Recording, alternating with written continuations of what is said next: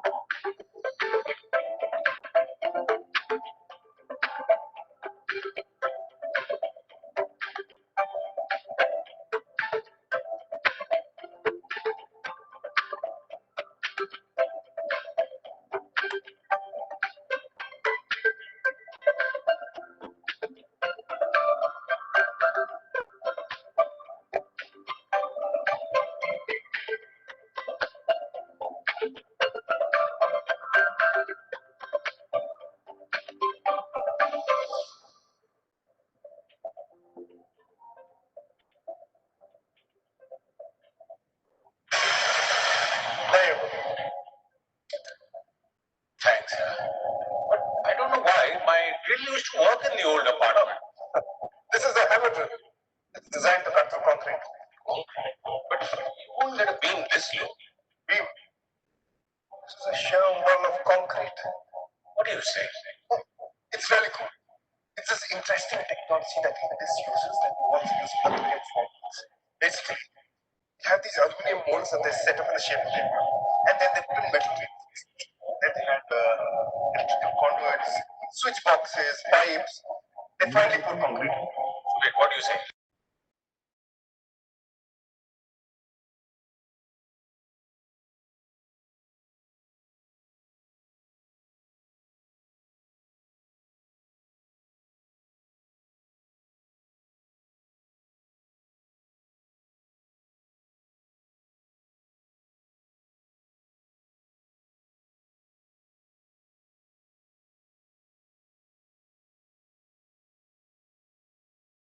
use one plaster to get a smooth finish and also to cover up the bad workmanship. That's why you get bad workmanship everywhere. True. But here, because of lesser manual intervention, you get factory finished smooth surfaces. Like my wife made a good choice. Again. Only catch is I have to probably get a new drilling machine. There's probably a drilling machine builder lobby that you're in. Tell me something. You're a software engineer, isn't it? Then how do you know all this? It's all on the Indus website. Indus.com. Must have a look. Located in Bolaram, there is more to Indus VB City than its 2 BHK apartments. Sheer wall construction is just one of the many engineering benefits infused into your home. Visit indus.co.in. Indus, engineered homes in Hyderabad.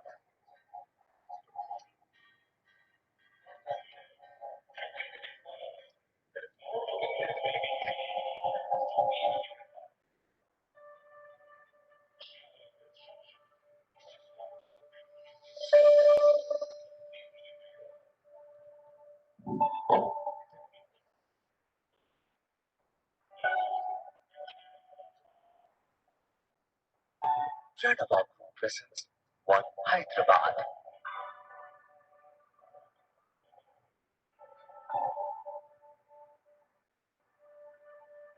One of the finest projects in central Hyderabad.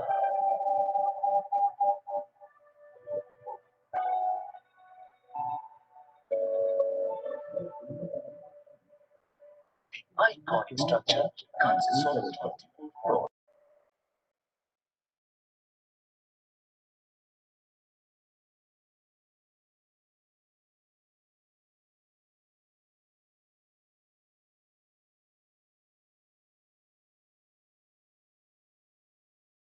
Sustainable living. Project is IGS pre-certified along with compliance.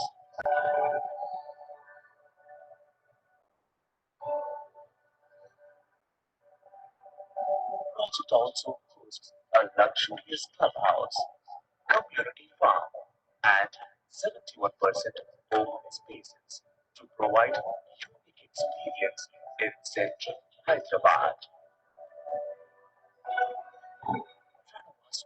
Hyderabad, creating landmark for generations.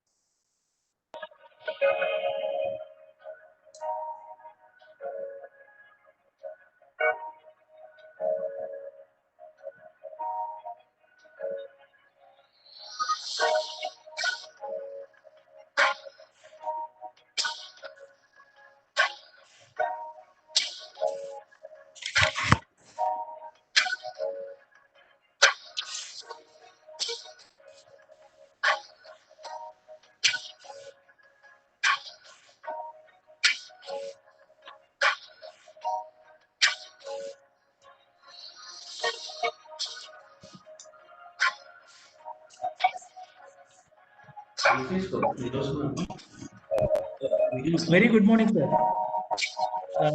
Mr. Sumit Reddy, sir, Mr. Neil, sir, Mr. Ranga, sir. We have please welcome. We are just waiting for Mr. Akhil to join. He is facing little difficulty.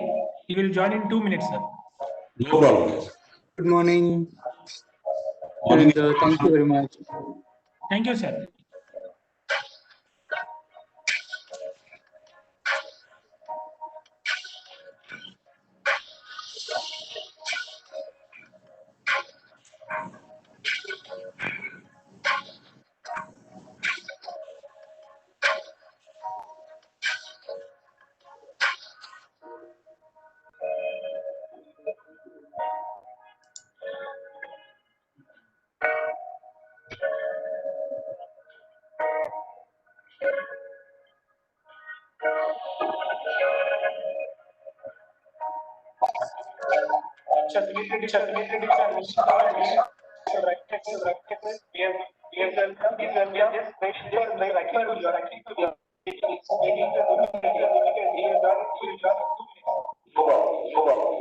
Good morning, and thank you very much.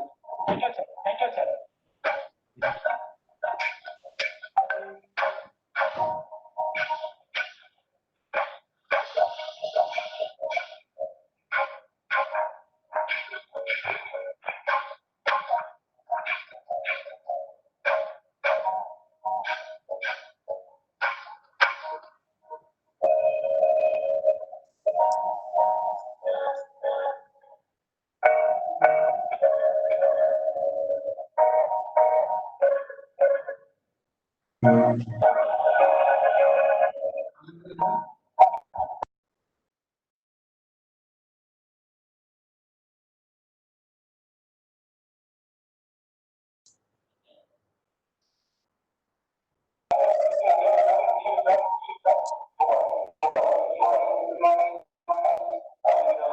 Please be patient, sir. We are sorting this out.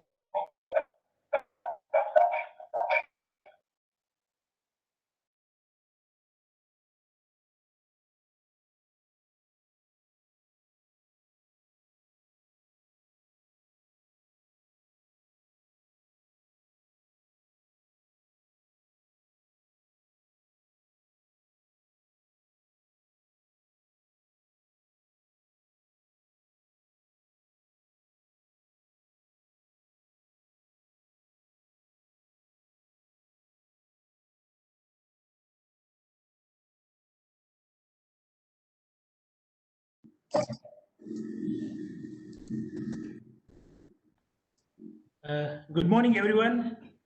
It was a wonderful day yesterday.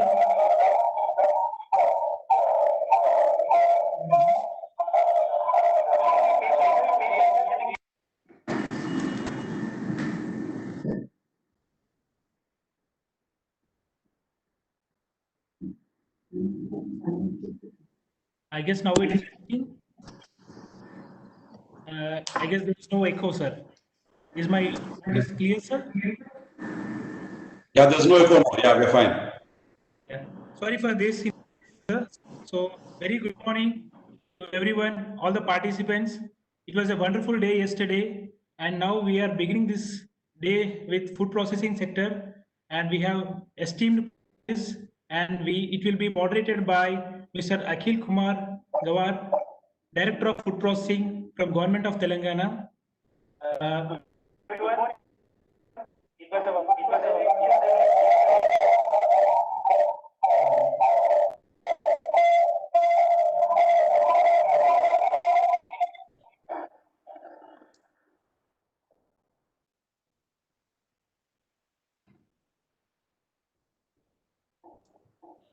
Morning, Akhil sir, but I think it was echoing from Akhil sir's end. Yes, sir. We also feel the same. We request Akhil sir to off one more device. Already muted. I don't know what else can I do. Now you're perfect. No, I don't think the echo is on my side because I was muted. I just started talking when the accusation. Now it's perfect, sir. We're scared of you. The system is scared. That's why it started to echo. Uh, You're pretty absolutely clear right now, Akhil. Please go ahead. yeah. Good morning to you. Good morning. Good morning, everyone. So welcome to the session. Thank you. Basically, there are a few things that I have on my mind, but if there is anything specific at the outset, or a tone that needs to be set, I would request CMI to just call it out if there is anything specific that you want to focus on, because I have my own set of thoughts and agendas which I would like to talk about.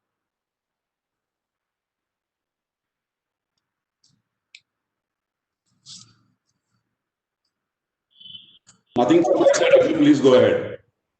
Okay, great. Thank you so much. So I think the theme or the program is Make in Telangana, and we are focusing on opportunities post-COVID uh, in the food processing space in this particular session. So basically, there are two, three realities, or let me just start with laying out the context in which we are operating right now, and how is it unique and different for Telangana as such, and food processing as a sector particularly. I would say that food processing as a industry or as a separate focus area has become quite relevant in the last 3 to 4 years, and increasingly the focus from the government sector, both center and the state, has significantly increased towards the sector over the last couple of years. The underlying motivation for that focus is because food processing is being linked to and looked at as an extension of the production activity or the agriculture side, where the government is focusing on surplus management and price stabilization and improving the income of producers as the primary objective. With that primary objective, food processing is being viewed as a tool to achieve these objectives.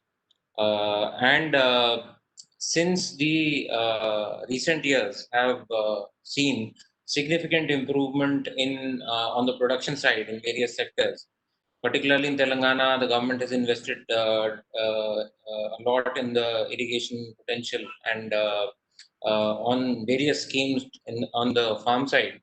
The expectation is that the production is going to improve, both in terms of an overall increase in base of production by increase in area under cultivation, as well as increase in productivity, because now previously unirrigated fields are now irrigated, and that is going to bring about a change in the production side.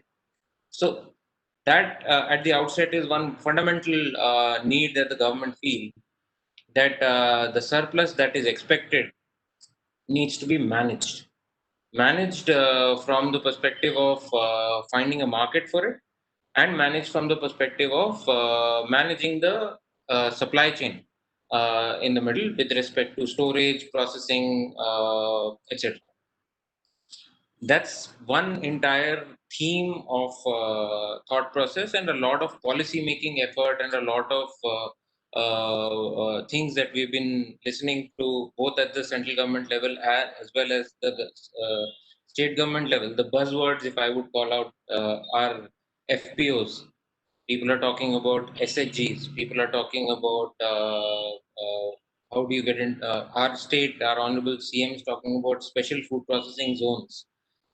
We are talking about creating capacities for processing, and instead of sending out produce in an unprocessed manner. These are one separate line of thought that is there and in the policy making circles with respect to forward integration of agriculture into food processing. That's one separate theme. The second theme is with respect to a whole host of fundamental diversification in the agriculture sector or in the production sector. That fundamental diversification comes from, again, from the light of change in context. Now, Telangana, for instance, if I talk about our state, has been a semi-arid region with very limited access to water. In that context, there is a particular cropping pattern that historically exists in Telangana. There are certain crops that are grown in certain areas, and people have got used to those crops. With the advent of irrigation in those areas, now water being available, we are looking at a completely different set of discussions right now with respect to what can be grown. So, for instance, 24 out of 33 states in Telangana have been found to be feasible for oil palm cultivation. Oil palm is a crop that requires 365 days irrigation. Now, that thought maybe 5 years ago was impossible, but maybe today in certain areas it's been taken very, very seriously, and we think we can actually get into oil palm cultivation. Likewise, there are several other opportunities that have come up with respect to what is possible. So we are sitting at a stage where this whole diversification process needs to be guided either by policy effort or by the market. And food processing is also being looked at as a lever for guiding this diversification process, because as processing capacities are available, farmers have a ready market, and they will look at diversifying into those kind of crops where they can find the market. So market linked production and this whole crop diversification opportunity, both in Telangana as well as at the country level, seems to be a very important sort of aspect of food processing when we are looking at it. A lot of policy making efforts are also being directed at this. For instance, at the central government level, there is a new policy with which they're trying to come up with this model called one district, one product. It's not a new concept. It's been tried out in several countries. Thailand being one of the more popular examples of it.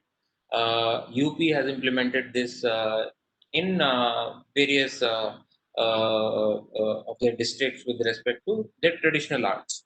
But this is being looked at now in an agriculture and a food processing point of view, that can we identify a focus, a dedicated focus for each district, and focus on developing the infrastructure capacities, etc., in that district for that particular product. This again ties up with the market linkage and crop diversification point of view that I was saying. The third context in which we are now, which got overlaid this year, is COVID. And what COVID brought about is this whole new ideology of self-sufficiency, of this whole Atmanirbhar Bharat campaign, and these are things which are courtesy COVID.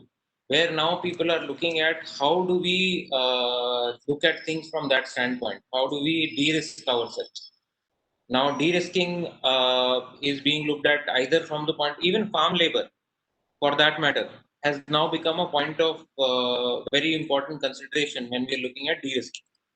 In Telangana, there is a huge amount of shortage of labor as of now, as we speak. So now, what does that mean? That means that a crop like cotton, which is a popular crop but requires a lot of labor to be engaged for sowing, cultivation, etc., versus a crop like paddy, where mechanization opportunities are there and it's easier to manage it with less amount of labor. These decisions at the farm level, at the production level, are now being influenced because of the COVID context.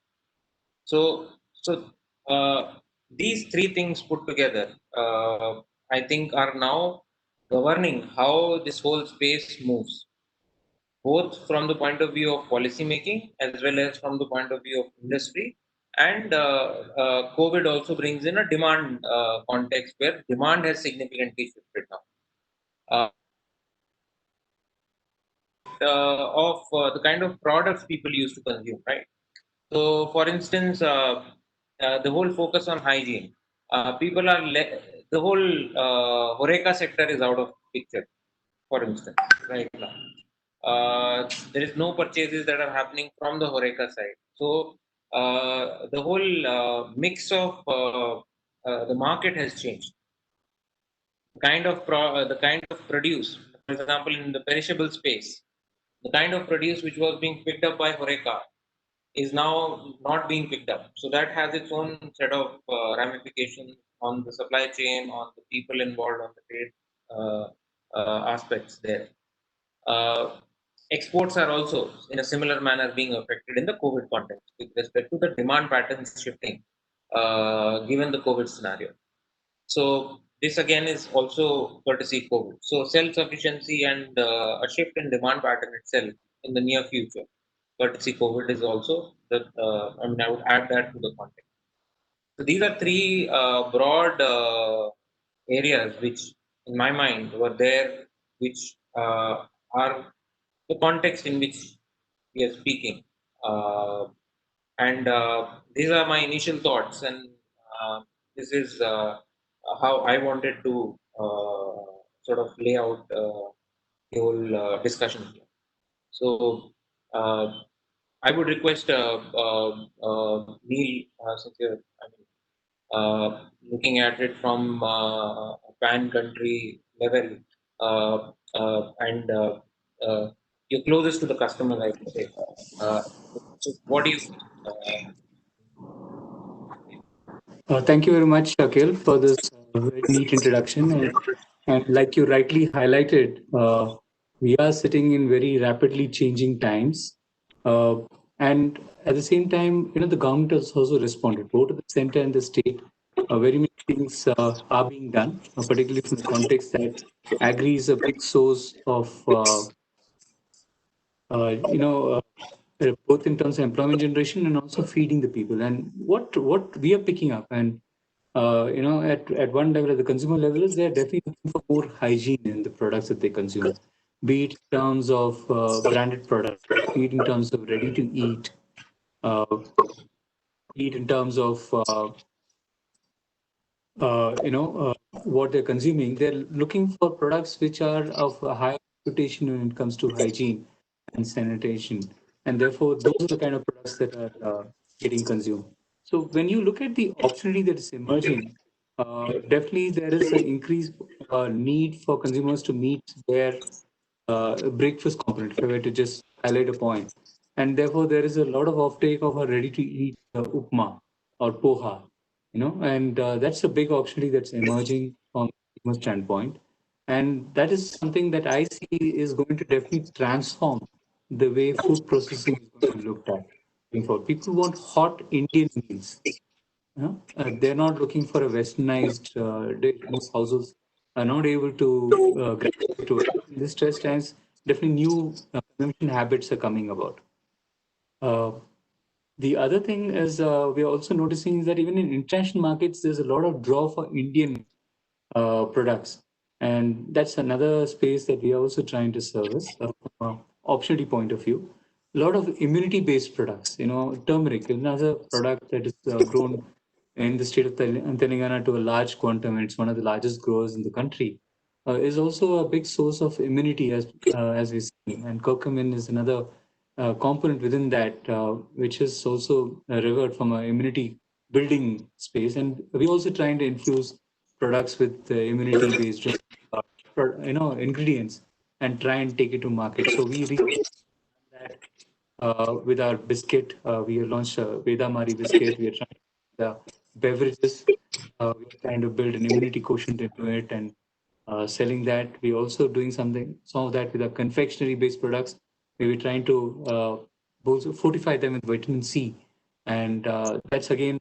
So immunity-based products are gaining a lot of traction, uh, and therefore, and the good part is that Telangana is a big source for a lot of these products that are grown into a raw level because chili is big, turmeric is big, egg is also big in this country, in this region. And likewise, orange. Orange is another space where we can definitely leverage uh, Telangana to make it big. We are big in the fruit juice segment. And between mango, orange, it can be a big base when you look at Telangana as an opportunity, taking it to the consumer, therefore. Therefore, when these kind of basic agri products are available, it also provides a huge potential for food processing industry. Food processing industry itself, like you also highlight, has got the potential for creating employment. It has got a potential for enhancing the farm income. It has got a potential for reducing the wastage at the farm gates. And I think the Telangana government has done a lot of things in also bolstering the entire agri chain. For example, the way the market yards have been built up, providing access to ENAM, which is a portal where you can see the live prices. So therefore, we can source. Therefore, it's really a global marketplace today. And therefore, even a manufacturer in Maharashtra can look at what's being sold in the mandis of Telangana and source it. Because the visibility of prices provides so much more comfort. Along with that, the number of facilities in terms of food parks that are being set up and the land that's being allocated by the government, that I think is going to be all positive influences in what can happen in the food processing sector, particularly in the state of Tamil Nadu. The one more important thing that you guys are doing is also the issue about storage, farm storage and be it cold storage. Cold storage is very, very critical, and we see a lot of wastage. The initial farm output, if it is not stored effectively in these places, we'll definitely find that there's a rapid deterioration of the produce, and then the yield and nutrition quotient drops very rapidly. So that's something that you've been able to do. We are really looking forward to the kind of cold storage that you can put in place because be it chili or be it fruits like oranges and mangoes also need some bit of processing very rapidly. Otherwise, they'll suffer. And there's a very interesting point you talked about, and I was very happy to hear it. In all my interaction in the agri space, in the food space within ITC itself, we have been involved with palm oil cultivation way back. We started off in Rajahmundry very many years back. And when you talked about it, given the country's deficit in edible oil, and if this can become big, and it's an all the year crop, and we need a very short processing cycle within 7 days or harvest, the seed has to be converted into edible oil. And therefore, if you don't have a very large oil processing facility very close to this farm, so you're definitely going to be very challenged from this point of view. So there's a lot of potential as we see it from the standpoint of food processing. There's a lot of output that's available, and some of the government actions are definitely augmenting to that. What we have also been doing within ITC is that we are trying to leverage some of the unique positioning of the agri practices of Telangana itself to try and build something what we call vocal for local kind of things. If we can build propositions from the consumer standpoint, which are very gravitated to a particular geography. For example, what you're doing in Chile, we have close to around 3,200 farmers who are helping us cultivate food safe chilies. These are chilies which are low on pesticide residue, low on chemical residues, and things like that, which we can take to the farmer from the farmer field and take it to export markets. And we are building that space, and there we see a lot of potential, even in other commodities, and therefore places like Warangal, are popping up in international maps. While Kamam, Mehboob Nagar, all these districts are very relevant from what we're able to do in Chile. We today export close to around 4,000 tons of this food safe chili into export markets, and that's something that we also want to propagate into other commodities. And the way we are looking at it is, as much as we partner with the farmers, changing their agri practices is another area where we are continuously investing, and also ensuring that these remains these production practices remain salient, because these are what are going to give better value for the farmers. And when they see better realization, they also work with us, and that's something that we are doing in a very big way. And we've found that whenever we are able to attach some of these attributes, local attributes, to a consumer facing product, and we are able to provide that in the strength of brands, that kind of assurance to a consumer, we find a lot of traction. And that price improvement, the farm gate realization for the farmer, is something that can improve the local economy itself. And when that happens, there is a need for food processing that comes up, and that needs a lot of infrastructure. And today, what is happening is that at one level, food processing sector is having a high demand for hygiene, requirements, and therefore our necessity to invest in it, in terms of ensuring it's touch free, building the kind of infrastructure that we need, uh, is also is not becoming very amenable in terms of being asset light. What's happening is that the kind of asset turns we get is anywhere between 1.5 to 1.8 times the investment that we make. And at this juncture, therefore, you looking for support to be relevant from a commercial standpoint.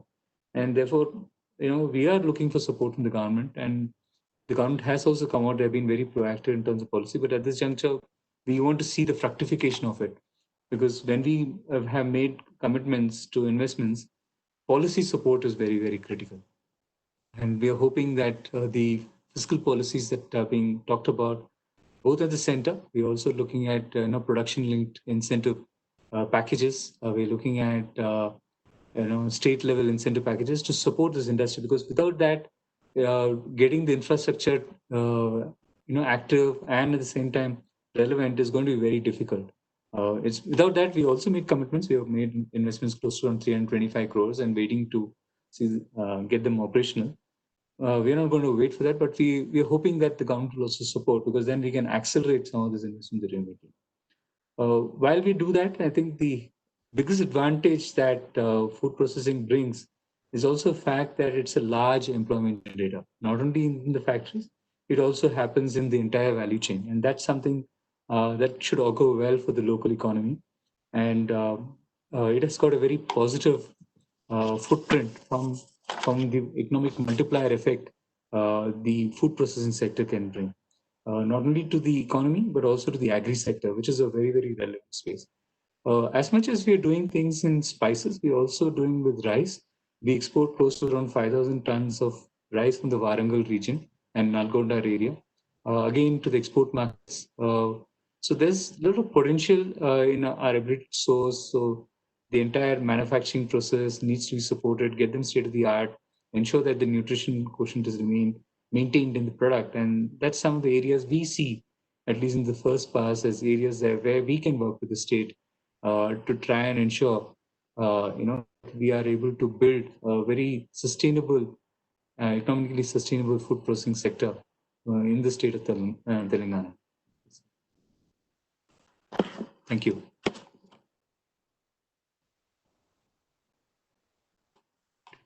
You're muted, Akhil. You'll have to unmute. Thank you so much, Anil, for the perspective, I think there are several important points that you've spoken about, which I agree with you are absolutely relevant. So operationalization of the policy is one important thing that I am taking away from the feedback from your end. Also, the Thank you. commodity focus that you mentioned with respect to uh, certain specific commodities like chili and rice and one very important aspect is actually for us as a country and for Telangana as a state to look for new markets for our produce and growing that section because agri exports is the way we can sort of deal with the situation that we have at hand because consumption has already, I mean, domestic consumption is a limit to what you can do with several commodities like what you mentioned. Of course, oil palm is a different motivation to promote, which is to reduce imports. But then there are export opportunities where we can be very, very strong. Chile is one of them, and we're already operating that side. And diversification, even through these uh, motivation and ensuring that the competitive of the farmers is developed with respect to both cost and quality is something which is absolutely necessary, and that is where a coordinated effort between the government and the private sector will be necessary for us to achieve that outcome. So, thank you so much for the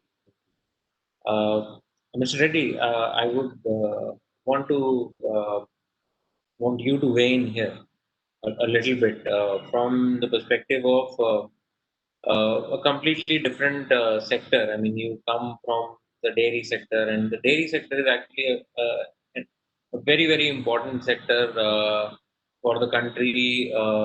It's and I mean, I remember that some of the examples that are given with respect to global economies. I mean, for example, I was told Fonterra contributes about 10% or a very large number to the GDP of New Zealand. I mean, it's a very powerful sector. It combines a lot of underlying sectors. So it's huge ramifications for the agriculture sector itself. It has a huge ramification on the income aspect of farmers, and it's a resilient sector in terms of dry areas and drought areas, and it's a sector that sort of permeates across the country and has a very strong historical, cultural sort of aspect to it. But having said that, and a lot has happened in the sector in the last few years. So I would want, sir, for you to one give an overall overview of what you feel food processing as a in general has to offer, and then particularly the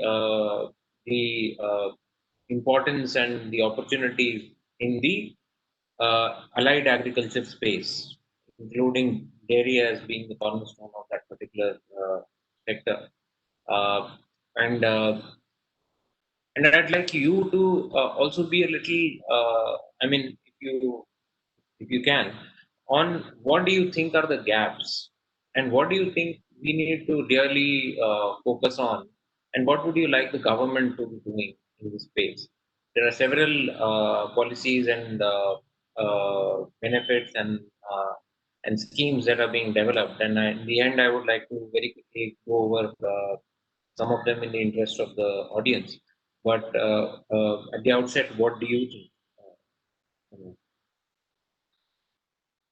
Thank you very much, Akhil. I'll just go through the things like in general, when you talk about food processing per se and bring it to the milk sector, like Neil or others were saying in the panel, yes, there's been a sudden shift towards people wanting more of the quality parameter of the products. Also, with time progressing, the consumption patterns are changing.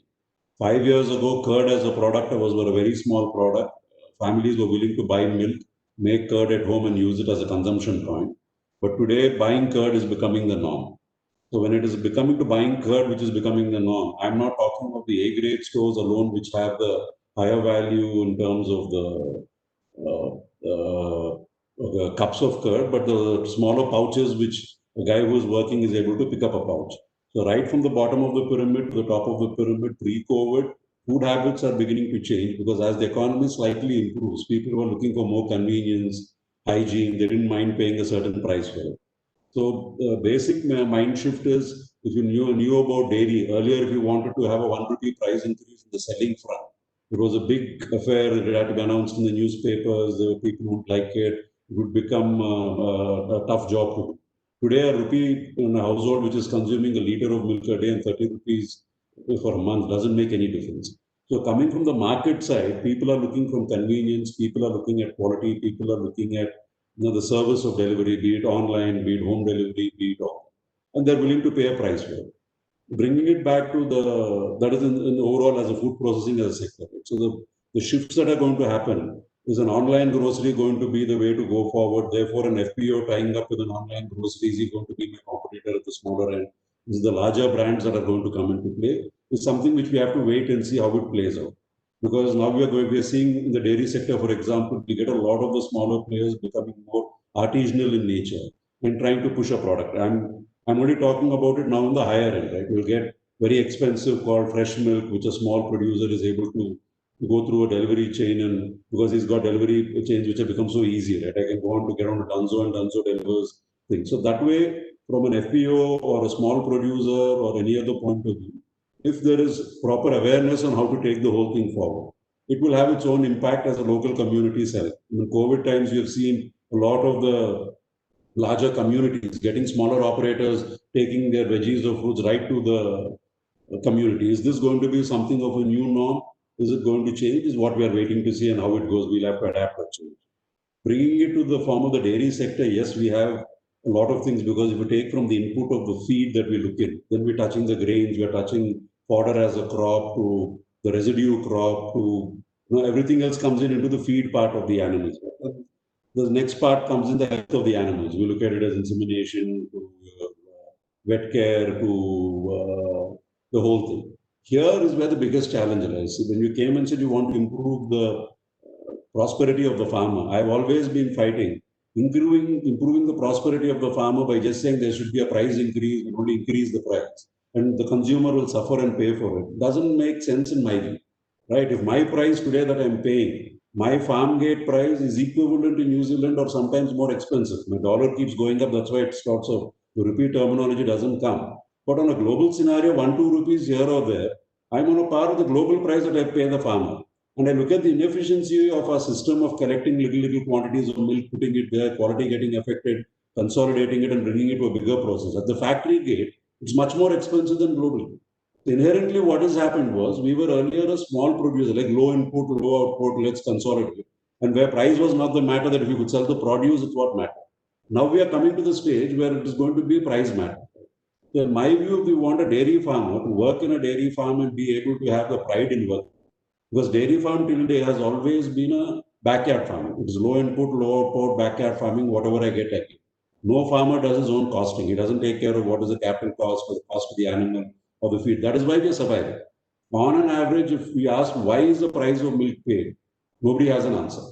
It's just because we started with some price. Today I don't need milk. I'll start reducing the price by a rupee and see resistance. If I need price, I go. Amul is the only one who links the price to feed cost and says feed cost is 50% of the animal milk cost. So if my feed cost goes up proportionately, I'll increase my milk cost or I'll bring it down.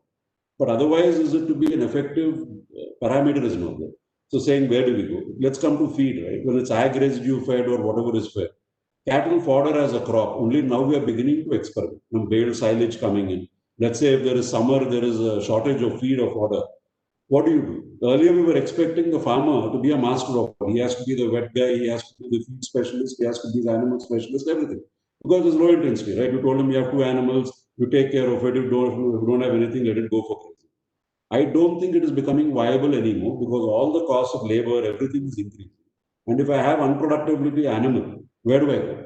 If I have an animal which is giving me 3 liters or 4 liters, it's not many viable. Whereas we have animals on the other side of the scale giving me 20 liters or 25 liters. So when it says the how do we increase productivity is where it has to be coming into play to help. Right? If you take a simple thing of an animal registry, we have so advanced, we have all the tech in the world. But if a farmer wants to buy an animal in the mandi, he is just going there looking and saying this teeth or this or that based on some literage or whatever it is coming. But there is no process of saying, let us even say that there is the government breeding farms are the ones who are going to establish even a base DNA test. An average DNA testing for today when I'm buying an embryo transplanted cow from Godrej in Pune, they are giving $10, taking a sample, giving it to the US, and are able to give me a predictability of my animal that is produced in the milk. But if we all say on one side we want the Desi breeds to prosper, but nobody has the time and the effort to create a registry of saying what should a Desi breed's DNA look like?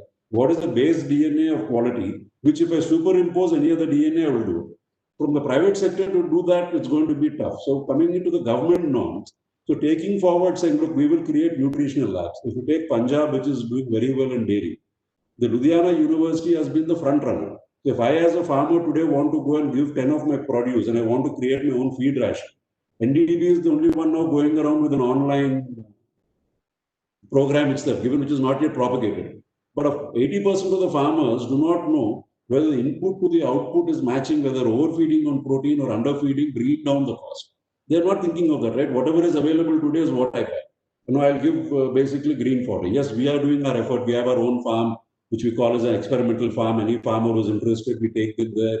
We try to give them a brief training session, keep them on farmhouse. That was done with the PPP with the government of AP, where they created this huge infrastructure where farmers have a guest house to stay and they come there. So the P&L point of agriculture has to be bought. Today, the P&L point of agriculture doesn't exist. It's more like either a passion or a poor farmer is struggling to do it. We are getting the smaller day kids who are coming back from the IT sector and saying, or some sector and doing farming as a hobby. But any of the government meetings I go to and everybody says, oh, dairy is a great thing. I only have one request in that meeting. I say, sir, I am there as a venture capitalist. Is any one person willing to resign and come and start on it? You will find not one person will do that. Because it is in the ag sector, it's very easy to say, somebody else to do, but physically you have to do it. It becomes complicated. So bringing it there to the dairy sector, saying right from the feed to the management of the farm health or whatever, we have to now come from either the university side, not for free, right? Farmers are more than happy to pay. Today I have semen being sold by ABS at 100 rupees to 500 rupees a straw, and I have a 10 rupees semen straw being sold by the government. People are buying that 100 rupees straw or 400 rupees straw knowing that it is a good animal that they're going to be producing. So gone are the days where you have to always talk about, I'll give you free, I'll give you cheap, but rather encourage the farmer saying, look, if you put 10 animals, here is the process, you will make 50,000 rupees a month. That physical ability to teach, to show a farmer or get somebody back to an industry saying that this is what you can do, this is what you need is missing. Because larger policy talks only in terms of general good for the overall, right? As a district, we will grow this, we will do this. But bringing it down to the specifics of saying, why isn't the dairy industry moving like the poultry industry? Backyard poultry to you being the cheapest egg producer in the world. We are struggling to be the cheapest producer, right? For all our so-called low labor cost, low land cost, free power, free everything, and me having an input, which is called a low input animal, if I am the highest cost producer, something is inherently wrong in production. So we as an industry are trying to improve that productivity. We, for example, are making silage bales and giving it to farmers and selling it to them, saying try it out, learn, we'll give you subsidized initially for you to do it. So instead of only going and falling on one crop or one pattern, we are now trying to see that the multi-cuts will be there. Is it good or how do you take it forward? And not for free, no subsidy, nothing, right? Give it as the availability. Coming to the FPOs, self-help groups, these are the ones who can actually do equipment leasing for the farmers. For example, if you need to have a baling machine with a harvester, one farmer cannot buy for his 5 acres of harvesting as a crop. But somebody else who has an ability to be able to convince, where did the paddy mechanization happen? The Punjabi harvester started moving down, the mechanization came. So the whole process has to be established. So where does it start? Who is the one who implements the process of moving? It's becoming a little bit of what you say, there is no synergy. Like if it is from the dairy sector, my grouse is if anything comes, there's always saying we will take the cooperatives because the private sector we don't. Not realizing that the private sector today is more than 55% of the organized sector. And if I remove the 3 large players of Amul or Nandini from the equation of the cooperatives, The private sector will be the next largest one. But the consolidating, taking it forward from productivity point of view, rather than talking about it as only a price increase, will give subsidy. Milk, I'll give 2 rupees subsidy. Why 2 rupees subsidy? Make him produce 2 liters more. So that is my two submission to the government to say that focus on productivity to bring to get profitability rather than only price is where I. So the measure of productivity where the government comes is animal, let's say tagging. If you take world over, animals have a registry which are maintained. A Jersey animal is maintained. So if anybody signs up to a registry to a veterinary program of the government, his animal should command a 20,000 premium. Thereby, he will start improving his breeding rather than going to a mandi where he doesn't get any benefit. So government's proactiveness coming more from trying to enhance the whole system of productivity rather than price is my only submission. And dairy's biggest advantage, like you asked us earlier, in terms of the sector impact, from the tech point of view, the industry has gone leaps and bounds. For example, today, 90% we don't have village level agent payment. We're making directly payment to the farmers. Everyday testing is being intimated to the farmers. Cash transfer is happening to his bank account. No longer is it some cash being given out. Transparency has been built in. So all the tech part, the easy part is all done. Now it is coming to the stage of the tough part. When you say Atmanirbhar and I want to export, I sit as the largest producer of milk in the world in India. But I am able to sell only minuscule products out of the country. Is it because I'm price-wise non-competitive? Quality-wise, I'm not too sure of what I'm giving. If they come and say I will put free, when you say brucellosis free or foot and mouth free, to get a certification, where do I go? I can't claim it because I'm so scattered. I don't have any claim that I can do. So structurally, to get the farmers being aware, to take them up forward and say that we're going to be better, is where I'm saying. And the potential then becomes humongous. Middle East and Southeast Asia being our two largest bases. This, then they import from all over the world, but not much from India. It only goes to Indian community, not to the general market. So productivity improvement through intervention by the government in terms of breeding, in terms of feed, or in terms of tech for the feeding is where I would like the government intervention. More than that is not required because it's enough profitable. And dairy's advantage is it pays everybody every 10th day of the 11th day. So for a farmer, he's not waiting for a long period. So that is why the sustenance comes. And especially when you say dryland farmer, his crop might go haywire, but the dairy will be giving him his return of money. And if that man can be given like a feed bank where he's insured of his fodder, he's insured of his milk being bought, then it helps the farmers a lot. That's my 2 cents. Thanks, Alan. Thank you so much, sir. I think that was a very, very brief, but very, very pointed and covered a lot of aspects. I actually agree with you entirely on this aspect of productivity side focus and becoming. So fundamentally, the challenge that we as a country face is what you exactly said, that there is a very large number of very small players and no effective structure to coordinate this at both a knowledge level as well as logistics level. So these two particular aspects and various models like cooperatives, etc., have been tried out. They have been successful in some aspects of it. They have not been successful in aspects of it. There are certain areas where they need work. But I think one of the core things that I personally believe in terms of fixing the whole problem in both agriculture as well as dairy sector is effective structures of cooperation and coordination of how do you bring these very large number of small producers, which is our context. We can't change that. I mean, that's an inherent thing that we have to deal with. But how do we make it effective and competitive is something that we need to look at. There are certain bright spots also in terms of experimentation and policy making. One of these, which I saw and I feel is very powerful, is in some of our districts, I have seen very, very effective concepts called as animal hospital, where at village level, all the animals of the village are taken together into a hostel format where there is one or two guys who are made responsible for end-to-end management of their health, their feed, their output, etc., and sort of in some way bringing about, I mean, instead of one farmer with two cows being the minimum unit with which we are operating, then it becomes one village with, let's say, 500 cows as the unit at which you're operating.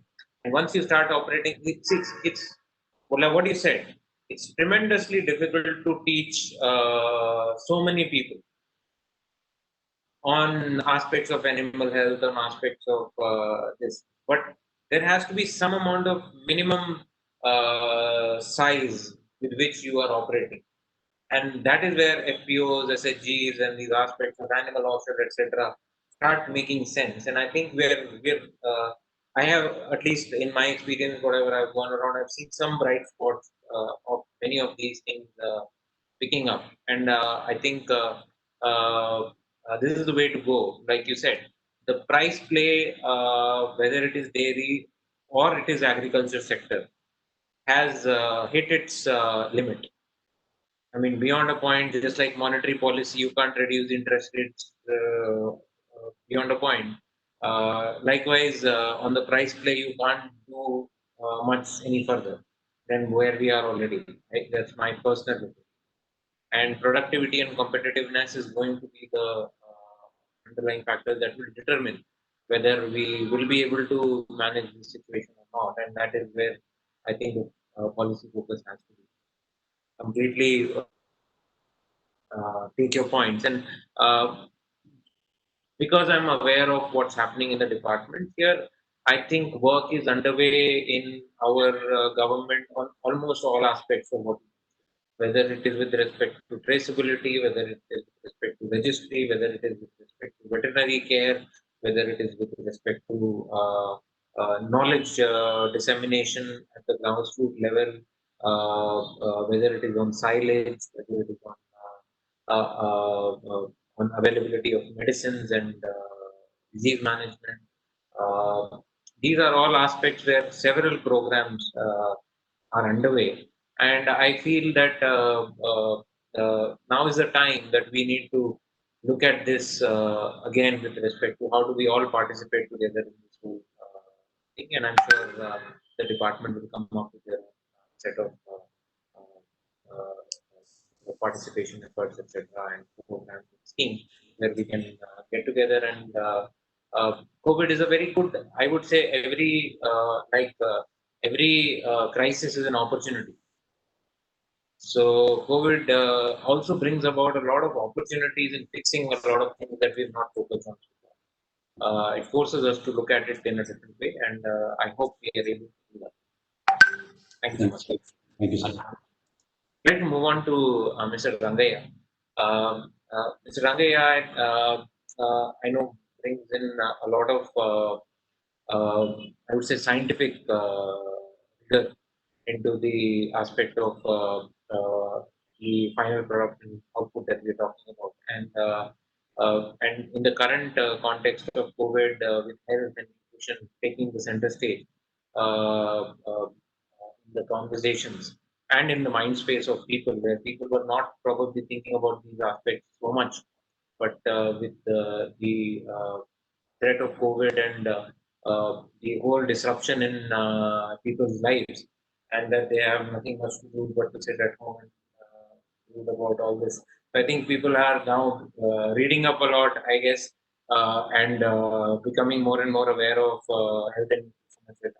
So, uh, sir, what is your take on the overall situation, opportunities, and what would you call out as key opportunities for people who are in this space, and what should they be looking?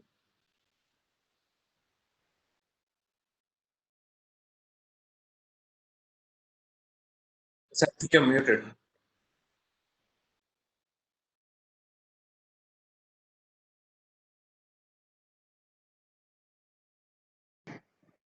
Yeah, now I think it's audible. It's audible now? Yeah. Yeah, as you mentioned, the food industry has become very prominent these days. As you all know, we all human beings have the same anatomy and physiology. But why are we different when it comes to vulnerability and susceptibility to diseases? It is the answer is very simple. It is the food habits. See, it's a human lifestyle that matters, and the food is the key element in the lifestyle. Agriculture, food, diet, eat, nutrition, all are same. It's a micro level to macro level. So nutrition is vital.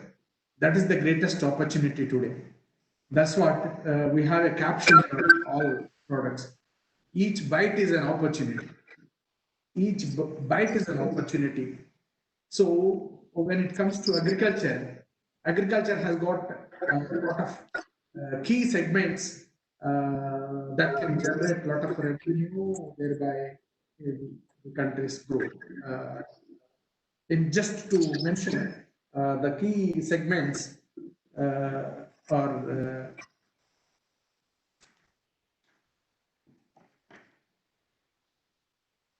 as Dr. Mr. Sunil Reddy told, dairy is one of the emerging opportunity, and then poultry and meat are the second this thing. The third is fruit and vegetables.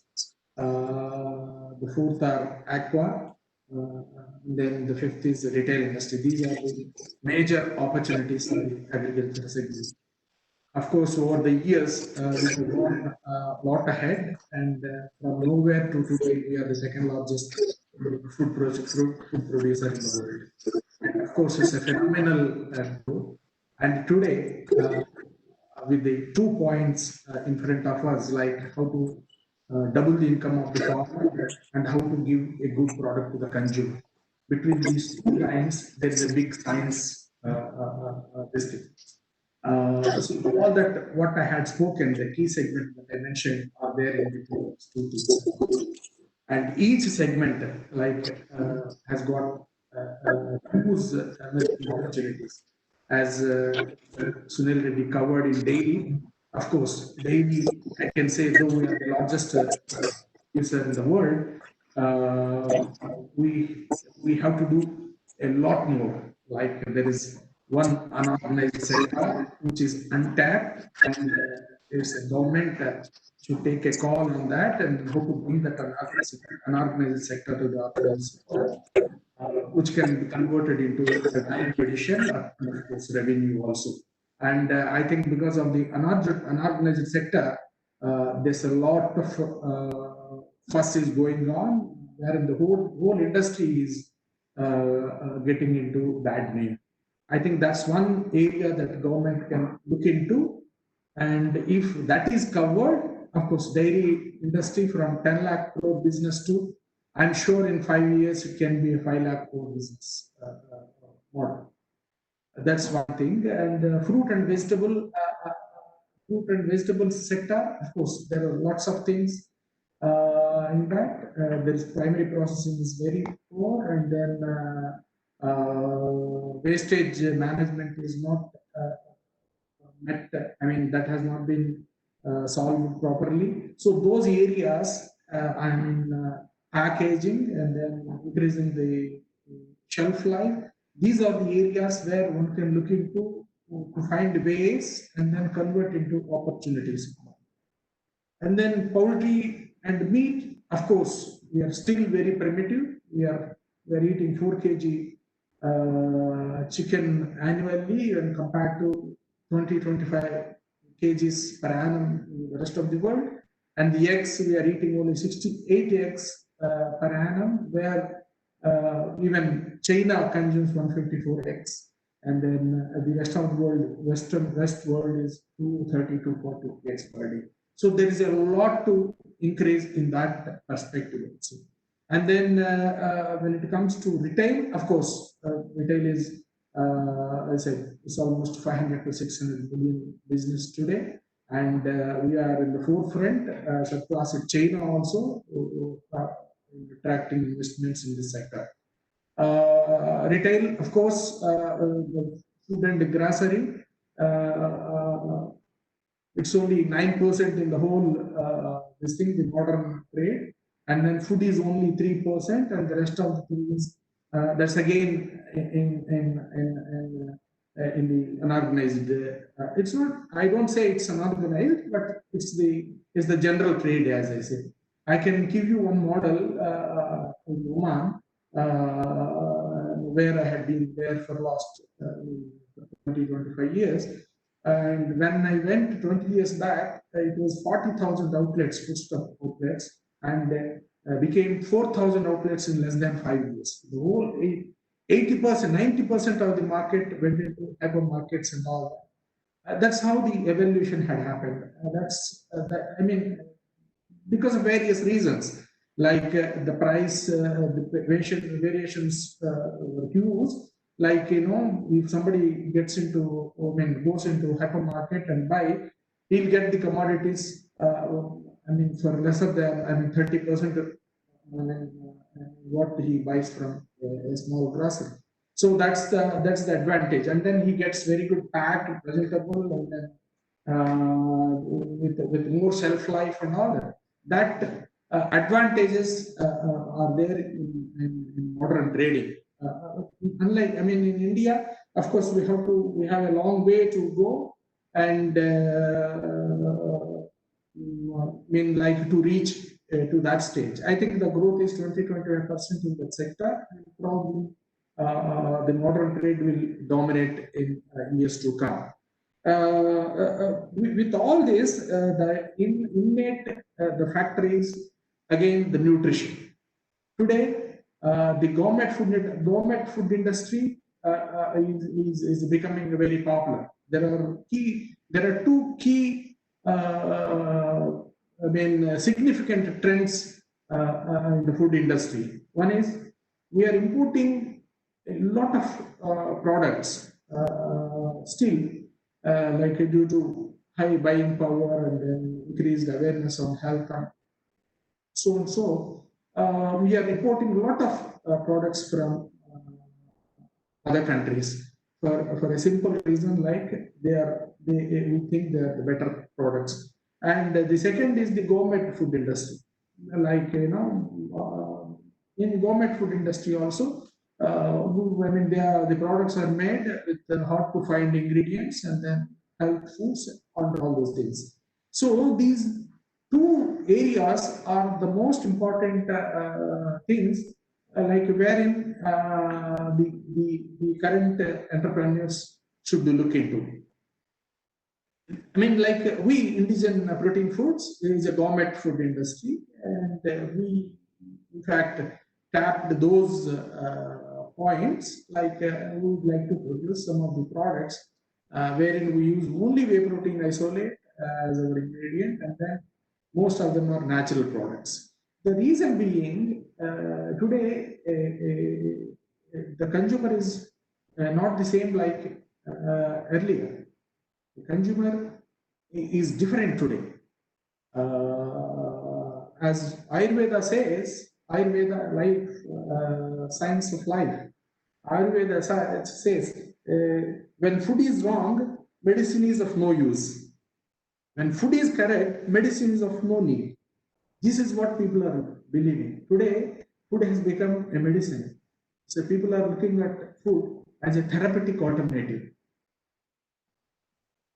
Today, immunity, as I mentioned in my beginning, like immunity is just because we attain immunity just because of food.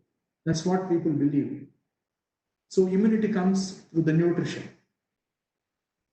The nutrition is nothing but the ingredients in particular, whatever in the agri-produce. So these things are most important. When somebody is making a recipe, people are looking at what are the ingredients and what is the nutritional composition. This is the most vital part. It has become the most vital part in structuring the foods these days. So with this context, I would like to add, industry has a big role to play in this. As I was mentioning, Sir, in the interest of time, I've been told by organizers that the next section is awaiting. So I'm really sorry to. yeah, But I think. Sorry. Yeah. See, from the industry side, more than from government side, industry side, we have roles to this thing, and we have to live with the technology, this thing, and then new packaging methods, environmentally packaging methods are most important. And the most important is consumer education. See, this is the industry's ethical responsibility to educate the consumer that what we are giving. Unless he knows what is the importance of protein, what is the importance of fiber, he cannot, he always resort to indefinite methods. And then primary processing and quality product usage is most important. And then FSSI compliance is also important. These are the main things that industries apart from the government's public investment into this. We have, I mean, the government is investing only 6% of the budget on this food processing this thing, wherein and needs to be invested on R&D. Of course, Kisan Sampada Yojana, the grants are there for the industry. I think it will do from my side, and then very much permission. Thank you, sir. Thank you so much. We would have liked to deliberate a little more, I guess, since there's a lot of knowledge in the group here, and I think a lot of it is very, very relevant to the discussion that we had. And I think at some opportune time we will continue this discussion. But it has been a great session. Thank you so much for everyone to contribute, and there's a lot of takeaways for me at least, and I hope for the rest of the people. So I'd like to conclude the session here and leave the floor for the next session. Thank you so much for joining me. Thank you, Akhil. Thank you very Thank much. you. Thank you. Moderating the session. Thank you, Mr. We Sunil thank you Reddy. all the Thank you, Mr. Rangaya, sharing the floor with us. Thank you, Nagendra. Thank you, Mr.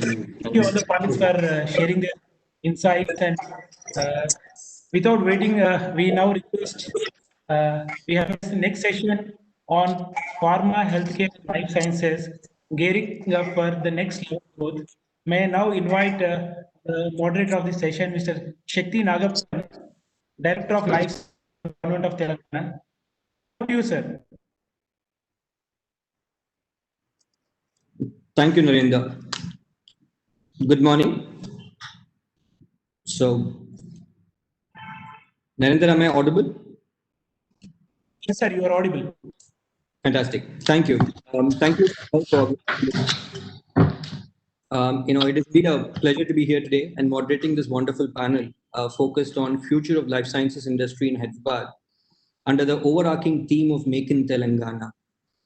This is a two-day event organized by CII. I'm told that sessions are being attended by a range of life sciences leaders and professionals from about 16, 17 countries.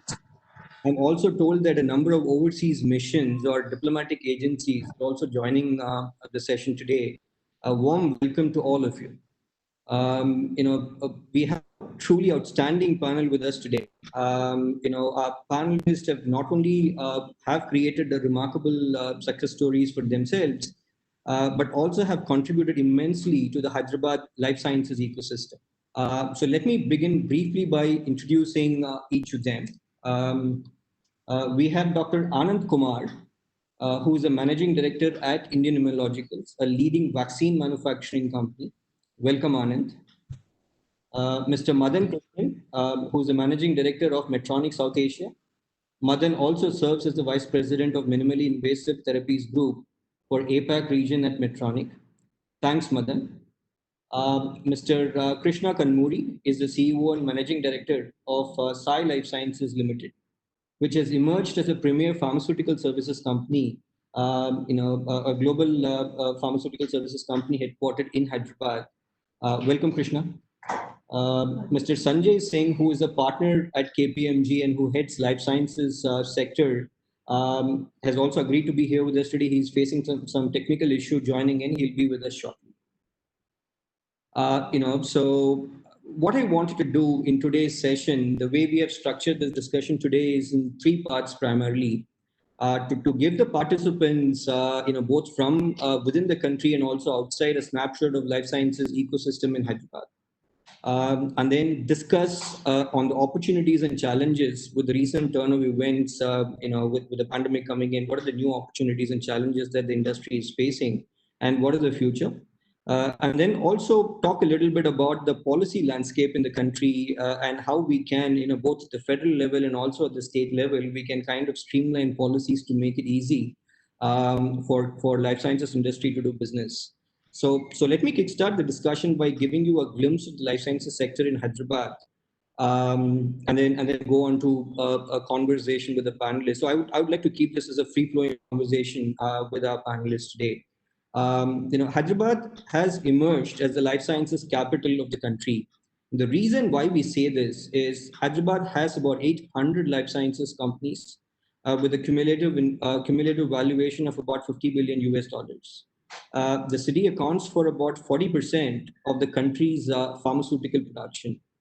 Hyderabad also accounts for more than a third of the global vaccine production.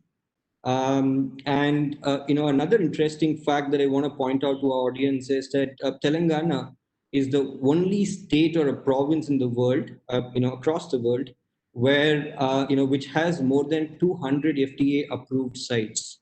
The next being Jersey with about 189, wherein Telangana has 200. So we're the only state or a province in the world who has this kind of a distinction.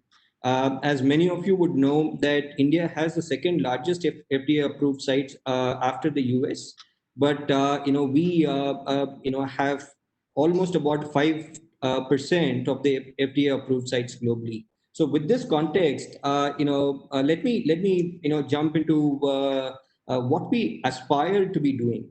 Right. So as I mentioned, we are an 800 company ecosystem with about $50 billion. Our aspiration is to double the value of ecosystem in about 10 years. By 2030, we want to be a $100 billion ecosystem. And we have rolled out a number of initiatives to support this vision. So I'm not going to dive deeper into each of these initiatives right now, and then directly jump into conversation with panelists, as Anand, who is the managing director, Indian Analytics, will have to move on to another meeting. I would point my first question towards Anand. Anand, are you there? Yes, okay. Good morning. Good morning. Fantastic to have you, Anand. As I pointed out earlier, Hyderabad is regarded as a vaccine capital of the world. In today's context, vaccine is the most awaited product or innovation under development across continents, right? Everybody is talking about vaccines, when vaccine will be available for COVID pandemic, etc. So, rightly so, vaccine has presented the biggest ray of hope in these uncertain times. So tell us, what has really made Hyderabad the vaccine capital of the world? Give us your sense of, what has been the evolution of this industry in Telangana. Okay. So I would say that there are a multitude of factors which came in, I think, probably about 25 years ago, which actually really created some kind of a thrust. Vaccines historically used to be government business, in the sense that there were institutes predominantly set up in the mountains to make vaccines for supply to the country. And these were all old generation vaccines, especially DPT and tetanus toxoid. So somewhere, I think in early, I think in 1972, I think in the government companies, there were two other Indian companies making those old generation vaccines, which included biological events in Hyderabad in 1972, and probably Serum Institute of India also made DPT vaccines at the same time in Pune. So So things were just plodding along like that. And then somewhere in early 1991, we already had Indian Immunologicals also was established in 1982, but that was purely for making animal vaccines. So in 1992 or 3, then there was a thing of getting into the new generation vaccines like recombinant hepatitis B. Those days, recombinant technology or genetic engineering was relatively a new thing. And it started with one or two companies in Hyderabad. I could name, it would be Shanta Biotech. Then we had Transgene Biotech. One of the things is that they were all attempting to make new generation vaccines because the disease is already prevalent in the country at the time. So these people already had good access to collaborators outside India. So that means there was already some good avenues for exchange of technologies to come in. And at that time, there was no desire from the government institutes to produce any of these modern vaccines. So the access to collaborators outside India, the gap because the government institutes were not making modern vaccines. And also at the time in Hyderabad, we had reasonably well-established institutes like CCMB and IICT and NIN. And there was some element of good academic collaboration that happened between the early entrepreneurs and the academic institutions. And Hyderabad was already a thriving pharma industry at that period of time. So that came in very handy in terms of when it came to human resources, especially because there are a lot of similarities, at least in the lab level, and that came in very handy for the early manufacturers. So once we had a few companies, then that created a lot of interest in the government. Then that led to the establishment of various genomic parks, and that created a very good cluster. And in fact, that's one of the biggest clusters in India at this moment. Fantastic. Thanks, Anand, for that. I know you have to rush into a meeting called by Government of India, but then it'll be unfair not to ask you a question around COVID. So probably if you can take a minute and then tell us, since you're at the forefront of this fight against COVID, can you tell us where are we in terms of the vaccine development? We had a similar conversation about a month ago, wherein a number of recommendations had come out with all 3 vaccine manufacturers in Hyderabad. Government of Telangana had advocated these issues and opportunities and to Government of India as well. I believe there have been actions on a few of these aspects also. There is a committee constituted already looking at distribution of vaccine and all that. So tell us what has changed since the time we last spoke. Since we last spoke, we have had some feelers come from agencies like DBT, which have tried to understand what the capacities of manufacturing in each company are. So we have provided them with all the details related to where we are with the development of vaccine, what stage we are at. And also we have given them additional information related to our manufacturing capabilities, whether it be related to the drug substance or to the drug product. So that's where things stand. I think what they will do is they will just take all this from all the manufacturers, they will consolidate, and then probably that will help them take some decisions for the future. Is there an indication in terms of the number of doses that India can manufacture on a rough? I think they are just in the process of collecting the information, and then probably they will see, because each manufacturer uses a different kind of technology for manufacturing. So it's very difficult because there are already 3 candidates in clinical trials now.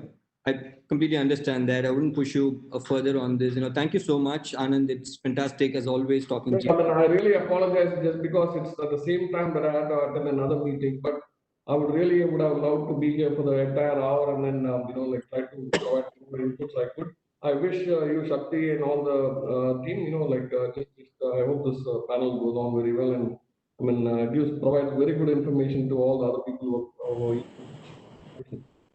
Thanks, Anand. Thank you so much. Krishna, if I can bring you in here.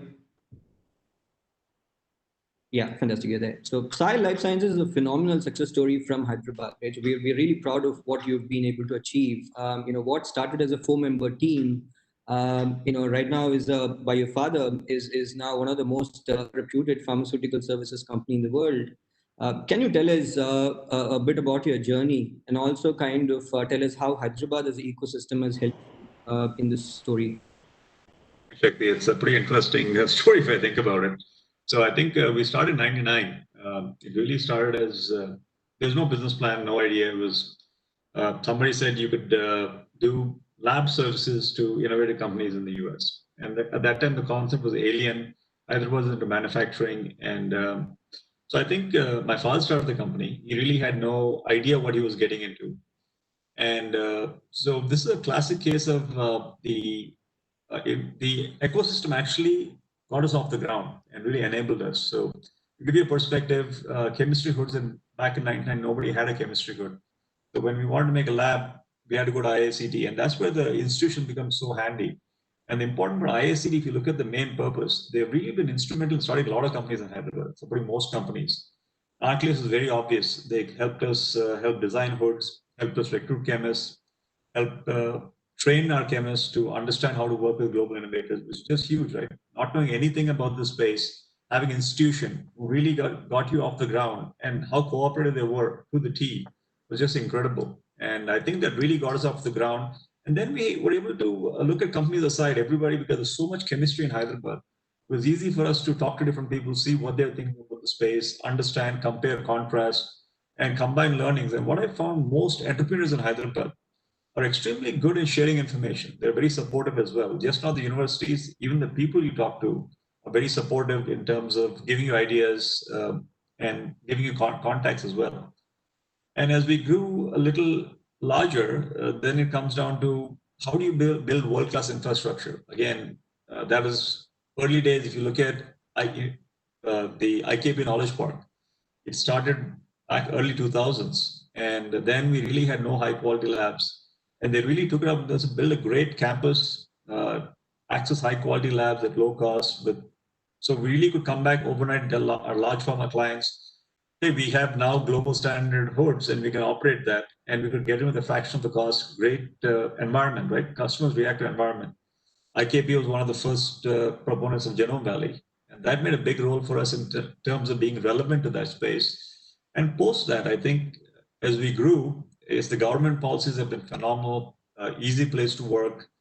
So I think there's been a big push in terms of, like for example, the big companies, Reddy's, Piramal, you have all the pharma companies. We really could recruit high-level talent from there who could really get us to the next level. So I just think overall it's just been exceptional, right? From the university to academics to the knowledge parks, and then the industry itself has really been phenomenal from that standpoint. So I think that's really been part of the journey. And fortunately, the sector took off for us. Now we're in a very good position. But I honestly think right now, if I look at the value being added to Hyderabad, it's even more so than what I saw 20 years back. So if you look at our customers, they come and say they come from international destination. What do they like seeing? They like seeing world-class infrastructure, open areas. And that's what Genome Valley gives them. You land in Hyderabad Airport, great four-way highway all the way to the plant. Then you go to the plants, you see the infrastructure, all modern companies, Novartis. So it just gives them a different feel for what it is. And it makes us easy to recruit people, great environment. So I think we're just now really seeing how impactful Hyderabad can be. I think the influence will be much larger going forward than it has been in the past. I think it offers a lot more going forward to companies of scale. Thanks, Krishna. For the benefit of our participants, Krishna alluded to the cluster called Genome Valley, which we at the government are extremely proud of. Genome Valley is the country's largest life sciences cluster, which has close to about 200 companies. Right from the marquee names like Novartis, GSK, Lonza, Ferring, Chemo, to a large number of Indian multinationals like Sai Life Sciences, Bharat Biotech, Biologically, Dr. Anand, who was there in the panel earlier, so was Indian Immunologicals is also part of Genome Valley. So this has emerged as one of the leading hotspots in Asia for life sciences. So and the same line of thought, Madan, if I can bring you in, how do you see Hyderabad's role in your global aspirations? Medtronic Engineering Center has been in Hyderabad, since 2011. And you've now announced a massive investment of about 160 million USD for expansion of that center. which is perhaps your largest investment in India. How does the center figure in your global scheme of things? Thank you, Shakti, and hi to everyone, panelists and attendees. So I think we started the center in 2011, and it's a combination of factors which has actually given us the opportunity to invest, make this significant investment. I think I would say it's the largest R&D investment outside US in any form or manner.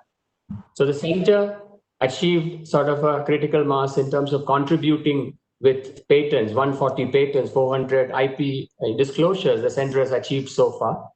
And I think when I started interacting with Shakti, Honorable Minister, and Sri Jayesh Ranjanji and the team, the continuity of the team, the persistent consistency of the team, accessibility, working together, that was a key factor for encouraging me to really push and lobby for investments in this center and in India. So availability of trained manpower and the quality of people, Krishna also mentioned, that is one great factor. The other factor is a supportive ecosystem and environment that Shakti and the Honorable Minister and Sri Jayesh and others are providing in terms of supportive, proactive. The leadership distance is very limited. It's more working shoulder to shoulder, and the say-do ratio is very high, I would say. Very, very critical point when a big multinational like us is coming to invest. We want to have a very high say-do ratio, and I can tell you, I'm very, very happy with what Shakti and the team have done in that regard. So it's close to 160 million, 1,200 crores of investment, and we plan to drive the head numbers to about 1,000 or more. Now, the point is, a company like ours with 30 billion of turnover globally and with multiple divisions, 21 major divisions, once you set up a center of excellence like this and they start delivering, more of our business units would want to come and leverage the center. So that is why it's going to be a center of excellence, leveraging higher end jobs, higher end value add, creating an vibrant ecosystem, nourishing and creating that startup ecosystem also in Telangana and rest of India, I would say India overall, because medical technology, medical devices is an industry where scale is important. Trust and credibility on the supporter network system is also very critical, because you need the clusters, you need the overall capability from prototyping to engineering on software to design. So I think we believe that we can lead that way. So far, there's been a lot of great successes in the pharma and vaccine area. In medical technology, medical device area, which we are the leading company, we believe we can be the one who's lighting the spark to create that dynamism, which Telangana already has under the administration and Shakti and the Honorable Minister. So we'll be happy to ensure that we continue to drive more investment into India through this corridor, through this great investment, and showcase this as a center of excellence, like a real treasure in our R&D capability. There's a lot of alignment with our R&D center heads globally. Many of them have also visited Hyderabad and has seen what a network and infrastructure and system is there. So working with the government of India and the government of Telangana, we are keen to make this as a standout center globally for Medtronic. Thanks, Madan. You've always been a staunch supporter of Hyderabad ecosystem. Thanks for this partnership. If I can just push it a little further, and then ask you, you have been a big proponent of, innovate and design in India as a precursor to Make in India. There is now a lot of conversation around Atmanirbhar Bharat, building self-reliance, and particularly in spaces where we are extremely dependent on imports. For instance, the medtech area where we are 80% dependent. So what's your thought around that? So I would say three lenses, Shakti and team. One, what is the core competency? We believe that the R&D in a medical device, medical technology industry, development, product development and research, breakthrough or incremental research, that is what creates the maximum value. Manufacturing does create value, but if you were to rank stack the value add, R&D is the real transformative engine. And there, India, Telangana, India, Hyderabad has got good quality of people. So our logic was to leverage those core competency that India has, that India can compete as good as anywhere else in the world, developed countries including. So that was our first part. I keep telling to also the central government policy makers and ministers that Make in India, Atmanirbhar Bharat is something which all of us as Indians are proud of and we want to happen, correct? We want to contribute towards in our own humble way. But that can start with design in India, research in India, develop in India. I would say that is a great opportunity to create higher end knowledge jobs and to create that ecosystem which will drive the rest of the parts. The second lens is manufacturing. Okay, in India imports 70% of the products. I don't think that's a good lens because even our neighbor on the north of us also does import 70% or more. It's a matter of what is your export, what's your import, and how much are you playing as a key player in the global medical device, medical technology value chain. So let's not focus on imports alone. That's a mistake quite often, central teams or other teams also make. Let's look at what is the overall value add and can we play a bigger role in the global manufacturing supply chain ecosystem for medical technology and devices.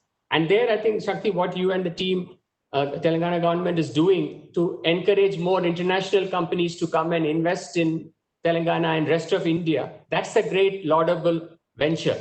Because you bring big companies, they'll create ecosystem. When Medtronic comes, we'll create the right ecosystem. We'll encourage 6 other companies to come, which means we'll play a bigger role in the global supply chain and ecosystem. It could be starting with sub-assemblies or even parts. We have companies in Hyderabad who are doing support for us in terms of sub-assemblies for some of our products. And we want to encourage more such ancillary units to come up in India and in Telangana. The third lens is the market right now in India is quite small. However we look at it, it's between maybe $6 to $7 billion, including diagnostics and imaging. It's far too small. Most companies in the world, the India revenue is less than 1%. So where we also can look at the third lens is that how can we make the local market more attractive along with the first two lenses? Can the government spending in healthcare increase from that woeful 1.2% to 2.5 or 3 or 4%? Can we spend more into reimbursement and market building activities so that more lives can be saved? Actually, today, Dr. Ballal from Manipal had written a nice article recently saying COVID death is what we see now, but there is millions and millions of more deaths happening which are preventable because NCDs are a big killer in India. The mortality is there, morbidity is also huge. So medical technology industry, healthcare industry can prevent a lot of these deaths. So more investment is needed, more awareness is needed, more access is needed. And I think with these three lenses, I believe Hyderabad and India can become a leading space in life sciences research and even manufacturing. Thanks, Madan. I'll come back to you on some of the points that you mentioned. Sanjay, if I can bring you in, you have been tracking changes in the sector within India, globally as well. I'm sure you're advising a number of these domestic and global manufacturing companies or R&D companies as well. Give us a sense of what's the conversation in boardroom these days. What are they looking at? What are the strategies that are evolving? Sure. Good afternoon, everyone. Rather, good morning, everyone. Shakti, we have been, as you rightly said, engaged with various of the global companies, both on the medical devices as well as on the pharmaceutical, companies side. And 2 or 3 themes are emerging quite clear in the global boardrooms. First is that this over-dependence on any particular region or country is something that they now see as a big risk for themselves. And India can, in this environment, play a very, very big role. Everybody is talking about insourcing or near sourcing or, global supply chain shift. We are currently engaged, just to give you an example, 2 of the large multinational companies who also have presence in India to actually drive how can they increase their sort of sourcing more from India. And they're talking about a broad set of 15 parameters.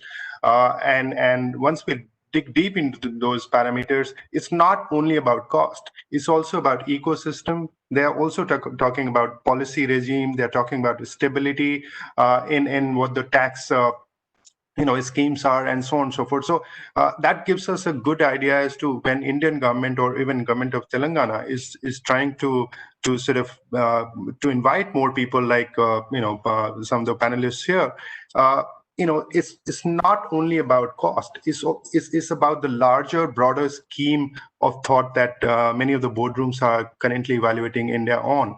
And I think we will do very well to continue to sort of provide the right set of stable regime and the schemes to attract people. But there are I'll be happy to provide more color into what these 15 parameters at least we are evaluating some of the states on. But our partnership with these companies is to actually rank. They are going through Government of India ranking of states on some of these parameters, but they are also asking us to actually do these rankings on some of these parameters. So that's point number one.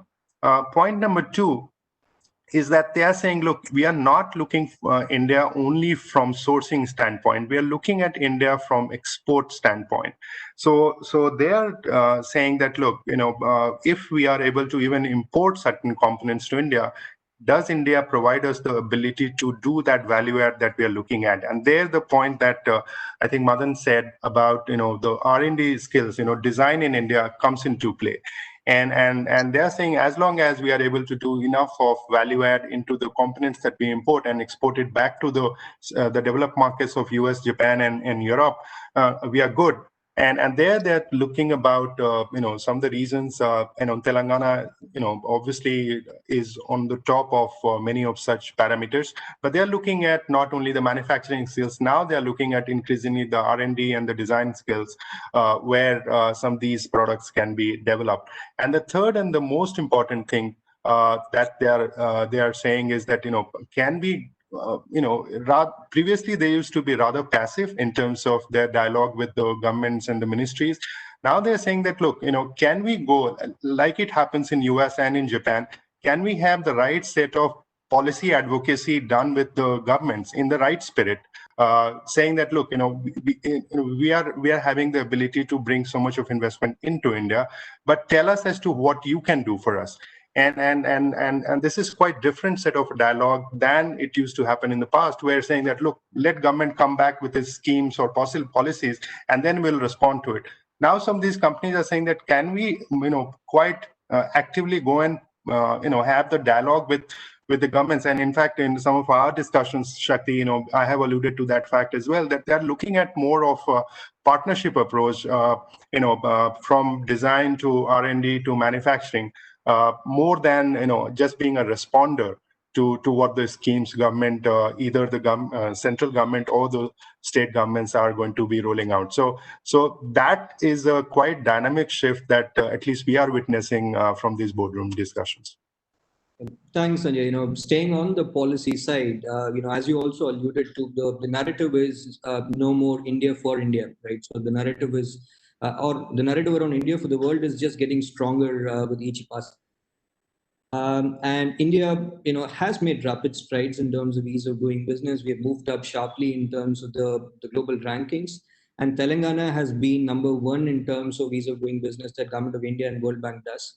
But with all the reforms that has been done, even in terms of tax, there are a number of things that have been done. There is a slash in terms of, corporate tax from, 34 odd percent to about 15% for greenfield manufacturing.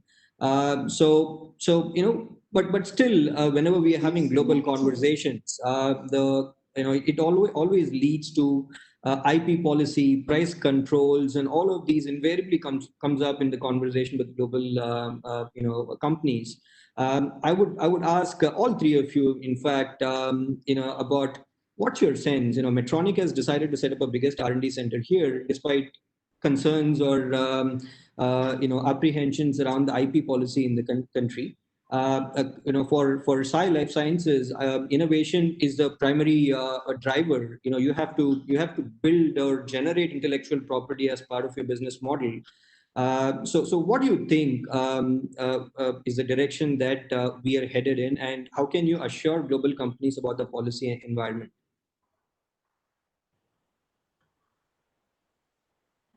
Madan, you want want to me go first? Yep. Yeah. So I think, team, we made our, when the pandemic hit, we made our intellectual property and the source of our product open to everyone in the world who could benefit from this ventilator technology. We made it open source. So we believe that we sharing and creating a shared understanding of technology, making it more accessible to people is a clear part of our mission, and collaboration is key to our values and to our existence. So I believe that in India, we will help in our own way, progress on our objectives of creating cutting edge products, but at the same time support the ecosystem also.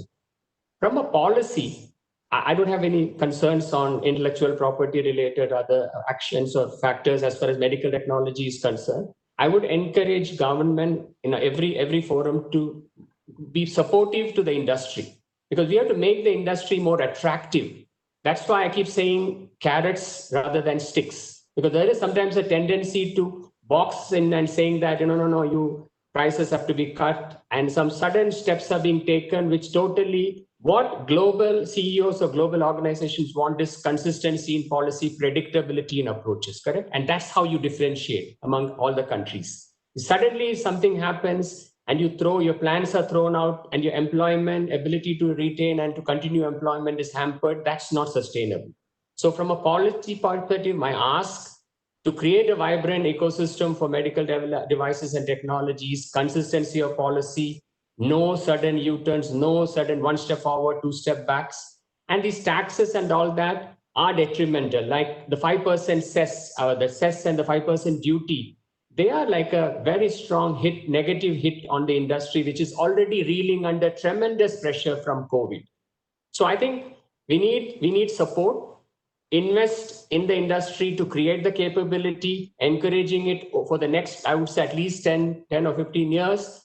Then once the critical mass comes, you can clearly start putting some criteria and conditions, because right now, no company, we have thousands and thousands of products.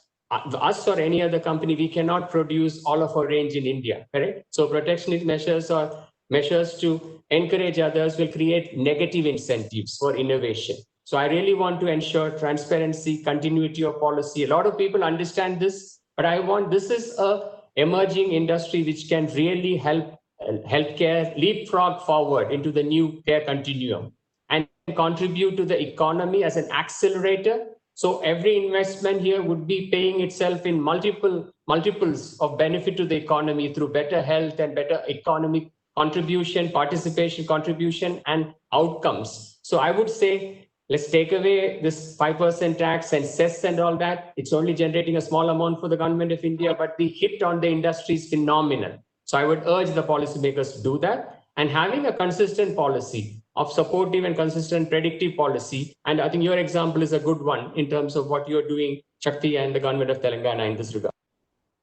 Thanks, Madan. Now, Krishna, if I can just bring you in, you work with almost 8 of the top 10 global biopharma companies. All of them are IP-driven work. How is your perception around this? What are the policy challenges that you see in the country, or what has changed since the time you started in terms of policy stability that Madan referred to? Look, I think, to be very candid, if I look purely from IP generation standpoint, forget about the aspect of it, I think where we have the perception we've had back in the, I would say, late 90s, early 2000s was the generic business. People were very vocal about protecting their innovative business, and the generic business was creating a lot of ripples. There are a few very prominent cases like the Gleevec case, and there are a few IP cases which kind of create a lot of negative buzz. But if you look at the last 15 years, there's been no more cases of intellectual property issues. But the problem is, my honest assessment, the Indian government has a marketing problem. I think they're doing things right, but they're not really effectively communicating how strong the policy really is. Where I would say China is very strong about saying how great the IP policy is, when it might not be as great, but we might have a great policy, but we're not really communicating effectively. So I think it's really a question of the Indian government being clarifying what their position already is. So we have so in the 20 years we've done it, early days people would say, oh, we don't want to work with India because IP is a challenge. But the 20 years we've operated, other people have operated, it never comes up. Sometimes it comes up in terms of maybe some patent recognition, other stuff, but by and large, people have got confidence, at least the innovative space, that the IP is safe. Their issue is more about market access. The issue large pharma companies have is what is the price point in the Indian market for their products? If the Indian government can resolve the market access issue of innovative products, I think by default they're taking care of the IP issue. But how the government handles that affordable healthcare of new products that's the big question mark at this point, more than IP issue in my mind. Let me press this a little further, Krishna. As a state committed to promoting innovation, you had also alluded to availability of ready-built infrastructure in your opening remarks, right? As a state committed to innovation, we are already working on a number of areas like building more ready-built infrastructure for industries, building a talent pool, kind of making available capital for high-risk innovation. And then, of course, streamlining policies. What else do you think, as a state government, majority of the policies in the country are for this sector is driven at the country level. What are the policies or measures you think the state government can put in place? Look, I think the state has if you look at the broad strokes, they have all the pieces in place. The question is, how deep can we go in each space? The question is innovation, ecosystem, and training, right? If you look at historically, most innovation has come from universities. You take all the new innovation, I would say at least every large pharma company has a collaboration with the university. Every new biotech is launched from a university. And you look at all the chemistry companies in India or have come from university setups in the past. So where we are missing the plot, in my opinion, is really getting the universities more in tune with current R&D. I think that will be the biggest change. If we really get that university system where we're spending so much money more in tune with where the current R&D is, I think that'll be the biggest value add. If the Telangana government can really focus on being at the cutting edge of discovery, next generation biology, next generation bioinformatics. For that, you need a structured plan of experts and panels, global panel you need to create. To really put a 10-year plan in place of how you want to be in the forefront of innovation. That's what China has done. China, they've done a phenomenal job of saying, I'm going to promote local innovation, where 30 to 40% of CROs business comes from local Chinese companies. So we have phenomenal global CROs, which are working on par with the best technologies globally. But if you can link that up with a university system, I think you really are going to build a self-generating environment of innovation. Innovation today is much easier than it ever has been. So in the past, innovation, you had to go to the large pharma to see the best innovation. Today, it's much more broadly available from universities, small companies. Access to innovation is much more available. And I think if you really have the right policy framework of science, I'm not even talking about infrastructure, that's aside. If you have a science framework, I think the sky's the limit to what we can do with this ecosystem. We have all the pieces. It's just a scientific framework and real belief in putting that in place will just really skyrocket to the next level. Yeah. Before I come to you, Sanjay, Madan, if I can just pull you in, and I know you're very, very passionate about, access and making, medical innovation available for patients. And I remember a number of conversations where we had spoken about a partnership mode where government and private companies can work in terms of, ensuring access is increased. And you also alluded to, how India has a very, very minimal market share in terms of global companies, probably to the extent of 1%. So what are the steps that, both the center and state can take to partner with companies to increase or shift towards a market-driven economy as we promote self-reliance? Thank you. Thank you, Shakti. I think that is the crux of the whole strategy in terms of how to make this sector attractive, how to make this create more jobs and to play in the real premier league of healthcare. Because the attractiveness of the local market, by saying, we have demographics and we have population and we have a market is not enough. We have to create the market. And earlier speakers also mentioned about some of the other countries, how they are doing it. So in my view, medical technology, medical devices, along with life sciences, pharma and life sciences and vaccines can play a key role in driving productivity of the economy. Because right now, experts know very well, DALI and what the cost of mortality is known. We are sad and we feel sad about seeing this mortality, but morbidity, the real cost of morbidity and lack of access is not seen.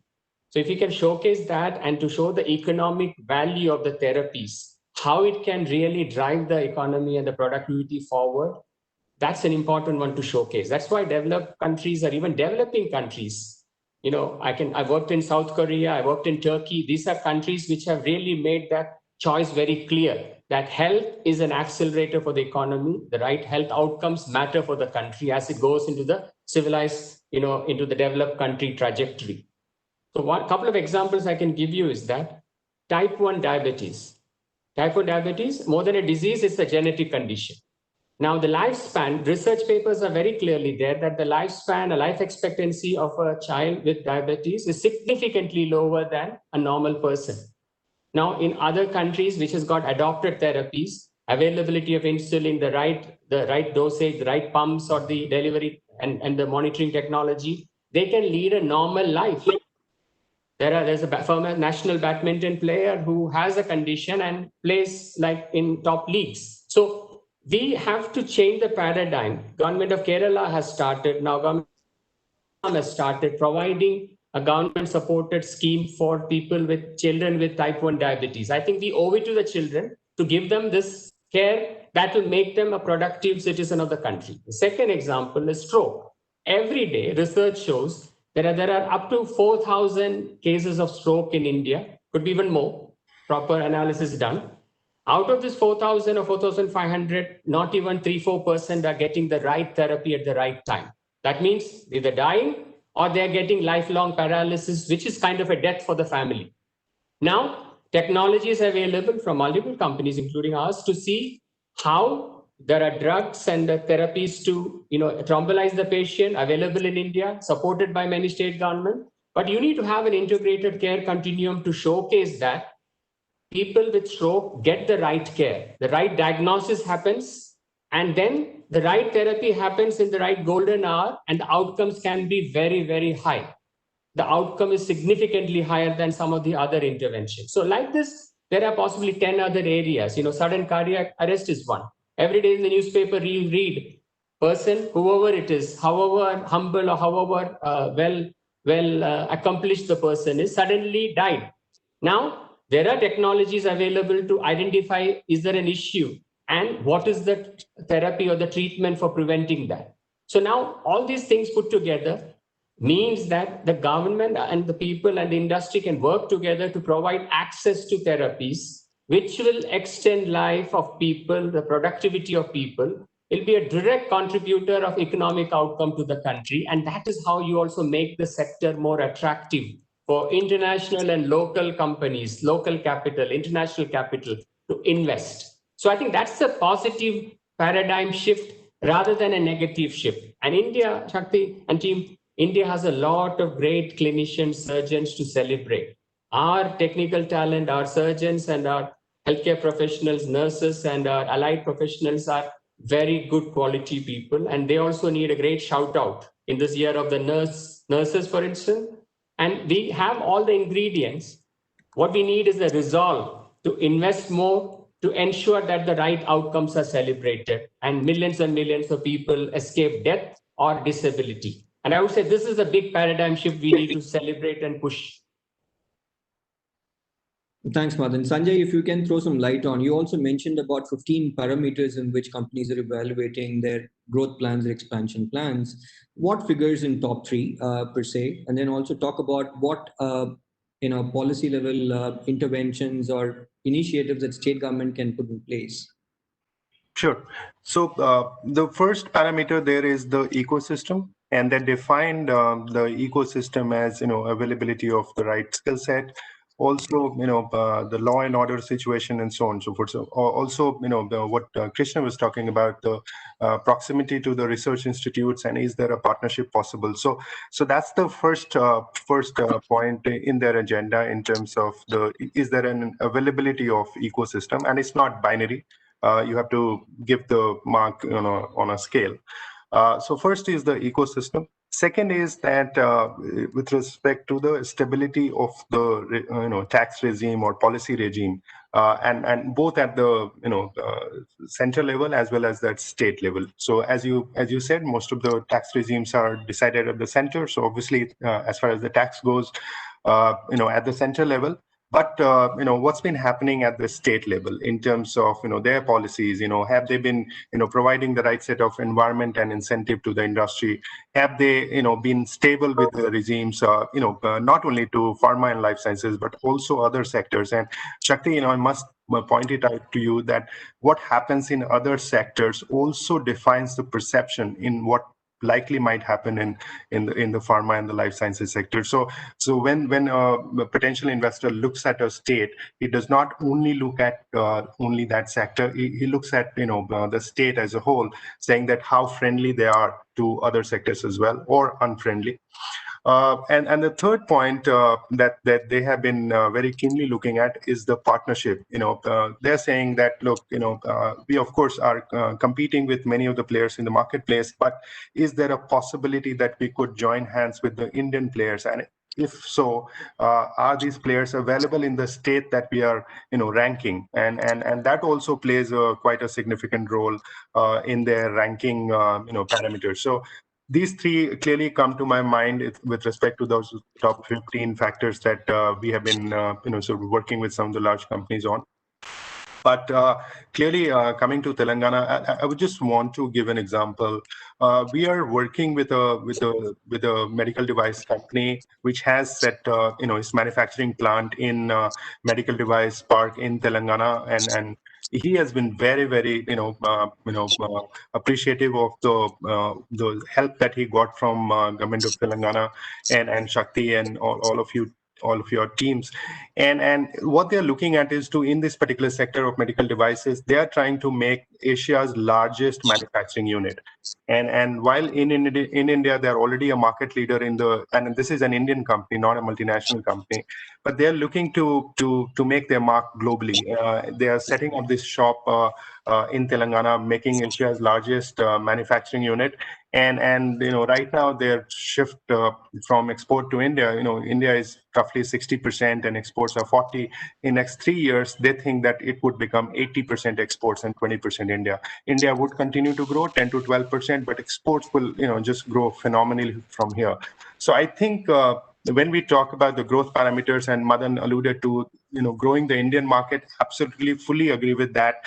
How can we help companies have more access with respect to Ayushman Bharat and digital health mission that the government of India, Prime Minister just announced on 15th of August? All of these will help provide more access. But equally important, if not more important, is how we can enable companies to export more. Because, India is such well placed with respect to the global marketplace, access to the R&D, access to the skill base of people, and the partnership that Krishna was saying, that how can we partner more with the research institutes, and then globally capturing the market of exports. That I see as a great possibility. And what they are looking for, coming to you, your question, Shakti, is that can we go to states which provide us this plug and play infrastructure? They're saying, look, we are very good with paying for what we use, but do not ask us to set up this infrastructure, which will only be commissioned in next 3 years. Because, if there are great opportunities to be executed, today capital is not scarce for good companies. There are private equities, there are various institutions who are ready to provide the capital. But what they do not want to do is to wait for next 4 years before the plant can be commissioned. So what these companies are saying that, look, if I have a great opportunity, I can partner with institutions who can fund my infrastructure growth. But can I get and partner with a state who can give me a plug and play infrastructure, as Germany provides, many of the regions in China provide. Now in the US, we are working with a company in the US, South Carolina, which is providing this plug and play infrastructure. So the states, I know it's easier said than done, but and something that government of Telangana is trying to do is Pharma Park, as to almost near plug and play infrastructure, if that can be provided, whether in API or in formulations with respect to manufacturing. I think that would go a long way. And state can charge full amount for it. It need not be pay. Companies are not coming here to pay or seek sort of moratorium on leasing and so on and so forth. I think companies are, for the most part, ready to pay a fair price for the infrastructure, the utilities that they will use. What they do not want to do is to possibly wait for many years before this infrastructure would be ready, which invariably would be the case if they were to set it up themselves. So I think we are entering into an era where state provides the infrastructure, charges for it a fair price, and then the companies come utilize that infrastructure to both capture the Indian market and the exports. I think that's the near perfect mechanism of partnership, if that can be evolved, and particularly in sort of developed states like Telangana, that would be an ideal ecosystem to provide companies to prosper. Thanks, Sanjay. So this is what we are trying to do at Government of Telangana, looking at kind of expanding our existing cluster called Genome Valley, building newer clusters like Medical Devices Park and Hyderabad Pharma City, where all common utilities and amenities are provided as a plug-and-play infrastructure. So it's a broadly a very fantastic conversation. We have had some great insights. Being mindful of time, we have a minute left, so I would conclude this, and we can continue with each of you for another few hours. That's how exciting this field is. But some of the insights that had come during this conversation is that healthcare should be looked at as a continuum. It should be looked at in a holistic way. Partnership with institutions, partnership with government to enhance and increase access is critical. We have to do more branding to ensure that the right message is sent out globally. And of course, there was a mention about building a 10-year plan, with focus on innovation. We at Government of Telangana remain extremely committed to this sector. We will continue to, have this conversation and work with stakeholders in driving growth in this sector and also consolidating Telangana's leadership position in the life sciences sector. So with this, thank you so much for joining, all of you. It's a pleasure talking to all of you. Thank you very much. Narendra? Thank you, Mr. Shetty, for moderating the session. Thank you all the panelists for your great insights and sparing your time for the session. Now, without waiting, we will now move on to the next session, which is in Indian retail sector and e-commerce from potential to performance. It will be moderated by Ms. Vatsala Mishra. Detail from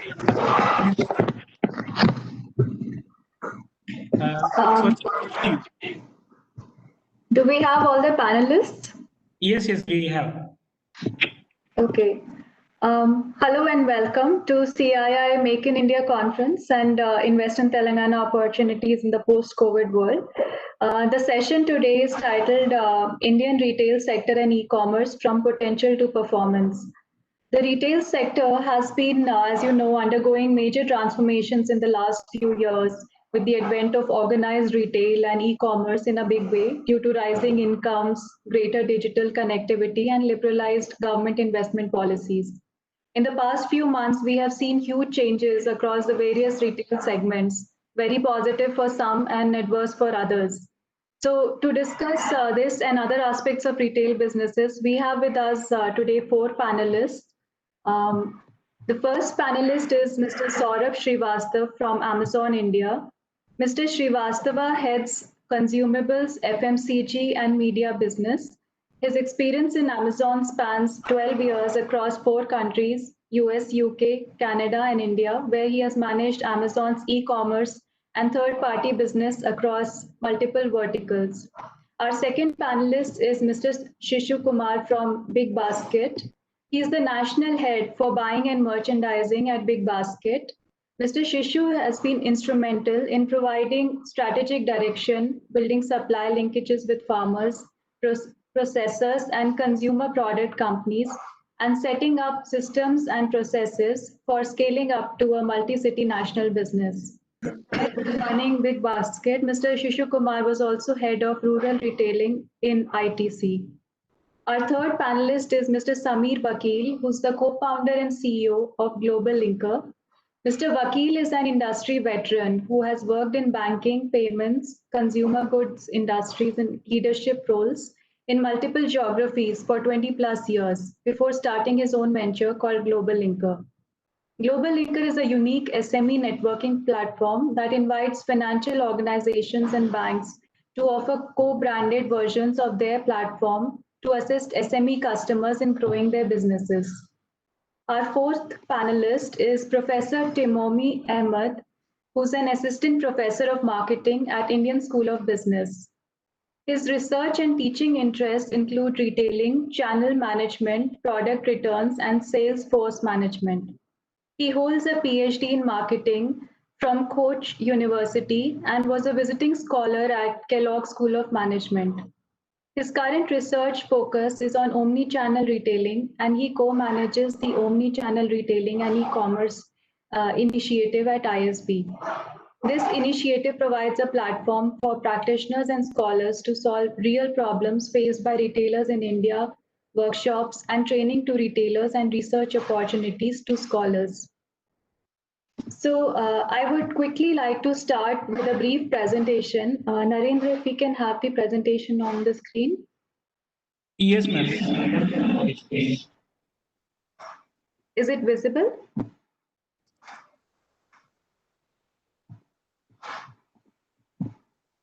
Just a moment.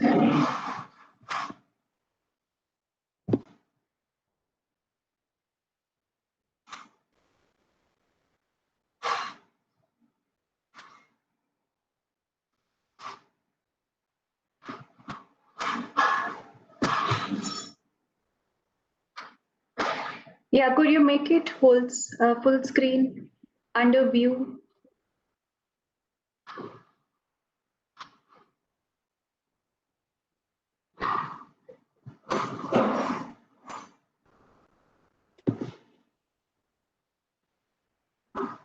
Please go to the first slide. Under the view section, there's an option to make it full screen.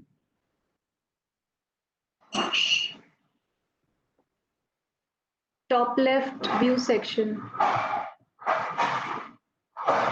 Yeah, make it full screen mode.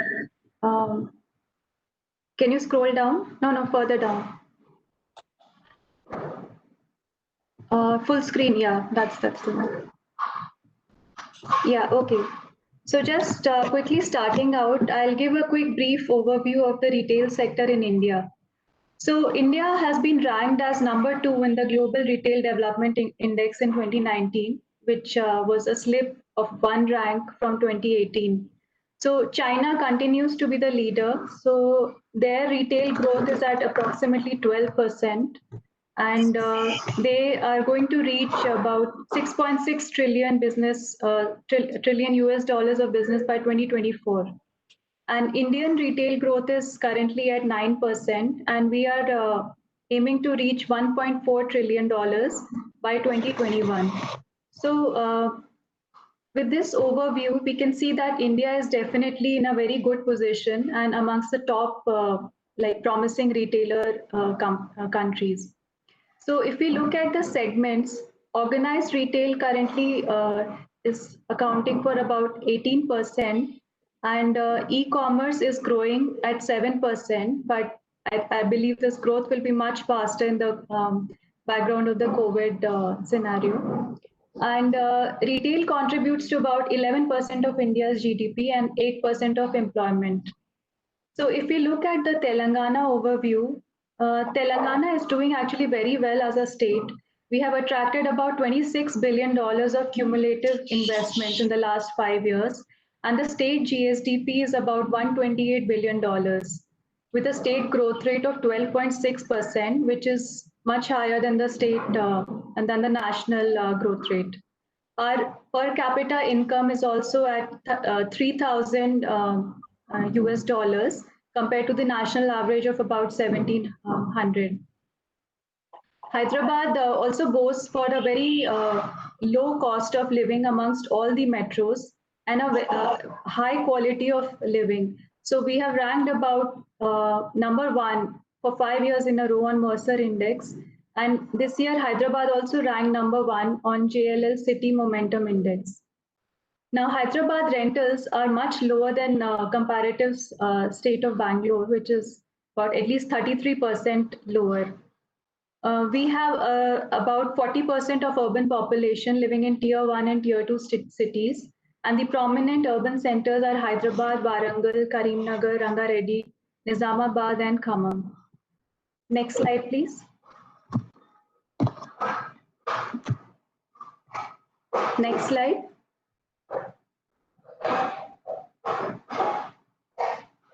So if we look at Telangana retail sector, the sector has contributed about 16% to the state GSVA last year, and the sector size is about $21 billion. Organized retail space in Hyderabad currently is 2.87 million square feet, and an additional 10 million square feet is expected in the next 3 to 4 years. So this was, of course, pre-COVID estimate. We have a very good network of national highways, rail, airport cargo capacity, warehousing capacity, and cold storage capacity. And there is an upcoming proposal for dry port and logistics park also in Telangana. Now, if we look at the factor cost comparison, you'll see that the major factors in retail like labor, power, rent costs, all of these are much lower if you compare it to other prominent retail economies like China, US, EU, and even in India. So Telangana is actually much lower than all of them. If we look at the commodity exports of last year, we are leading in products such as pharma, organic chemicals, cotton, pearls, electronics, processed food, handicrafts, textiles, and so on. Next slide, please.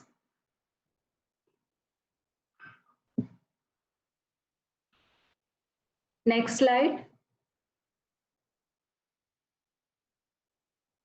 So quickly looking at the COVID impact, which has been there.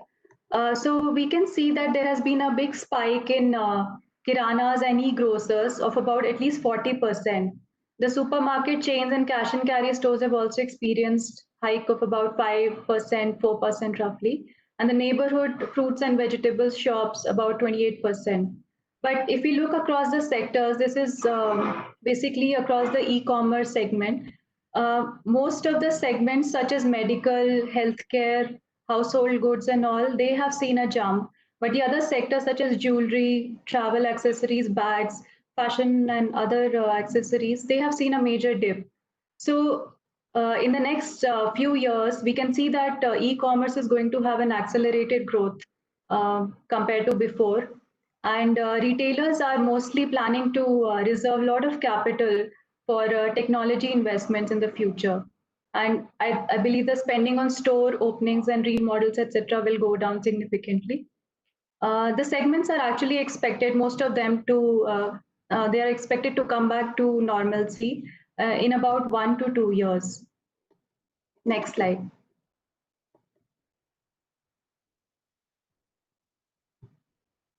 So coming back to Telangana, for us, the priority and leading retail segments have been department stores, hypermarkets, F&B segments, cinemas, apparel, and electronics. And if we look at the priority sectors, which are life sciences, textiles, food processing, IT and electronics, and the recent Kaleshwaram irrigation project has also helped in increasing the agriculture and cotton production significantly.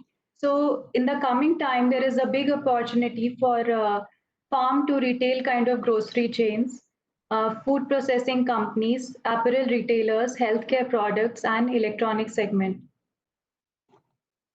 If we look at the Telangana state policy, we are also drafting this support policy for the retailers to help them and reduce all the regulations which have been slowing them down. So we have proposed a few initiatives such as easing of labor regulations, increasing of women workforce in the retail segment, human resource and skill development for the retail employees, development of retail entertainment zones in outskirt areas of Hyderabad, This will be similar to the outlet malls, which you probably are aware of in US and other areas. Basically some initiatives for sustainable growth and environment protection policies. Then there's an alternate policy which is also coming, which is for supporting logistics and warehousing, which will in turn also support the retail segment. So I'd like to close at this point and invite our next speaker.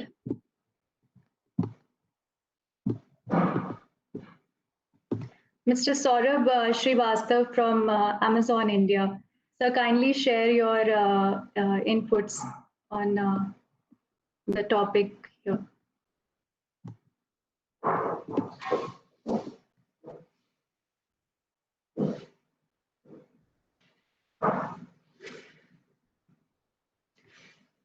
Vatsala, audible? Yeah, you're audible now. Perfect. Thank you. Well, good morning, everyone. Thank you for this opportunity to share my views on this topic today. These are unprecedented times, and COVID-19 has impacted the sense of normalcy for every one of us. Yet, as humans, we look to connect and find ways to maintain a sense of normalcy. Like any other industry, the pandemic has had a here's some disturbance. Can other people go on mute, please? Thank you. So I was saying that we want to find and want to get a sense of normalcy, and like other industries, it has had a huge impact on e-commerce and the entire ecosystem that works with us. Our partners, our sellers, our customers. As the country battles the pandemic, there are social and economic disruption in every segment. For customers, perhaps first of its kind, a complete shutdown of non-essentials in both offline and online stores. Sellers of all sizes and shapes witnessed severe impact with virtually no sales for a long period of time. Supply chains were and they remain under stress, requiring everybody to invent new ways of working. With the ease of lockdown, customers have sought to adopt new ways of getting the product that they need. A lot of new customers tried e-commerce for the first time as they're looking for ways to keep safe while still getting their products. Sellers sought opportunity to get back on track, look to reignite their business, and look to reach more customers by broadening their reach through digital mediums. So what does it mean? For e-commerce industry, this has been a time of much learning. And I can talk specifically about Amazon. One, we have internalized the importance of and the responsibility of that e-commerce carries. We have learned that it's very important role that e-commerce plays while enabling policies and be a key enabler both for our customers as much as for small business and overall economy. E-commerce is providing customers with an essential service while ensuring a safe work environment for employees, and this is very important. Online shopping is the safest option for both customers and employees. It dramatically ensures adherence to social distancing norms and it limits interaction between consumers and delivery associates. Number two, we also learned that SMBs show a lot of resilience and they want to adopt to new ways to succeed. It has had severe impact. The crisis had severe impact on SMBs across the country. They're crucial and they act as the backbone of the economy. E-commerce has been able to provide sellers, especially small and medium, a leverage and give an opportunity to continue to sell while they still adhere to the new norms of social distancing. The sudden change in business landscape as well as new ways of working has caused significant anxiety within the SMB sector. But we have seen that they are resilient enough to stay put in face of challenges. They have hunger to succeed, and their entrepreneurial mindset fuels new ideas, and that leads to innovation.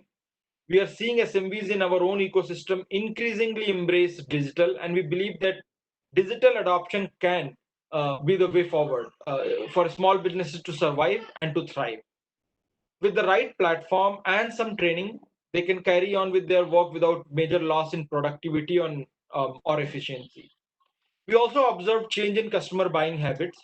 Newer customers are adopting e-commerce and they're willing to try new things. Digital payments are preferred. They are also considered safer. Customers are searching for work and study from home categories. They're buying more smartphones as they quickly become the primary device for fulfilling all their needs, whether education, bill payment, daily groceries. We saw customers taking better care of themselves. You talked about Vatsala, health, wellness, personal care, hygiene, immunity boosting products. They're highly sought after. Consumer electronics products like headphone, laptops have been ordered by customers across the country. So, given the need to stretch their wallet, we are seeing that the customers are interested in short time, small ticket credits, EMI exchanges. They are looking for value, but they also made allowance for their favorite brand. So we are seeing both the trends. So at Amazon, given all these learnings, how are basically we are addressing and evolving these customer needs? Number one, by staying true to our mission. We continue to be focused on providing maximum selection to the customers wherever they may be. So during this time, we sought to add true value to essentials category. We grew our grocery program, serving millions of customers their daily atta, dal, chawal, spices.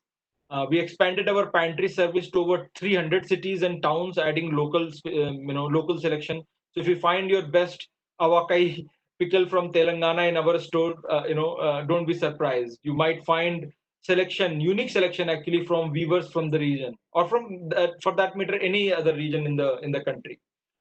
Customers have counted on Amazon to get them what they want in the remotest of hinterlands of India. Number two is Amazon is focused on helping SMBs jumpstart their business and have taken several initiatives towards that. We are investing it's exactly $1 billion to help digitize micro, small, and medium enterprises and traders across India. We have recently launched a local shops program, which is one such initiative where we help local shops and retailers to supplement footfall with an online presence. Customer can order from the safety of their home and get faster delivery from the sellers in their city. We are humbled by the response we have received for the program, with thousands of sellers reaching out from across India. Other programs include Amazon Karigar, which showcases over 60,000 products, including 270 unique art and craft styles from over 20 states. Amazon Saheli is another program where we work with 36 partners that have a reach of 280,000 plus women entrepreneurs, and they provide thousands of products across multiple categories: apparel, jewelry, groceries, all of those. We also have launched Amazon Launchpad, which showcase over 5 lakh unique products offered by thousands of emerging entrepreneurial brands across 30 different product categories. Additionally, we have over 60,000 exporters on our global selling program who are selling to customers across the world using Amazon's international marketplaces. So through these programs, we continue to empower Indian SMBs to realize their export potential. What is even more encouraging for us is to see the response from customers to this selection, this vast SMB selection that we're bringing on Amazon.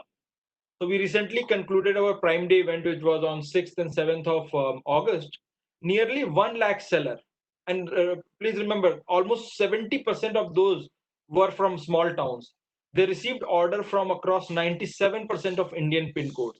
So Karigar artisans, Saheli were women sellers, Launchpad entrepreneurs, and local shops. And a lot of them enjoyed their highest ever day of sale on the Prime Day. So this achievement further reiterates the impact Amazon is making both customer and sellers' lives as they embrace e-commerce in India. Finally, coming to Amazon's commitment to the state of Telangana, that's why we are here and we wanted to talk about. If you look at it, it's very obvious to see what the state and how the state has continued to, and it will continue to play a pivotal role for Amazon India. Some of you might be aware, around this time last year, we inaugurated our first or our new campus in Hyderabad. It is Amazon's first owned campus. Generally, Amazon leases places, doesn't build. So it's first owned campus outside of US and the largest campus globally. We have our technology team, engineering operations team, customer service operations, merchant technology, human resources. So it's a huge office. The estate is now home to over third of our all India employees. They are sitting in 6 different offices across different campuses, and this campus is one of them. We have 3 fulfillment center in the state, offering more than 3.2 million cubic feet of storage space to sellers. We have 2 sort centers with almost 1 lakh square feet of processing capacity. We have 90 owned and service partner delivery stations. We have inducted 3,000 I Have Space partners. So this is a program where by becoming part of Amazon logistics and by storing the products and servicing the product to the customers, the partners earn from Amazon. So 3,000 of those we have inducted. We have got almost 100 Amazon Easy stores. So they are like entrepreneurial sellers can help customers shop from vast Amazon selection and pay for that. So you get sellers, you get customers, and then you help them shop on Amazon. In the process, the store owners earn a percentage of sale, and this also adds to the footfall to their store, which drives more sell through. We have about 18,500 sellers from Telangana who sell on Amazon. And if we just look at the city of Hyderabad, we have over 13,000 sellers that sell on Amazon. There are lots of popular products from the state, from local SMB and artisan, whether it's Pochampalli or Gadwal saris or linen from Siddipet cluster. A lot of, I would say, participation from the state. I would also like to say that state of Telangana and local bodies in the Hyderabad and rest of the state have been super helpful, very welcoming, very business friendly, and their support, their encouragement that we have been able to put such a massive infrastructure and investment in the state. The massive big campus, the fulfillment centers, all the seller support systems. None of that would have been possible without their support. So I would like to thank you. Thanks for the state of Telangana and officials for that. And thank you for your time. If there are any questions, I can take that.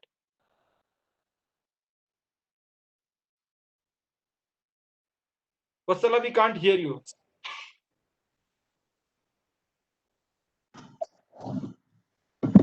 Thank you, Mr. Srivastava, for your kind words for the government. And I would like to now move on to Mr. Shishu Kumar from Big Basket. I'd like to hear his views on his experience so far and during the COVID time.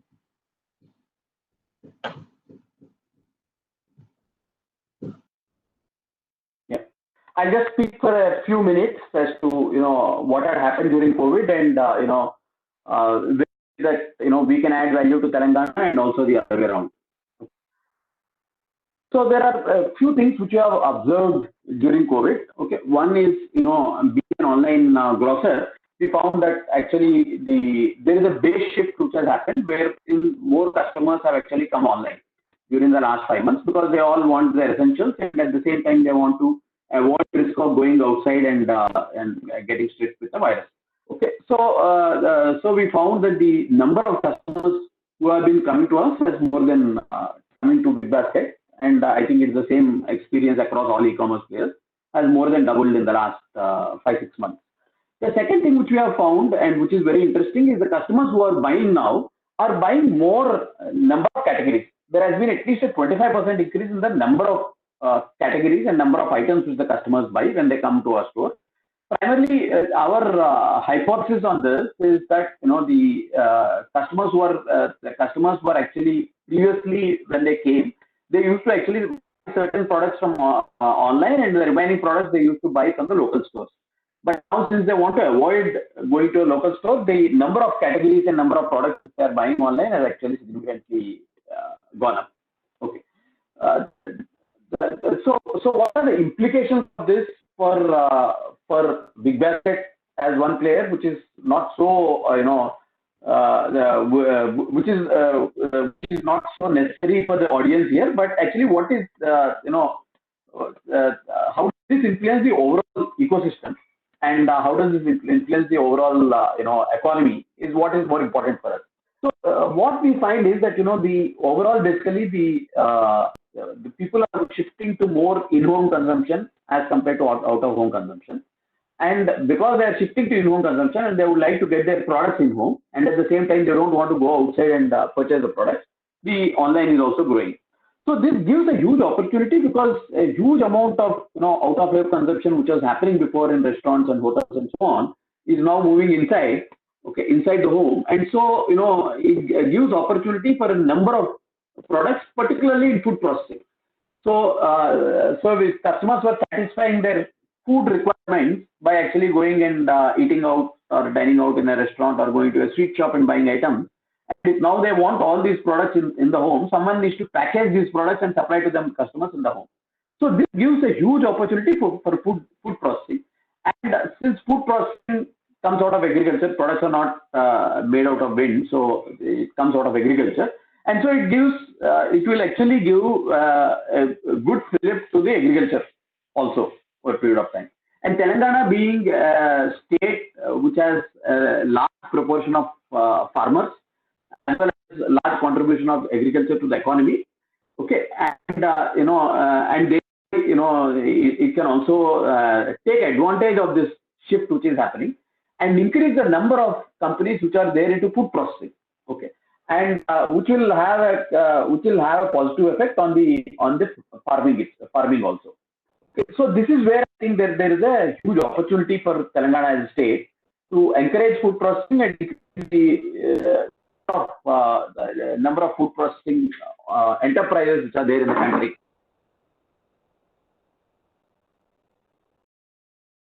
What should Telangana do? So what I think is actually one primary requirement ensure that there are common infrastructure available for a number of products. Somebody in the previous seminar was talking about having a plug and play infrastructure for I think life sciences and pharma and API type of products. Similar requirement would be also there for food processing, so that an entrepreneur with an idea, someone wants to produce, let's say avocado which can be exported to rest of the country, he should be able to just go take take a factory on hire or take a infrastructure on hire and immediately start it.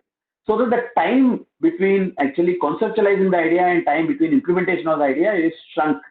Okay, and this will have a significant impact on the on movement of food processing industry into Telangana. So if the government as well as the entire ecosystem can work on actually how do we enable more people who are getting into food processing to set up their industries very quickly and get on to the job. Okay, and that is one thought which I would like to give to the audience to see how they can actually achieve this. Second is actually fill it to the farmers, so that the one good thing which we have found during the entire last 6 months was that actually farming was not affected at all. Okay, and we found that all the collection centers which we have in Telangana, Andhra, and Karnataka, where we buy from the farmers, none of them were affected, and actually farmer is working day and night ensuring that the same products which he was producing before are being produced now also. Okay, and maybe a little more are getting produced. So how do we improve the farmer base and and encourage them to produce more products, diversify their crop holding, because food processing is based upon the crops which are produced in the state, and as the crops increase, you will find that the food processing also increases. Okay, because if the crops get limited to a few crops like grains, basically rice, wheat, and these types of products, then actually the entire food processing industry revolves only around those crops. So if the government can actually enable farmer to move to multiple crops, it can be horticulture crops, okay, it can be the exotic vegetables like broccoli, etc., which are getting produced in different parts of the country. Okay, if the government can actually enable farmers to expand their crop base and actually provide them support as well as advisory to expand the product base, that is another good flip which can come to the economy as well as to the food processing industry. I think this is one big fallout of the growth of the shift which has happened in the economy, where customers are going out, but customers are consuming food at home. So the one big fallout of this is the food processing industry has a huge opportunity, and if Telangana can be can provide can be the front runner in this industry, this is an opportunity which has just opened up. And the quicker the state can take advantage of it, the better. This was my short this thing as to what I think, how I think actually states can take advantage of whatever is happening right now. So this was a very short. I actually would like to ask a couple of questions. How do you see, like, what has been the difference in your business pre-COVID and post-COVID? Like, has it significantly increased for you, or what has been the impact on your business? So overall business has okay. I had mentioned it in the during the part of my discussion. So overall business has more than doubled. What we found was the number of first time customers. Actually, we have a certain percentage of customers who are coming every month to our store to our grocery store, and this number of first time customers who are coming on a monthly basis has actually grown by 50%. So previously, let us say there were 1 lakh customers getting added every month. Now we are getting actually about 1.5 lakh customers getting added every month to our customer base. Okay, and as I told during the discussion, each customer is actually buying 25% more products now. Okay, one existing customers are also buying 25% more. The new customers who are coming are also buying 25% more, and new customers increased by about 50%. All the three factors together had resulted in about doubling of our sales in the last 6 months.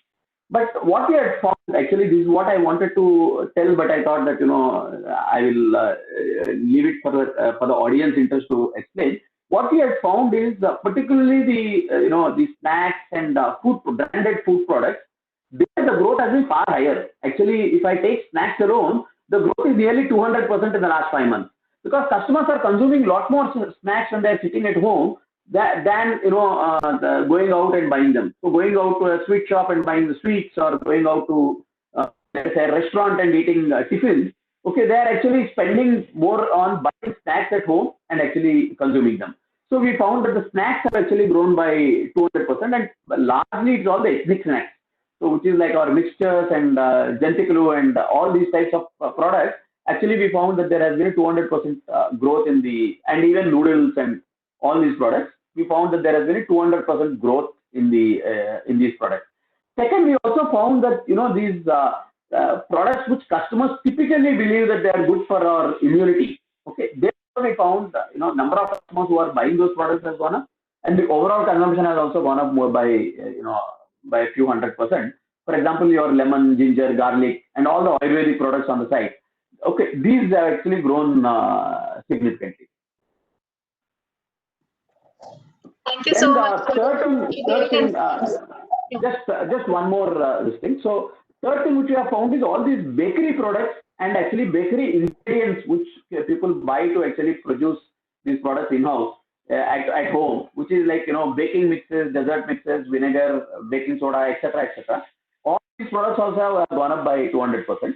And the pure bakery products like buns, paos, pizza base, and all of them also have gone up significantly. Okay, and hobby products, for example, for families you have these hobby products, which is colors, crayons, etc. They have actually grown by about 400-500% in the last, because people are there at home, and mothers would like to get their children involved in something fruitful at home. So we found that even these products actually have grown by about 400-500% in the last 5 months. Okay. Thank you so much, Mr. Kumar, for sharing all these details. I'd like to now invite Mr. Samir Vakil, co-founder and CEO of Global Linker, to share his views and also talk about our initiative Kirana Linker. Thank you, Vatsala, and thank you for having us over on this great virtual event and show. I'm going to share my my screen and see if I can share a couple of thoughts to guide the discussion. I think very excited to be here, and Global Linker is a SME business networking solution. You would think of it as a parallel to what Facebook does in social networking, what LinkedIn does for professionals, Global Linker does for small businesses. And this is co-branded by corporations, governments, and trade bodies. And extremely proud of our co-branded program with the Telangana state government in the Telangana State Global Linker program. Clearly shows the very, very high priority for digitizing small businesses in the state, for increasing what I would refer to as the digital index. And I think the retail segment is a very important segment within that. And as we talk about from potential to performance, I think in your talk, Vatsala, you were able to explain the potential of retail. Clearly, there is an explosion waiting to happen. COVID has given us on the one side a little time maybe to prepare ourselves better is how I look at it. But it's also opened up many other aspects and facets, which I'd like to talk about briefly. And this has been referred to in the previous discussions. So I just try and capture that. On the one side, we are seeing a very sharp increase in consumer preferences to have less physical touch points or visits. Some of it was due to restrictions, and some of it is starting to become growing preferences. And I think this is something that is here to stay. And retail as a sector, and I'm referring largely to the smaller retailers, but the principles apply even to the largest of retailers. I think they have to look at the model that they have been used to operating until now. And clearly, the consumer preference change that is happening is something that needs to be taken into account. But the good thing is that's also accompanied by a trend that is looking downwards, and that is really the cost of digitizing and the time to adopt digital. So that has really been sharply reducing over the years. Maybe we've not taken as much notice of it as we maybe have in the recent couple of months, but that is really a reality. So what should retail do at a time like this? I think the answer is very clear. Try and fit into that slot where on the one side you're seeing greater consumer adoption, on the other side the time to digitize and the costs involved are reducing, and this will really call for innovative business models and applications. Now, this sounds like a big term, but I think if you were to think from a retailer's point of view, the more they become aware that fewer footfalls are going to happen in the real stores. Vatsala did talk about a period of anywhere from 12 to 24 months where we will continue to see the lagged effect. But even beyond that, I think preferences of people coming to the physical locations might keep reducing. But on the other side, there is a greater movement towards digital, and therefore businesses can look at what they should be doing over there. And with the use of technology and with the use of solutions, including like what Telangana State Global Linker offers, a lot of these businesses, especially in the small and medium area, can actually create innovation within their existing offerings. And that was already witnessed during the COVID period where we saw a lot of retailers. I think we've talked about farm to retailer, but even farm to consumer has become a reality. A lot of large kitchens of restaurants and hotels actually converted themselves and started to look at innovative packaging so that you could have the restaurant experience in a sense back at your home in how food was delivered to you. And the same moved around in various different sectors as well. And we saw the emergence of something called a dark store where you didn't need a physical retail presence. A lot of retailers we know actually moved their stocks to their homes and were starting to deliver online from their homes in spaces that they had created. And similarly, the kitchens now were more like dark kitchens because you could operate a business from your home kitchen as well, or from an industrial kitchen for that matter, without necessarily having to have the seating and the restaurant infrastructure that normal days would have required businesses to have. So that is already happening. And I think, Vatsala, you talked about, the program we have with the Telangana state, and very happy to talk about the fact that during the COVID period, where it was important to get essential commodity to consumer homes, we launched a program called Kirana Linker. And this really symbolically has been, on the one side, the life blood of the whole nation, getting essential commodities to people's homes. On the other side, this is also symbolically the kind of retail outlet, which very often is considered by many of us maybe as the lowest when it comes to technology adoption, maybe the lowest when it comes to the technology skill sets of the entrepreneurs or the proprietors, as the case may be. However, we were extremely surprised to see how the Kirana store owners on the one side continue to remain committed to keep their shutters up, ensure that they had stocks of all the right items, and most importantly, in committed to delivering this in a safe, secure manner to consumers. And that's probably the reason many of us or all of us are over here today, is that we had a constant supply that was coming from these Kirana stores. And what we saw was that digital adoption by them was absolutely exemplary. Several thousands of stores within a week or two of the program that we launched. We were able to cover 300 cities, and mind you, without a single individual stepping out of their homes to even train and onboard these Kirana stores. the Kirana stores, the way we created, and this was technical innovation on our part as well, is to allow a Kirana store owner to come up with their digital version of a store in less than 15 minutes. And if you saw Hyderabad alone, where we launched this, within 24 hours of opening this and launching the solution in Hyderabad and in Telangana state, Hyderabad itself had more than 150 stores created in under 24 hours. Now you have to remember, this is the Kirana store owner taking an initiative on their own, creating a digital store, and then offering it to their consumers in the neighborhood and in the vicinity. And you can see from all these dots, each of them happens to be a Kirana store that has been digitized within those 24 hours that I was referring to. So this is really how quickly a program like this is able to set. Now, this is not just India, not just Hyderabad or Telangana. We are seeing this happening worldwide. The example I've put up is the NCCC supermarket or the malls that operate in the Philippines. Again, from a very, very heavy day of customer traffic in the stores, they were left with absolutely stores, and they had to digitize themselves also. So this is a chain of malls in the Philippines who are using Global Inca similarly to be able to create digital stores for themselves and for all their tenants. So this is really a global phenomenon. What I'd like to focus on now is really, what do retailers need to do to go from the potential that their business has to performance? Because while we will say the market grew maybe 20%, 100%, or even 200%, the fact of the matter is that some players grow faster than the others. And the ones who grow faster are the ones who are able to adapt and take advantage of underlying considerations. I've got 6 points over here, and they're actually clustered in groups of 2 each. So if I take the first ones, the fact that consumer preferences are here to stay. This is not COVID alone.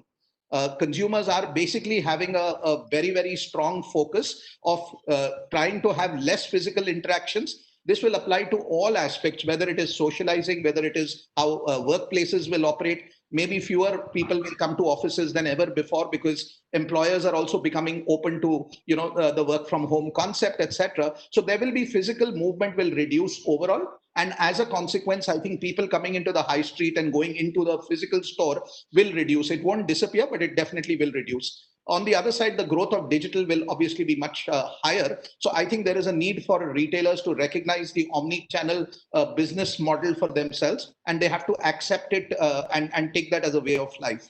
The second is, on the other side, digitization is getting democratized. And I don't think there is a better example than Telangana State Global Linker as an example, where any small business can come in without paying a single rupee, create a membership as well as create an e-commerce store. If you're a brand, you can even create supply chain, a whole digitized supply chain solution. So it has been democratized. And I think the government offering this to citizens in the state, I think is a great way for retailers to take advantage of the technical infrastructure that is available to them in a DIY or assisted model. So that's really the first part. I refer to those 2 bullets really as the why you need to reinvent yourself, why you need to do this to go from potential to performance. The second section is around how they need to reinvent their core business. This is not superficial. You cannot just have a website or an e-commerce store and say, I have gotten digitized. How do you procure your inventory? How do you manage your customers? How do you manage your inventory? How do you deliver things? What kind of logistic solutions have you got? That whole element can be digitized. And even if you end up running your retail store the way it was earlier, pre-COVID, and you still have a lot of traffic and everything, none of this is harmful. If it is anything, it is helpful because you're actually addressing the core infrastructure of the business. So I think this is a great way to start doing that. Reinvent the business, think about it from the inside out to begin with, and then from the customer point of view, what is the experience they are seeing? So it's a two-way movement, inside out as much as outside in. The second is, I think traditionally why the physical retailers were always so popular with all of us is you could go and stand in front of a shopkeeper and this person was an encyclopedia. He or she knew exactly what new products are coming, what ingredients are there, what you should be looking for, what will go with what. If you tell them maybe what you're trying to do, they will suggest a few products from their side. They will tell you the service experience, etc. So what we do through online reviews today, you are able to do that in a much more deeper manner with the retailer. And I think the more retailers can go back to that model rather than stocking and selling, I think if they become more consulting-led businesses, which can provide the expertise to the consumers. Now, the moment you think about that as the role and service, of course, in products which require, whether it's, something didn't work out well, or it, had a problem with an electronic device or otherwise, they come back to the retailer and seek their assistance. So I think if we take that role once again, and if you have a digitization context or a model in any case, you can also see how this may be translated. And maybe it is articles that they write, maybe it is contributions from their customers in how they are using products, what recipes they've been able to create. The more they make this social, I think that becomes another way for retailers to start reinventing themselves. The good news is they don't need to do it on their own. There are tools and solutions that are available. They just need to start using those more effectively. So that second part, I would say, having addressed the why, is really the what. So what do they need to do to go from potential to performance? And then the third part is really, I think we should look from retail stores to becoming showrooms. Now, what that really means is display your products. Typically, in the old days, a retailer would stand in front and all the products were stacked behind them. Now you need to reverse the order. Bring the products in front, let the consumers move through the aisles if they have to, look at the variety, and then you can stand over there to dedicate your time and give them the attention. So you could visualize a situation where the customer has an application on the phone, a mobile app, they open that and scan all the products that they liked. And by the time they come out to a checkout counter, you have all the products stacked on the other side. Now, if you do what we talked in the earlier points, that experience is possible even by the mom and pop retailers or the neighborhood stores also to be able to do that. And that will also help their digital side of the business as well. The last point I have is collaborate for economies and efficiencies. I think gone are the days where every retailer needed to look after themselves. Why can't we have markets looking at one cluster and trying to drive traffic to the entire market, the traditional market as it was? Why wouldn't neighborhood stores start cooperating with each other? Why can't they actually create a single front-end experience also, which can be, in some ways provided for by the different retailers? And why can't the Kirana store that actually delivers products to the customer's home become the logistics partner of other stores who have less frequent visits to customer homes and products that they deliver? And slowly we should start focusing on the customers and not so much on the inventory. So I think this is a possibility that we see. So I would caption the last two bullets over there as the how. So if you were to look at the two as whys, there is a trend for the consumers and their preference. Digitization is more democratized today. On how you do that or what needs to be done, you need to focus on reinventing the core business as well as becoming more, once again, consulting-led and service-led institutions in the neighborhood of customers, whether physically or digitally. And how you do that is by converting your retail stores into showrooms and collaborating with your neighborhood areas, or even wider than that, creating combined economies and efficiencies. It could be joint buying power, it could be combined loyalty programs, etc. There is no reason why somebody can keep buying a high priced electronic item and redeem those points that they have been able to earn for groceries from the grocery store. There's no reason why people should not be able to collaborate. So I think this is a time, and because of the COVID period, we've given the luxury for ourselves to be able to think of new models. And do be aware that digitization platforms such as what is being offered by the Telangana State Global Linker Program and many other such solutions are available, and really you're going to be limited by your own imaginations. So I think to go from potential to performance, there is a need for us to open up our minds, look at solutions around us, look at customers. Very often customers may not know what they're looking for, but if you know what they could probably do with, don't be afraid and go out and actually create those solutions. And the sky is the limit, really. So, Vatsala, that's really what I had as a part of my discussion. But thank you very much for the opportunity. Thank you so much, Samir. They were very interesting insights you've shared. And I would like to encourage all the retailers and MSMEs who are watching this program. If you haven't become the members of Global Linker, you should. I would really encourage you to do that as MSME director as well. So I would now like to invite Professor Timomi Ahmed, who's an assistant professor of marketing at Indian School of Business. Yes. Hi, Vatsala. Am I audible? Yes, you are audible, please. Great. So, hi everyone. Thanks for the invitation. It's really great to be part of this very nice panel, actually, and with different views being represented here. It's nice to hear from Amazon and Big Basket, which I think leading in their different categories and different markets. Amazon definitely disrupted the e-commerce in India. By not just getting high market share, but also by bringing science and retailing, in a sense, to the e-commerce. So e-commerce is not just a platform and software, is retailing in itself.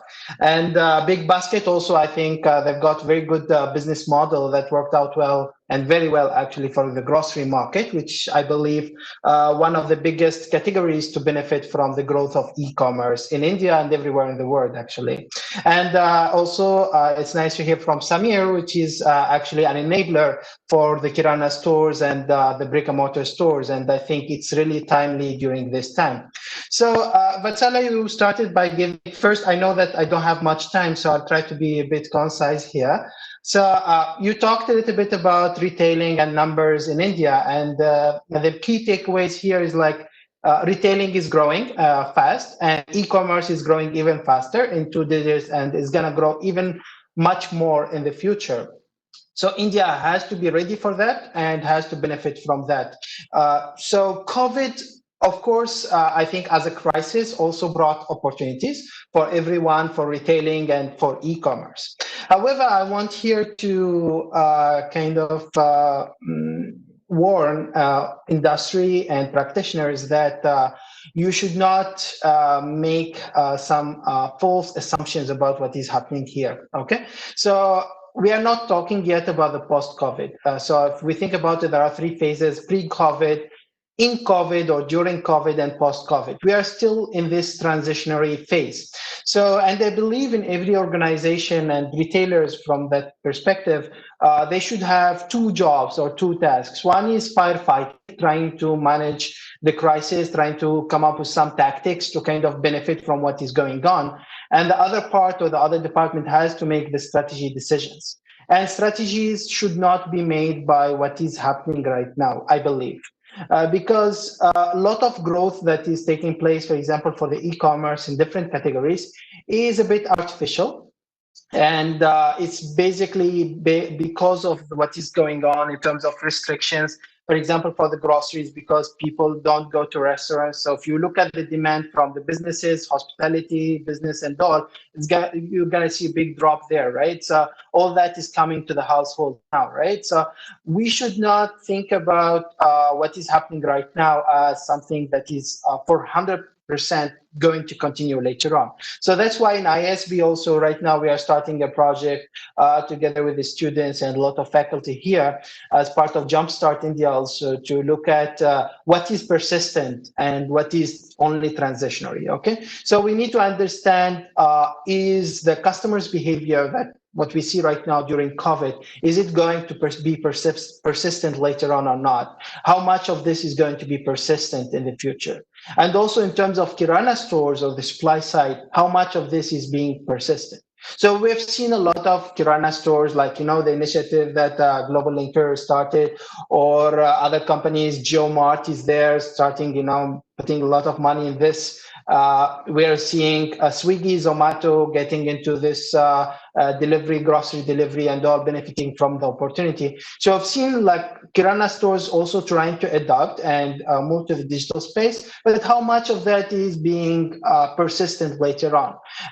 Would they still like get enrolled in these platforms, like online platforms or not? Maybe they're doing right now this because out of constraint, but they will enjoy higher margins if they just deliver as they used to do to customers directly. So it's very important to basically during this time, all companies, they have to study this, or, you know, we at ISB providing this, we are trying to study how much of this being persistent, and that's extremely important to build strategy. So my advice is that for all retailers, don't build strategies, don't make strategies based on what is happening here.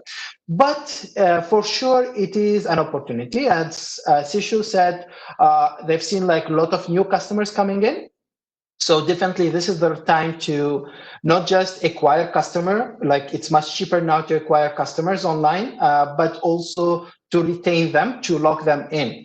So I believe this is the time for online retailers, e-commerce retailer, and especially grocery retailers like Big Basket to work on their membership programs to try to lock in customers, give more freebies so that customers get enrolled in these kind of premium programs. Also try to introduce new categories, new products that they have not bought before or they did not consider buying before. So tell customers that it's okay to buy, as Sisho gave the example, processed food, online. You should not worry about the quality. You should not worry, was it like, the cold chain, supply chain, was it maintained well or not? It's good quality. Buying vegetable online. Try to convince customers that it is okay to buy all these products online. For Amazon as well, there are some products that customers would not buy online because of many constraints or doubts about quality and all. Try to introduce that, build your recommender systems based on that. This is the time also to introduce your private labels. We know that the e-commerce companies, and even if they are marketplace, the highest margin they get is from their private labels. So it's an opportunity to push your private labels and try to get higher margins. And also to kind of, for example, for Amazon or Flipkart, to try to also acquire more sellers, because for marketplace is not just acquiring customers, but for them, sellers is also a customer. So how to also kind of acquire more customers, sellers, help your sellers during this time so that they stay with you later on. So don't be harsh, in terms of, returns, in terms of unsuccessful deliveries and all. I've seen like a lot of sellers, complain about this. So try to gain some loyalty also from your sellers is extremely important. For also the inventory-led market business models like Big Basket, they have to be open also to Kirana stores. They have to be open to the hyper-local delivery systems. Maybe kind of consider these Kirana stores as basically kind of a small warehouses for the e-commerce, for example, Big Basket or other grocery stores items in order to deliver. So for also for example, companies like Global Linkers or GeoMart, they're starting, and I think Big Basket, Sisho can relate to that. The business model, which is based on linking Kirana stores and trying to do the last mile delivery, is very challenging. There is a lot of efficiency issues there to maintain the standards for quality and so on. It's extremely important. And at the same time, not much margins there. So I think we have to be innovative about the business models. And as Samir said, the future is definitely for omni-channel. So that's why in ISP, we are building the whole platform around omni-channel and e-commerce, because that's where things are going to move sooner or later. Brick and mortar is not going to disappear. We should not be fooled by what is happening right now with the e-commerce and all. Retailing, brick and mortar retailing is there to stay. Is not going anywhere. So we have to rather, invest in technologies, invest in solutions to kind of integrate the offline, online, and provide customers better experience and much more options to choose from, so that we will be able to charge customers more in terms of willingness to pay, so that everyone will get a good cut out of the system, right? So this is extremely important. So just to summarize, I think it's very important to look at this COVID as an opportunity, but we should not be fooled by what is happening right now. We have to study and investigate what is persistent and what is transitionary. And that's what we are doing at ISP. And this is also an invitation to all practitioners here and who are in the audience to, just partner with us in ISP. That's what we do. We study, we provide science, we provide research in order to actually help practitioners and industry make better decisions. So I think I ran out of time, so I'll just give it to you. Vatsala, please. Thank you, Professor. Thank you for sharing. And I would really look forward to looking at this study of yours, which is this transitionary versus persistent changes. It sounds very interesting. Yeah, in the interest of time, I guess we should close now. I would like to make one quick point to Mr. Shishu Kumar. He mentioned about this food processing sector, which should be really supported by the government. I would like to quickly highlight that we have a specific sector director, Mr. Akhil Kumar, who's heading this food processing sector. In fact, we have recently finalized a food processing policy as well. And as you may be aware that our Honorable Chief Minister is very, his agriculture is very close to his heart. So there have been a lot of support given to farmers, like 24/7 free electricity and so on. And in fact, we are, the food processing department is actually making strategies for identifying all these different type of products, which food items which can be now cultivated, and also attracting investments in the sector. So with this, I would like to close and thank all the panelists for joining us today.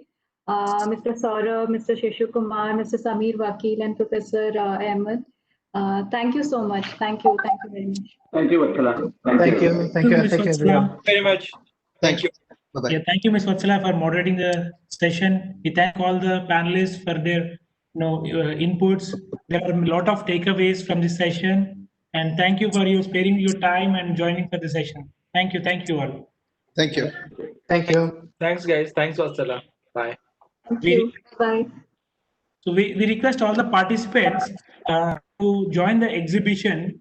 You may click on the exhibition link in the portal, and there are many stalls from construction, building materials, pharma, life sciences, IT, electronics, and government stalls are also there, and many other stalls are there. Please visit all the stalls. You can connect with the representatives.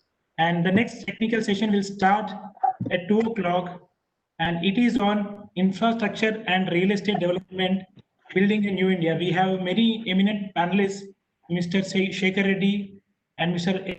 Satish from L&T Group, who is Senior Executive Vice President, Mr. Rambabu Burgu, Executive Director, Pranava Group, and Mr. Rajshekhar Reddy, who is General Secretary of CREDAI Hyderabad.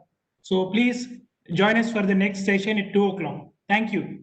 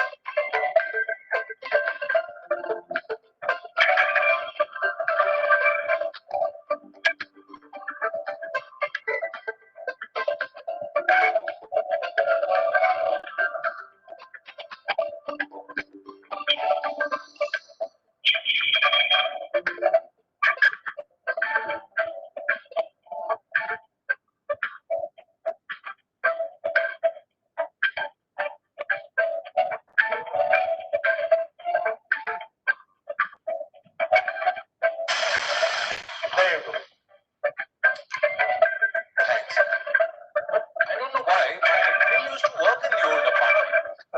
This is the hammer drill. It's designed to cut through concrete. But you won't let a beam this low. Just a sheer wall of concrete. What do you say? It's very cool. It's this interesting technology that is used that was simulated forwards. Basically, you have these aluminum molds that they set up in the shape of the apartment, and then they put in metal reinforcements. Then they had electrical conduits, switch boxes, pipes. They finally put concrete. Wait, what do you say? This whole apartment is made out of concrete? I don't know. As strong as a concrete. No beams, no arms. The entire structure is floated. Designed for the beams and columns. Just fits one beams. That way, right. You see. No one's faster way to projects that use bricks to build walls. We have a lot of uneven surfaces. And then so that means a lot of wall faster to a smooth finish concrete because of the manual action. That's why you do it. What is it? So, whole apartment is made out of concrete. Yeah. I think it's a manual intervention.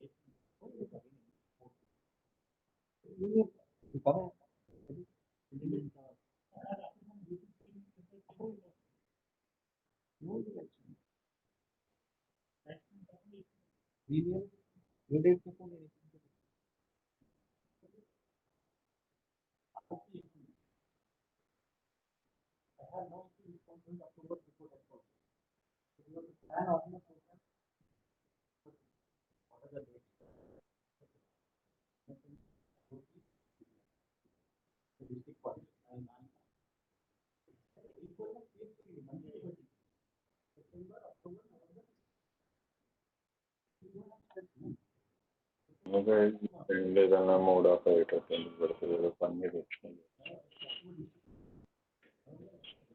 సరే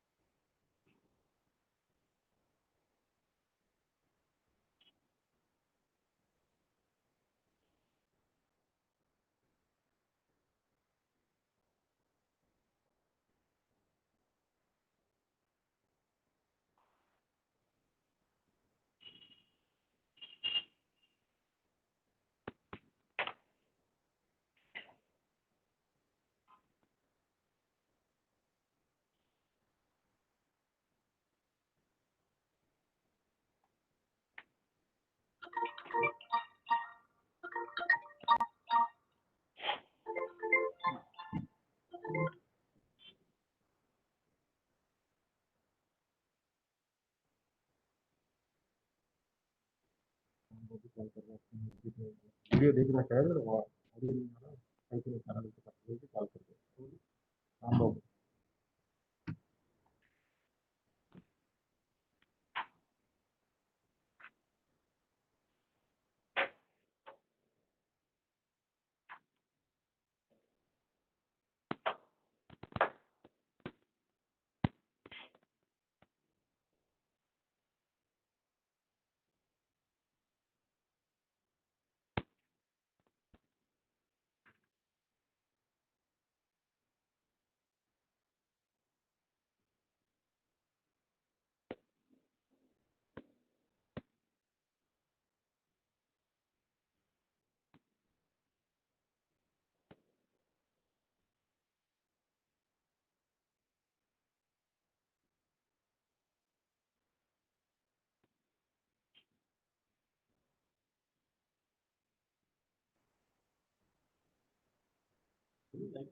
Ram Babu good afternoon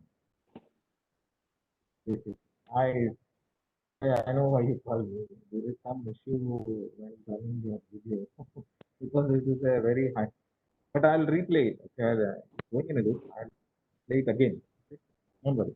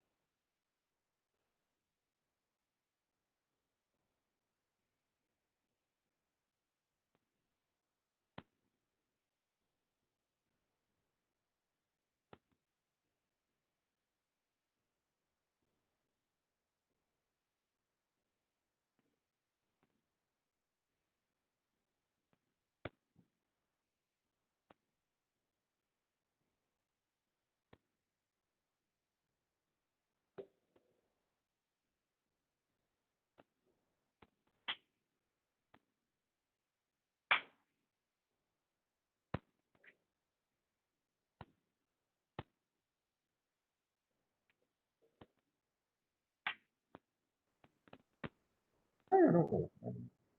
Narendra is okay here. He will tell me when to be back. Yeah, yeah, no problem.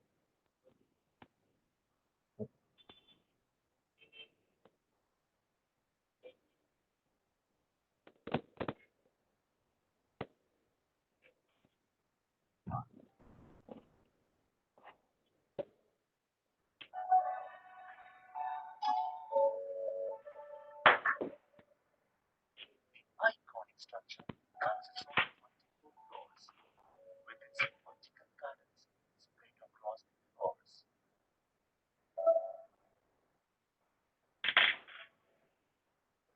State-of-the-art modern architecture is vibrant in nature that for sustainable living. Project is IGBC certified along with must compliance.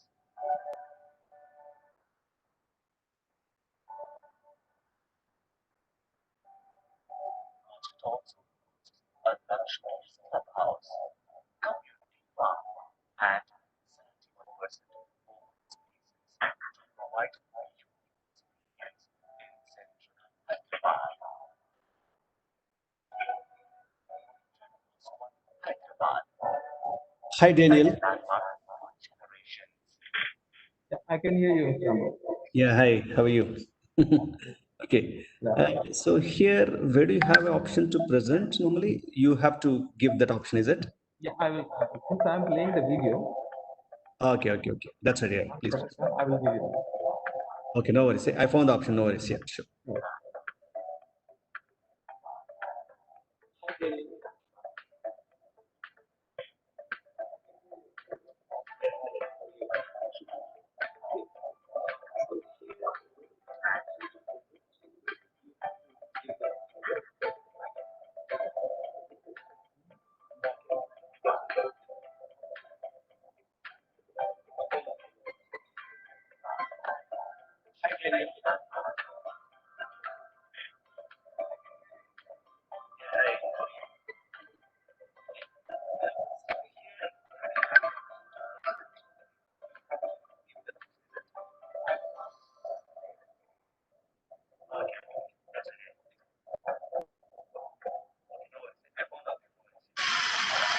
Hey, thanks. I don't know why my train used to work in the old apartment. This is a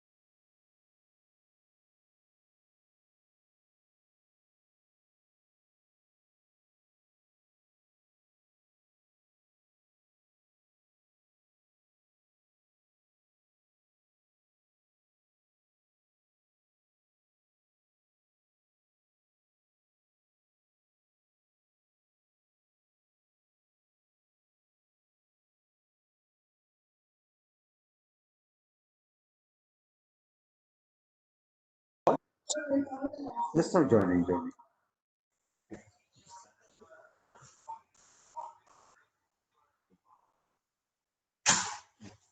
I joined, yeah. Yeah. Very Hello? good afternoon, sir. Good afternoon, yes. Welcome, sir. Yeah. Welcome, please. Yeah, Mr. Yeah, we will start the session in 2 minutes. That's fine. Okay, fine. Thank you, sir.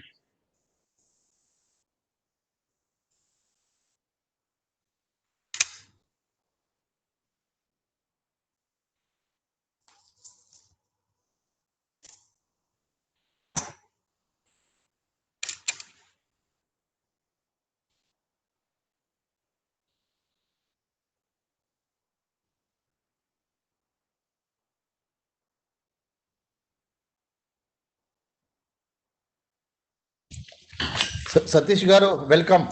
Oh, welcome, sir. Yes, good afternoon. Yeah. Welcome, Shekhar Reddy. Yeah, yes, sir. Dr. Ravi Reddy is also there, I think. Dr. Ravi Reddy Garu? Yes, sir, he's there. Yeah. Okay.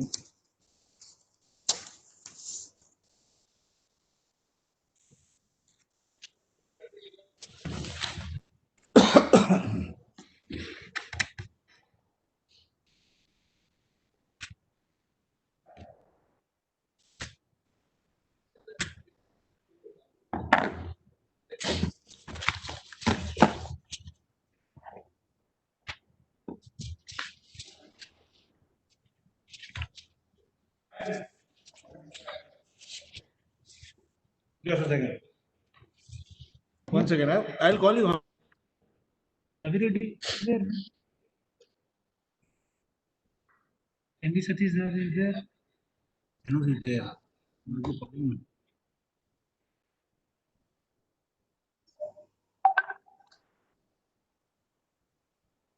Yes, sir. I'm able to see you and we are able to hear you there also. Okay, thank you. Mr. Ravi Reddy, sir, you have to unmute your mic. Okay.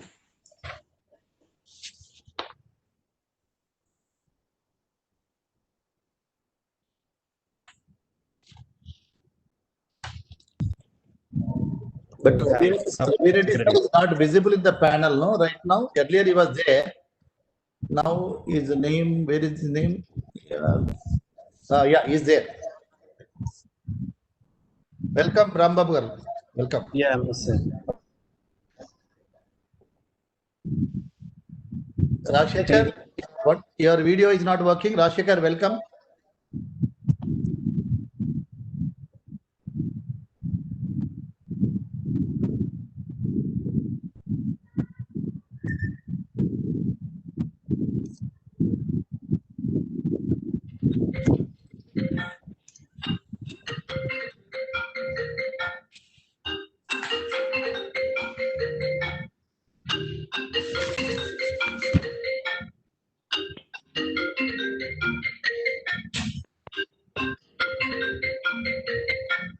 Hello. Yeah, I'm on the webinar. Yeah, I'm in the webinar.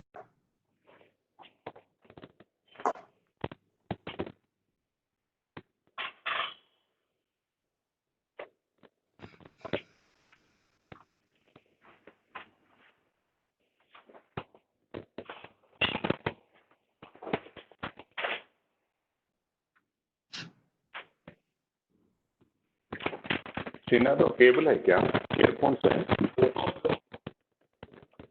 वो connect हो रहा है voice आवाज सही नहीं सुनने speaker వస్తుందా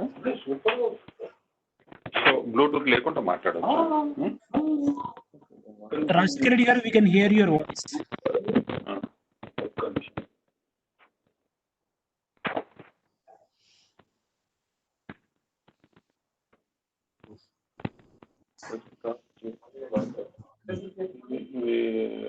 remove చేస్తాను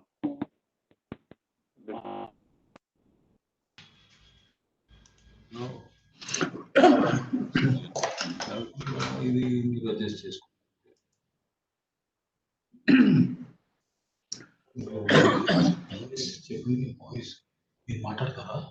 Not now. Yeah. Anyway. Are they able to hear? No, I am able to hear. Narendra, Yes, sir. take Rambabu Garu, engineer Rambabu also. Yes, sir. I'm on call with him. I will help join, sir. Meanwhile, you may start the session. Yeah, good afternoon all. Good afternoon. Good afternoon Yeah. to all of you.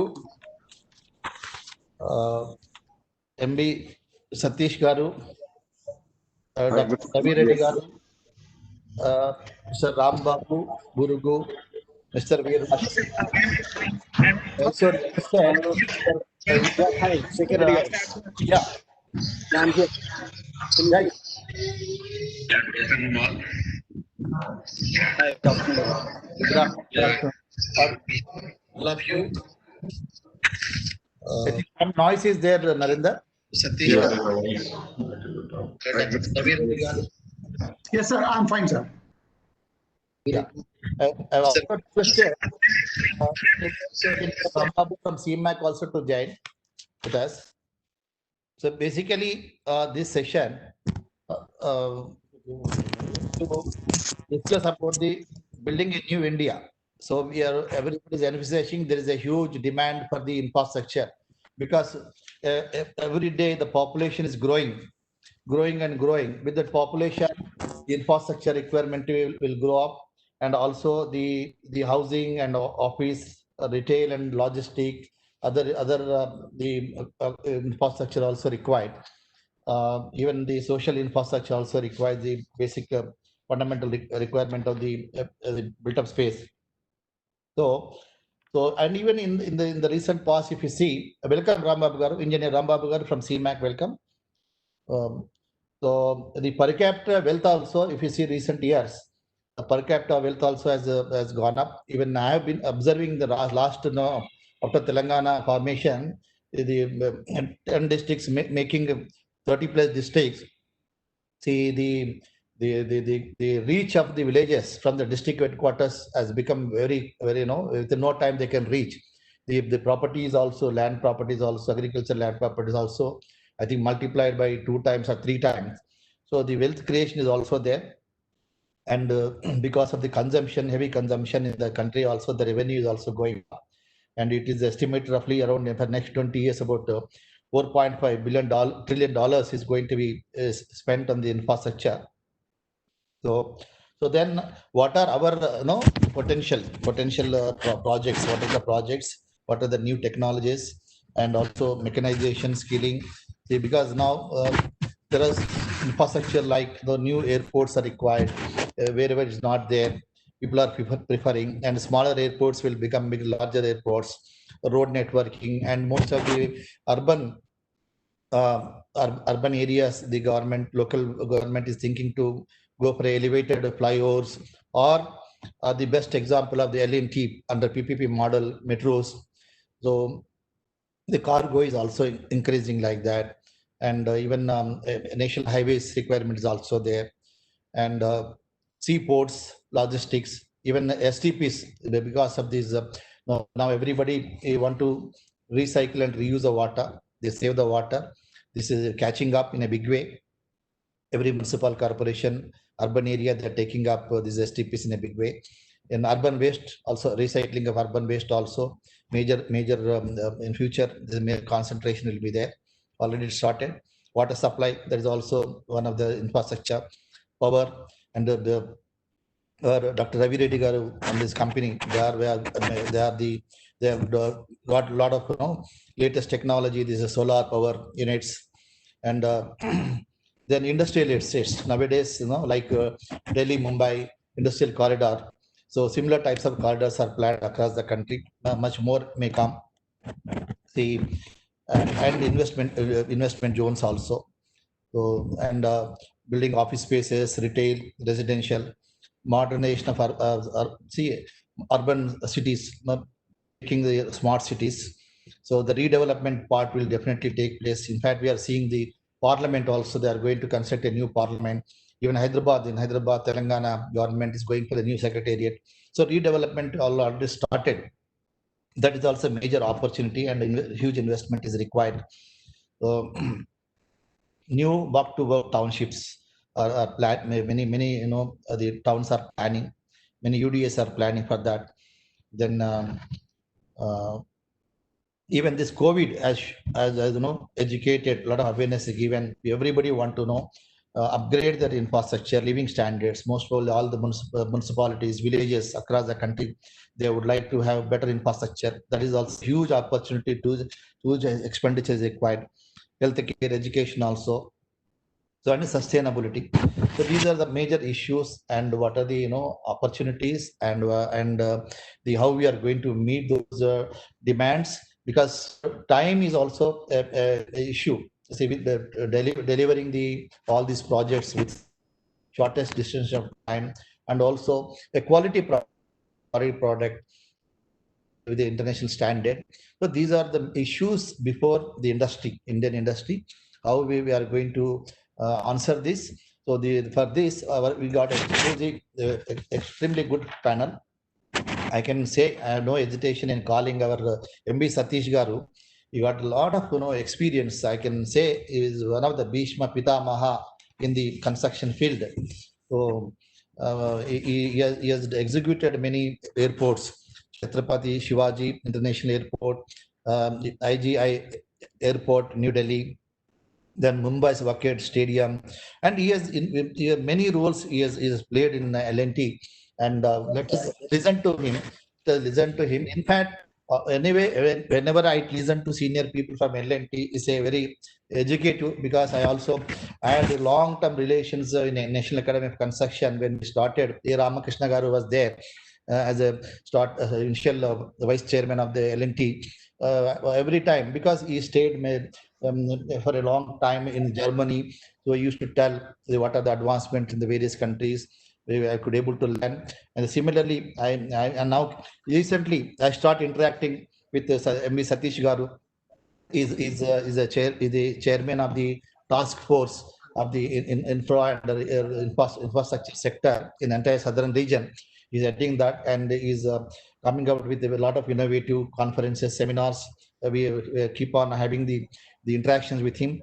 So I request Satish Garu to enlighten all the participants with your rich experience, how to answer what are the solutions, what are the issues going to be. So I think I request to you, and over to you, Satish Garu.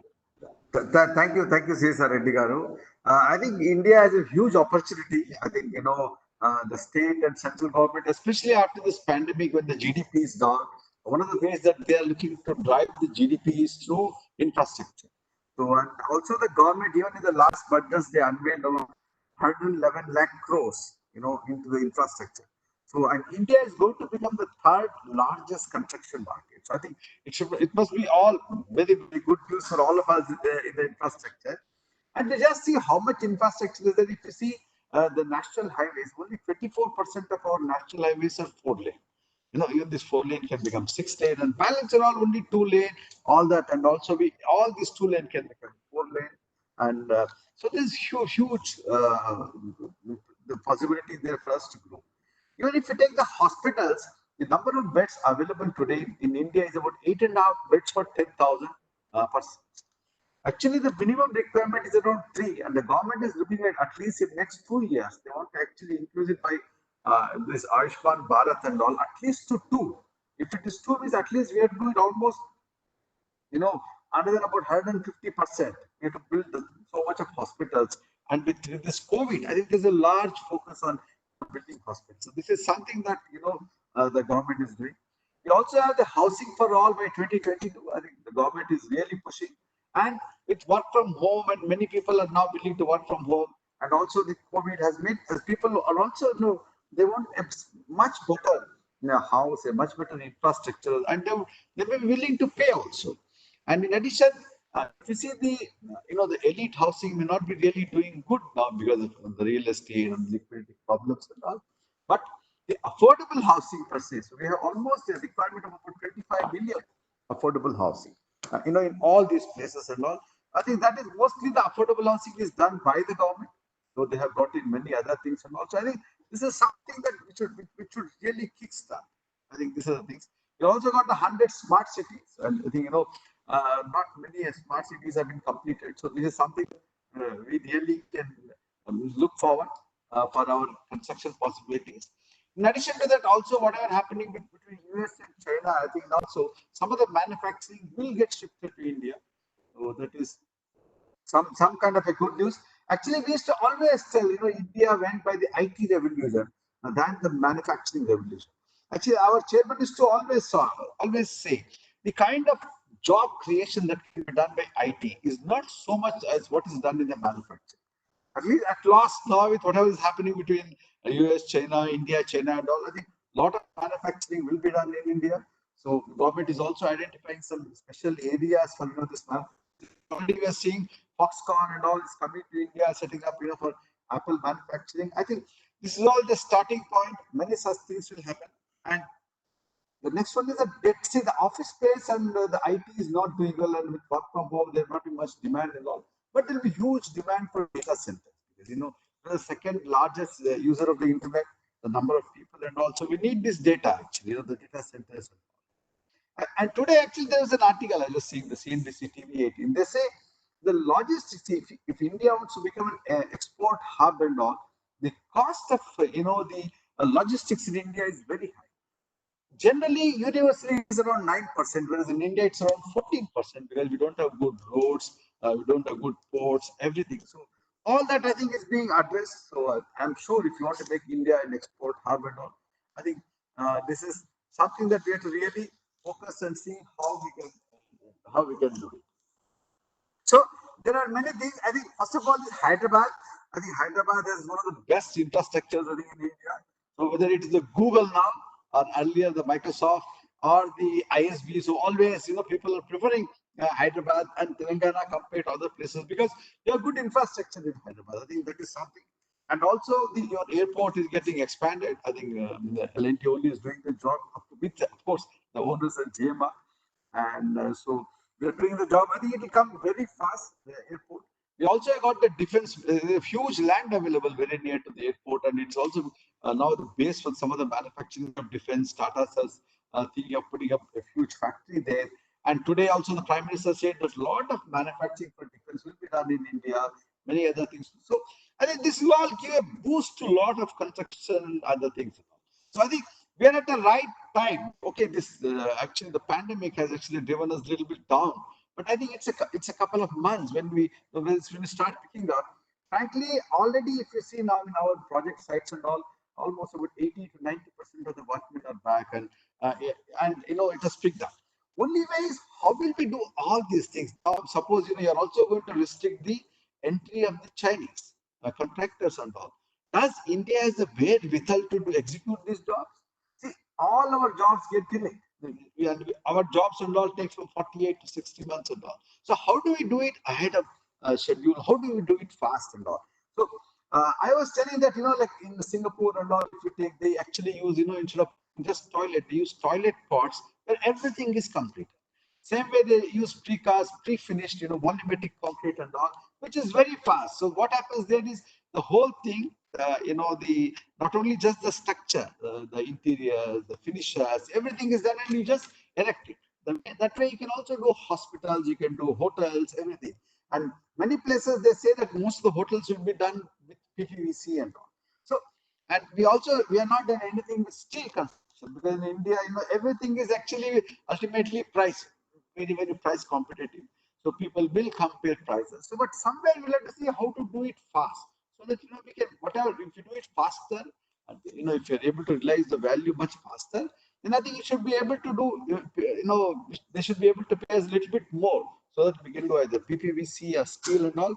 I think this is something that we have to drive. I think that's very important. So I think, and also what we are going to do is, not many people are coming for working actually. People don't want to do actually civil work and all gone those olden days. So we do a lot of outsourcing. We do precast, pre-finished, and we have to use a lot of robotics. We have to use artificial intelligence. all that, so that, otherwise the skill levels are missing today. So I think all this, whatever skill levels are missing has to be done with the machinery. That was happened in any developed country like Europe or America and all.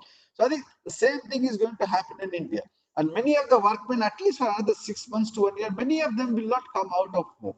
Even today, though we have got 80 to 90%, the productivity is less because all these workmen are fresh. So we have to again train them, so it takes a lot of time. And also there is there's a gap between the skilled and unskilled. Generally, the number of unskilled people are almost about 90%, and the skilled are only 10% today. So that is also giving a very low productivity today. So all these things are there. So the mechanization, the automation, I think these are some of the solutions. And I request everybody. So we are also doing a lot of programs actually as part of the infrastructure for the Southern chapter. How to do digitalization, how to do it faster, not only just for buildings, we're also doing it for the roads, we're also doing it for the dedicated corridor. So we're organizing this seminar, I think, on the September 24th and 25th. I think it will be really nice. We're also going to get some people from, abroad and all, how to benchmark, these global practices and all. So I think it will be very good. Maybe I think that time we can address many more such issues. So thank you very much, Reddy Garu, for, giving me an opportunity. I think you're muted. You're mute,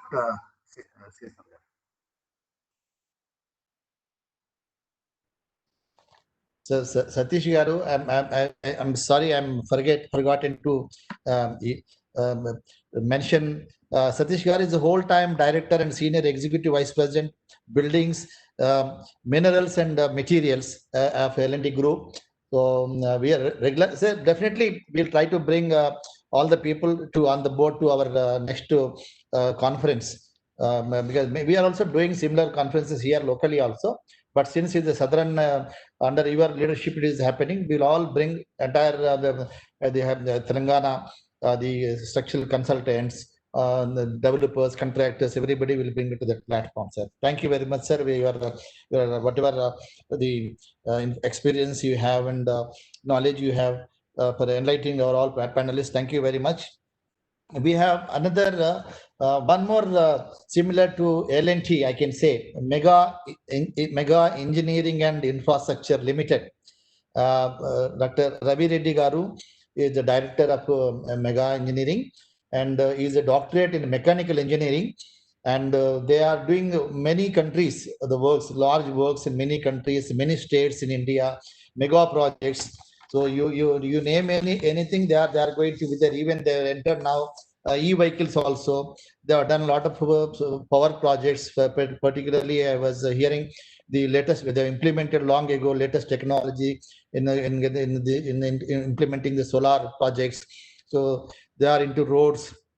They are into pump houses. They are big way into irrigation. Kaleshwaram. Now it's a big brand in the country. There are very few contractors, big contractors, and Mega is now one of the contractor. And Ravi Reddy Garu also very articulative. Also, he speaks well, and and definitely with his knowledge and wisdom, I think we are all going to benefit.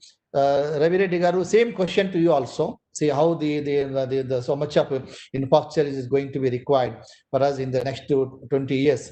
So how we are going to meet this demand, and what are the other innovations you have in mind? So because all the participants, they would like to know from the leaders how you have grown, where they should also build their capacity also to grow, particularly small and medium developers across the country. And also your experience also will give a lot of insights to the many consultants, structural consultant, architects who are also participating in the program. Over to Dr. Ravi Reddy Garu.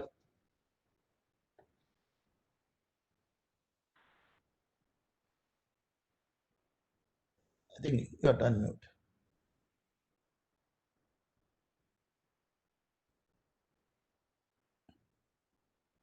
Yeah, can you hear me now? Yeah. Okay. This seems to be the first thing on any video conference. Instead of saying hello or namaste, first thing you have to say is I'm audible. First of all, I want to thank everyone who is online for this conference, because it really is a great effort by CII to keep the efforts going because in COVID, everything is locked down. They're working very hard to keep the online events and conferences going. And I really thank Shubhajit and his entire team for their tireless efforts for making this happen. And I also want to, I was really impressed by the talk given by Mr. M. Satish. I'm not such a big guy in infrastructure. I'm quite a newcomer and I play a small role, but I'll still like to give my 2 cents of inputs. When we talk about India's growth, we all believe that India is growing and India will grow, and every international study says that India will grow. Unfortunately, nobody understands how it's going to grow, because India as an economic animal is a very complex animal. And I'll just give one example. The best efforts of the Modi government to handle COVID, they were totally blindsided by the migrant worker issue. Means it came out as a surprise, and that's the kind of complicated animal that Indian economy is. Means the migrant worker issue was never envisaged. I'm sure that if it was in the plans, the central government would have done a better job. But that's the kind of economic animal that India is. Another small example, when our Hyderabad airport was made, I went and thought, wow, this is such a big airport. Within a few years, it was filled up kach like the RTC bus stop. And now we are expanding. So it means like somehow the Indian economy defies planning and analysis in some way, because I think because of the huge population, because of the diversity, I don't know what.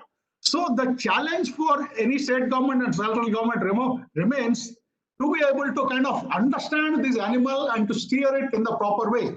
So they, say the Indian tiger, it really is a tiger, but nobody knows how to control the tiger. Having said that, number 2, we really need a continued focus from the central government on grand projects, because the state governments do not have the financial layouts for grand projects. Just to mention the Golden Quadrangle, when it was envisaged by the Vajpayee government, I think people believe it's impossible to build a golden quadrangle, but now we have built the golden quadrangle, we have built all the diagonals, and now Mr. M.V. Satish was saying that 4 lane is nothing, we need 6 lanes. So it has become a commonplace thing, but it all started off with a grand vision. Similarly, the ideas of these transport corridors, wonderful idea. I think it needs a lot of investment. How it will happen, nobody knows. Then the riverways and the waterways for transport. I think the Modi government is trying a new innovative idea. It's a low-cost transport idea, but needs a lot of work. The 100 smart cities which Mr. M.V. Satish mentioned, and you keep hearing a lot of cynical remarks about progress is not being made. But again, it's a very grand idea, and we really don't know how to do it. We are learning, and I think we are optimistic it will happen. So it has to be, these grand projects only can be floated by the center, and then because the state government have to follow and do it. So I hope that the central government, whichever political party is there, continues to envisage this grand project. For example, even the ultimate dream, which some people keep mentioning, is the river linking. Any point of time in India, some part is in flood, some part is in drought. Can we really do the river linking to do that? It's an ultra grand project. Number 3, I think it's been the experience of our organization that doing projects in places like Tanzania and Zambia is easier than doing in India. Somebody has to work on ease of doing business. India continues to do very poor on that index, and that's, I think, something which can be fixed, but it needs a lot of political will, and it will definitely give a boost to the infrastructure the way it's being made, because there are a lot of these issues with single point ease of doing business has to be improved. Number 4, there's a huge banking crisis, I think. Okay, we had some scandals on one side, we had some huge NPAs like issue hanging on one side. On the other hand, I think the central government has taken a decision of making these big banks. I do appreciate the idea, because I think the small banks were getting stuck in a lot of small issues. So the big banks should be a good idea, but banking remains a very conservative business and kind of a constrained business. So I don't know how, but the banking business has to be made more aggressive. and more world scale because we're really not able to compete at the world level. At the same time, we are not allowing the outside banks to come and participate. So there is a banking crisis for even, and it's particularly worse for the small and medium entrepreneurs. Please, somebody can correct me if I'm wrong, but I really believe that it's mainly for the small and medium entrepreneurs that this banking crisis is a huge issue for them. Finally, I just want to repeat that one of the way forward is pure innovation. Technology exists and we have to embrace it as soon as possible. And that has been one of the key points of the learning and growing curve of MAIL. We have been working with new technologies on most of our high-speed projects in Patifima. With the partnership of Larsen and Toubro, we tried membrane walls. We saved a whole lot of time and energy. Now we are trying to work on this tunnel project in the ice-swept heights of Kashmir. So the sheer logistics of the project, where you cannot even travel for 8 months in a month, is going to pose a challenge. Another small example I give you is the ad being given by our local company, Indis. I see the ad about their new apartments being made with concrete walls. When I saw the ad, I said, yeah, it makes sense.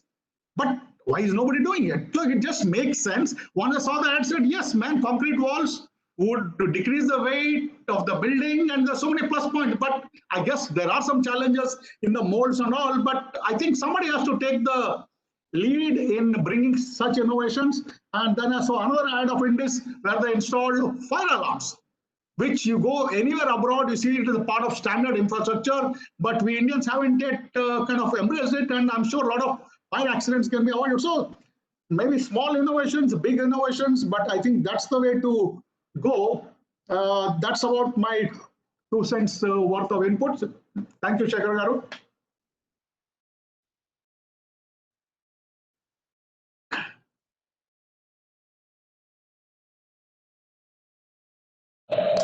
You're mute. Okay, yeah.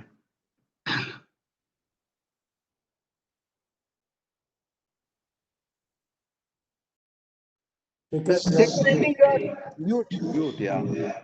Unmute just for Shekhar.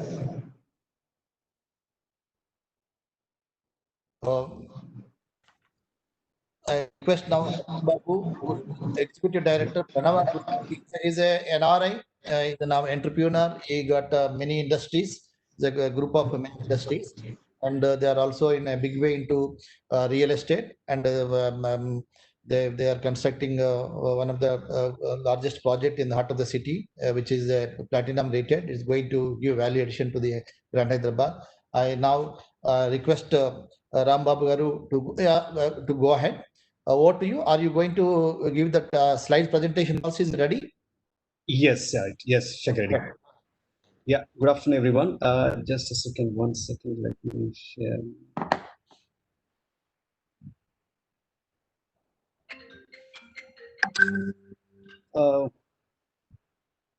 Yeah, good afternoon, everyone. First of all, I'm really delighted to be here among the some of the legends in the industry.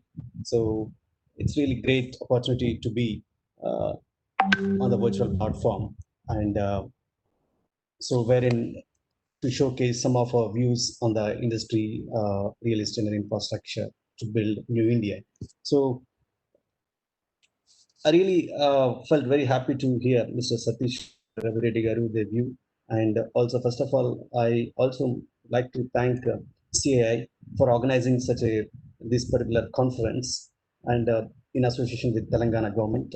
I think there is a very good support from Mr. KTR and Jaishankarji and like everyone. Really, you made it as a something interesting platform with conference and also exhibition, wherein you're able to really encourage and motivate in these tough times in the industry what's happening. And because everyone, some of the majority of the people are some in a negative and positive modes, so but it really motivates across the industry and really pushes everyone to go ahead. And in this instance, just I try to capture, first of all, I think I've seen, maybe I'm the youngest in the all the panel. So really I need support, everyone's support, if at all I do convey some mistakes here. So but here I'm trying to, whatever I think Mr. Satish Garu and Mr. Ravi Reddy Garu conveyed, just I think most of the things are conveyed in a visual form in the similar thing, but so that it can be recorded and shared across for the people. So here, like, as we see the topic itself, infrastructure and real estate in building new India. So I believe, we needless to say, infrastructure and real estate is one of the second most industry which has a contribution in many ways after agriculture. So if at all this particular industry, infrastructure and real estate works well, then I think the complete economy works well, I guess. Also it can be vice versa as well, but it is a kind of, it's a multifold approach. So we need to accelerate one of these components so that other things can be moved on. So that's how I look at it. And so as we can see, development status for any nation, it is if you take any country, it is not only India or any country, according to the asset value, according to the infrastructure levels in that country, that determines the development status of that particular country, and how their lifestyles and how they really comforts they have people. So I believe in that way, infrastructure and real estate has a huge relevance to really focus on. And also, as we see, infrastructure and real estate, not only on its own, but it can influence many other industries. Like as per observation, I noticed like about 269 something to hundreds of industries depends on this particular industry. So if at all this industry works better, then all those industries works better. So it is a way of looking at that.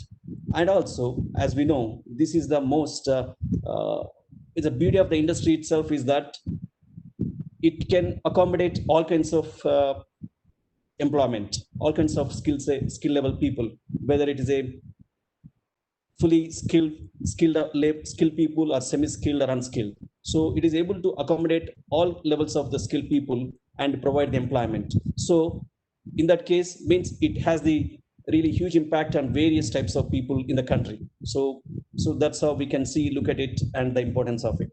And also, as we see, the real estate sector is expected to reach a market size of $1 trillion by 2030, as per Indian statistics. And also, it is a contribution to country's GDP expected to be approximately 13% by 2025. So, which is a phenomenal, and it has a role to play. And as that is the topic of the day, and if we come to the Telangana, so how Telangana is placed and how Hyderabad is placed in this perspective, especially. So to some of the maybe investors may be looking this particular seminar and how it's really happening, because this is how I think our target audience are even investors and the customers and our colleague, other real estate and infrastructure companies, how we are moving ahead. So in that shown, I think we are really happy to see that advantage Telangana has a infinite opportunities. It has tremendous opportunities with how they are. So you can see, first of all these opportunities are possible because of here infrastructure, but not only that, with a very thoughtful and visionary, committed leadership. That is what I can see, a consistent, and that particular leadership is really taking forward in all aspects, multidimensional aspects of economy, and the state is moving really stronger. So I believe that is really helping to be, as a Hyderabad is a destination for investors, for everyone. And as Ravi Reddy Garu mentioned, and Sasi Reddy mentioned, Hyderabad has world-class infrastructure, you name it, all kinds of, in terms of roads, in terms of airport and hotels, and 24 hours electricity. And also you have world-class IT companies, and all types of all industrial companies, you have it here. So that's why you have a fiber and internet facilities and irrigation. You have all types of infrastructure is really built world-class level, and which is really essential for really running any industry, obviously. So, and also to run this particular industries, obviously we need a top-class talent pool. So And as we know, we have a ISB, we have a IIT. Not only that, we have thousands of engineering colleges and very talented people who are really taking very higher positions in every companies. And so, and also in all aspects, we who can really cater to the all industrial requirements. So they can be really great asset to the state and Hyderabad. And so I believe that has a great relevance to grow and as advantage for the Telangana. So, and also ease of doing business. As we said, as we have a thoughtful and committed leadership who is trying to come up with a lot of initiatives to make ease of doing business. So for the MNCs and for everyone who wants to invest in Telangana, so to make it life easy, you have as our KDR says, like brainchild, and it's a lot of initiatives taken. It's one of the TSI paths which has been really promoted and getting executed, and this is one of the advantage we can consider as. And also innovation and technology hub. So as any country to grow, it's not only the big companies, but we also need to really encourage startups. So I believe this is one of the initiative T Hub is very powerful to encourage the startups and grow it. And also T Fiber, whatever we do now in these circumstances, internet is the really key thing to do any of the innovative and disruptive things. That is, I think T Fiber is one of those things to look at. So I think we cannot really have any conversation now in these days without COVID.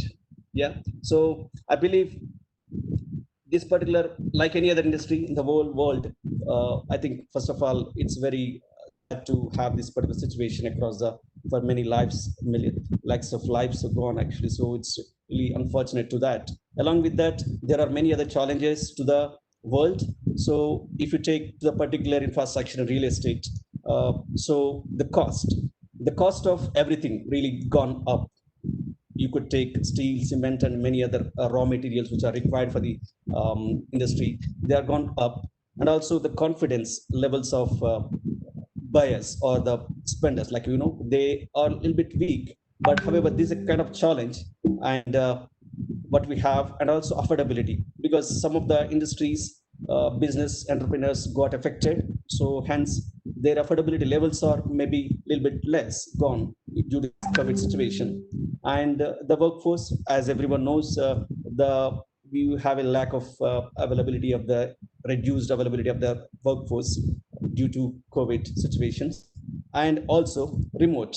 Remote, probably you can say it is a it's a kind of opportunity, but a lot of IT and IT enabled services. Many companies are running their organization, their operations remotely, and hence there is a there is a sensitive, not sensitive. It's an observation that maybe there is a issue for commercial space demand. So I believe, but however, all these challenges, though we have all these challenges, but how can we convert these as an opportunity? So these are challenges are existing which we need to accept everything, but how can we convert them into as an opportunity? That is a key thing for us. So so in this way, I think everyone has a role to play in, whether it's the individuals or entrepreneurs or the government, and whether it's small or big or medium size, whatever it is, everyone has a role to play in, understand the challenges and to overcome those issues, the challenges as an opportunity. So I believe, and also ways of working. So we need to respect the ways of working, as we have a social distancing and the kind of limitations what we have in place. So we need to adapt, and we need to really make how ways of working we can do the business or operations going forward. I think already a lot of people really adapted. In fact, in the last 2-3 months, a lot of people initially felt very difficult, but I believe I can see very closely how it was before pre-COVID and post-COVID and current COVID actually. So because there is a definitely huge change in the ways of working, how it is running, and demand shift. This is the point I was trying to mention about. Due to this remote working, though your commercial space may be having less demand, if at all we think that, I believe, as for me, this remote work may not be really productive forever for Indian type of culture, actually, in the sense where you have a bigger families, and where you have a houses, the productive levels may not expect forever like this, because as you have a like actually social distancing and COVID outside. So people are maybe better productivity, but however, in the going forward, you cannot expect the same level forever. So hence, and if at all it is there also, if at all commercial space is reduced, then automatically demand will be there for more bigger houses, obviously. So that will be compensated by residential zone. Like if at all for someone has living in 1500 SFT, but if they are working, if wife and husband are working, kids are really studying, they cannot be anymore in 1500 SFT. They have to go for a 2000, 2500, 3000. They have to upgrade their space. So in a way, you can see estimate the more demand for the space. Actually, residential, if at all remote work continues, it doesn't matter whether if at all it comes back, commercial demand will be there. If not, you have everyone needs to have a home office.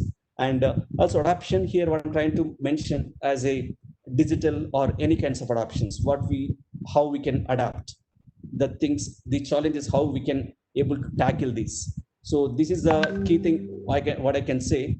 And also, as I said, everyone has a role to play. I believe already Mr. Satish Garu and Ravi Reddy Garu mentioned there are many ways how government can take a big level projects already, roads and bridges and power plants, irrigation projects, new things. So that because this is a twofold advantages. Once you do these projects, then automatically you are able to provide a huge employment, and also you are really accelerating the growth engine.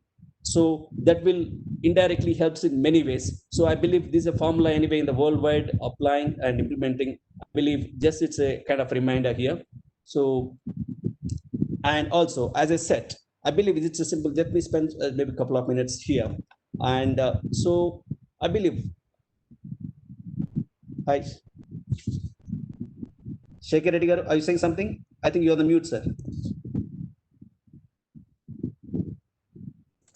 కొద్దిగా fast complete చేస్తే మనము ఎందుకంటే already it is 2:44.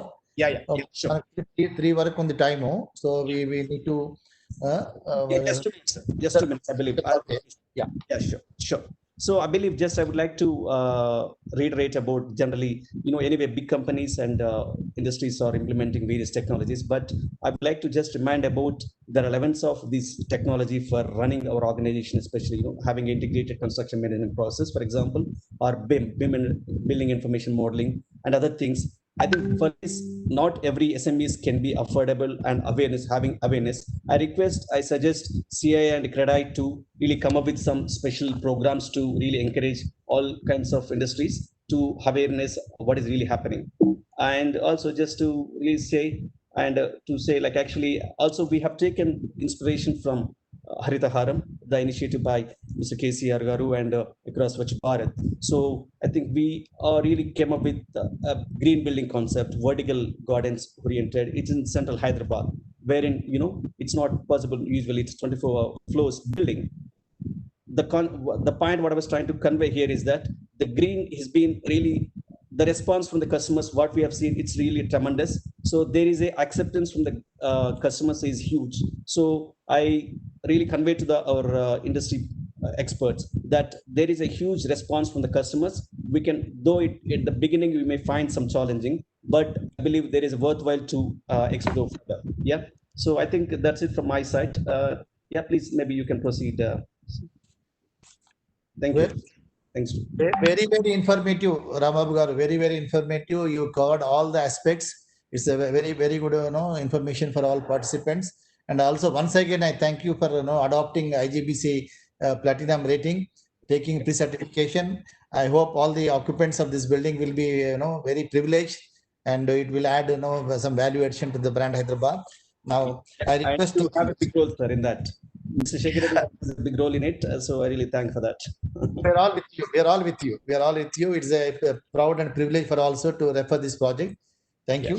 Thank you. And now we Rashikar Reddy Garu, managing partner, Gayatri Developers and Promoters, is also General Secretary of CREDI Hyderabad, and he is playing a very big role during the COVID also I've seen interacting with each and every member of the fraternity and with other associations, and he has seen that everybody is migrant labor.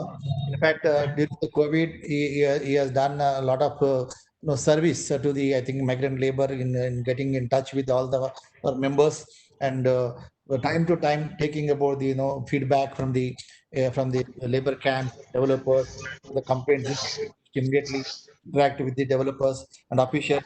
Yeah, and every aspect in Kadai, Hyderabad is playing a very active role in organizing properties also, shows also, and is very knowledgeable person in a construction industry also. What Rajshekar, it's also Kadai is also a national organization. They got a lot of practices and regular interactions at the national international level. They're very well equipped. The association, they know what is happening. As a growth, that much of information is exchanged in the Kadai. What Rajshekar for your views? Yeah, thank you, Shekhar Reddy Garu. Am I audible? Yeah. Okay, thank you very much. And to start with, we have to thank CI Telangana for creating this platform, which is reaching the people in a bigger way, and where the change is needed. No, this is a better platform to come with. And apart from that, Satish Garu, Ravi Reddy Garu, and Ram Babu Garu, and other Ram Babu Garu, thanks for participating in this session. But this is anyway, all Satish Garu is expert in infrastructure, maybe he is into L&T and all that. Even Ravi Reddy Garu is also into mega engineering. Now I want to say this, when we think about making India and making Telangana, so the thing is like, first I want to say, first a person has to be made perfect as made in India, Telangana. So somewhere the change has to come. Maybe as a person, as a human being, anyone is like somewhere the change. That's where it has to start. I feel like. So taking into consideration of India and all that, okay, that's a vast subject. Maybe the growth of India again totally depends on the how individual growth of state is there. So now we will say maybe I have little bit of thought process. Maybe how far it is. Right or wrong, I don't know, but we always think maybe Shekhar Reddy Garu is there in the service for the last 35 years. These things we had some mindset of doing something for the society all the time. So he was there, and from today also we always think to do something better service for the society. At that time we have formed a task force related to the maybe labor and all that relating to the COVID time. So then I observed the thing is like there's a shortfall for labor in Telangana. So lot of things came into focus, like where we are running short, where we are the lacking is there. From where we have to make the changes and go for a better growth of the industry. So now I can say we are taking it to Telangana. So mega total making Telangana, we start different segments are there, how it develop. Agriculture is a major contributor. So for that, this government has taken initiative like Kaleshwaram project is there. So with that, why I am telling all this is where the economic growth is there. And apart from that, because of the growth, how it can relate to a related real estate industry for its maybe for the future development and all that. So this agriculture, because of one particular project, Kaleshwaram project, this total of Telangana, it's around like you can say around 18 lakhs of acres of land is being cultivated. So that's giving more of opportunity for the people across the state to get their earnings. Even earlier, I don't know, maybe 20-30% of the people were doing the farming and all that. Now majority of the people have been shifted to that. So that is the one part which is making the Telangana to be in a better growth spur. And apart from that, again, there's the other different maybe these infrastructures, physical, social, and industrial also. So this physical, we can say airport, only one airport right now we have, even Hyderabad. But again, no government is thinking about the other airports and all that. Apart from that, social, education and health is really good. Only in Hyderabad, much better is there. But now Hyderabad government has to focus across the state also. And apart from that, industrial infrastructure is the better, is the one of the best in the country, we can say. Even the ease of doing business, TS iPass. Now the government's initiative in policies, related new policies, a lot of industrial policies they have taken, like TSI pass, I can say, and now recently they have taken the policy, new policy for building also TSB pass. So these are the growth factors which is helping the Telangana, people of Telangana to come out with maybe more of opportunities and all that. So with this, what we can say is Now the growth is there. Now the next make in Telangana, what is needed? Now we need more of skilling, better education. The people now, the opportunities have to be created. Like now we can see because of this COVID, 90% of the labor have been a shortfall here. So to survival, we have to maybe train our own people here. Recently, the Minister Garu, CM Garu has said, some Gulf also they want to bring back the people.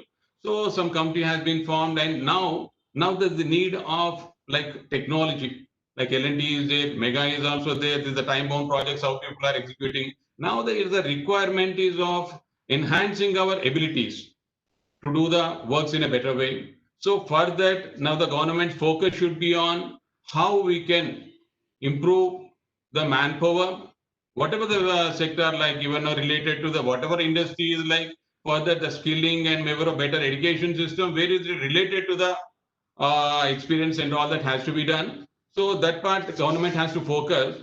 And again, no, this is related to real estate industry also. Lot of more than 250 subsectors are there.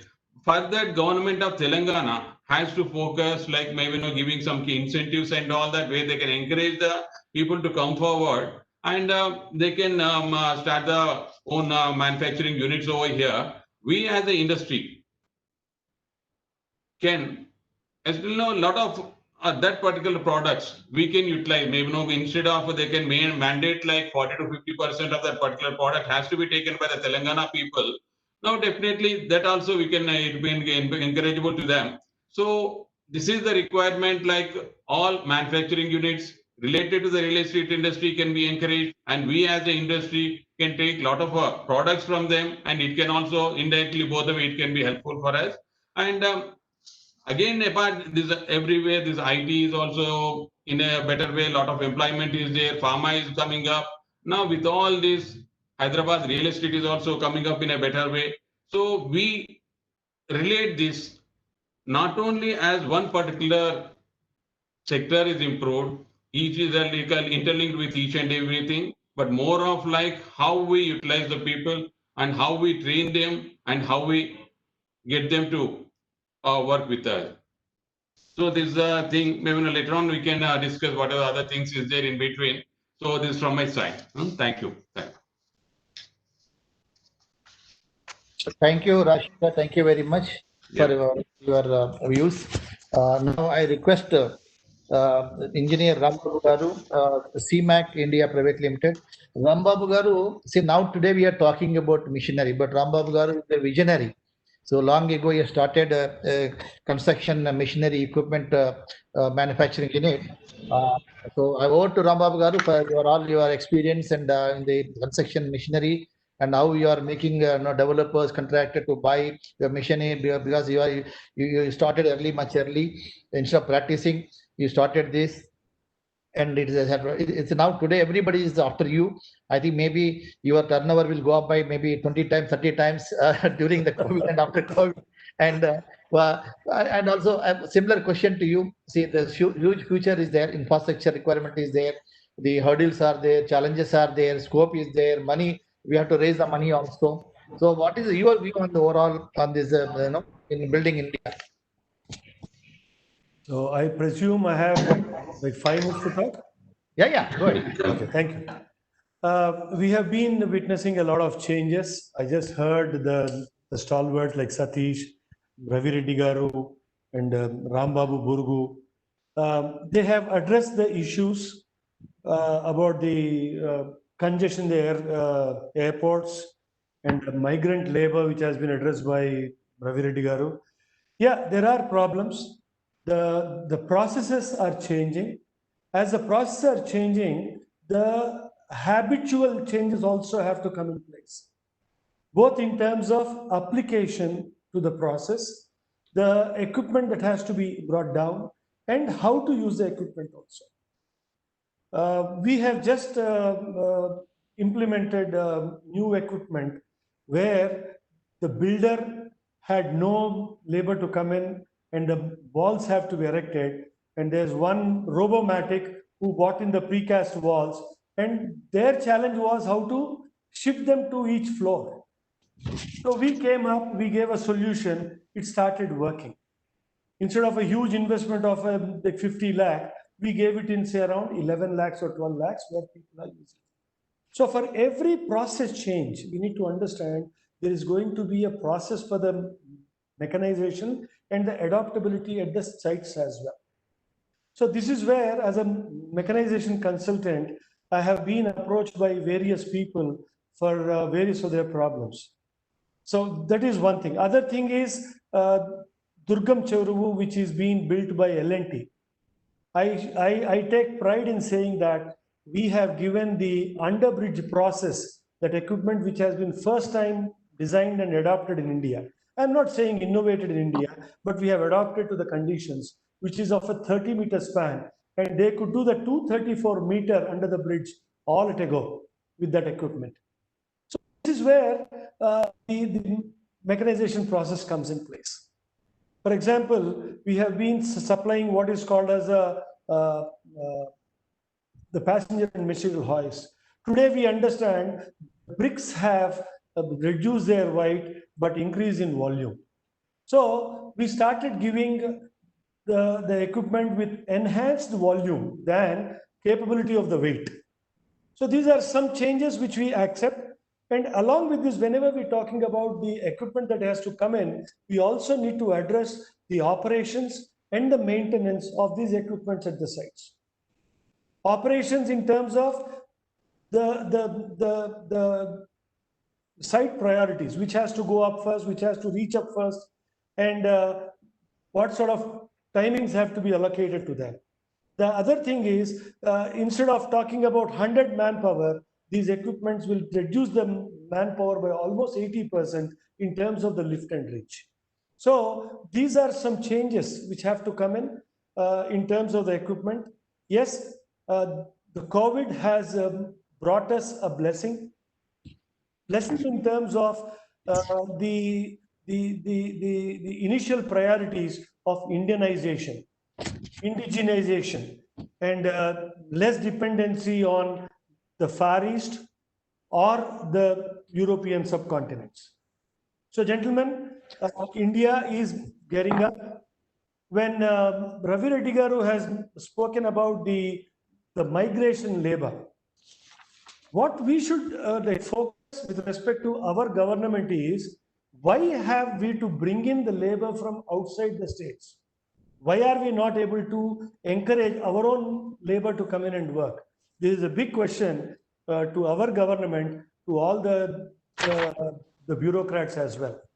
So I thank Shekhar Reddy Garu and his team at CIA for bringing this wonderful, informative webinar.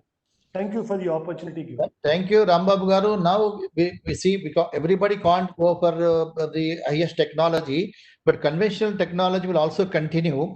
But as you said, Robomatic, he has brought in hollow core walls. Similarly, we need to bring in more of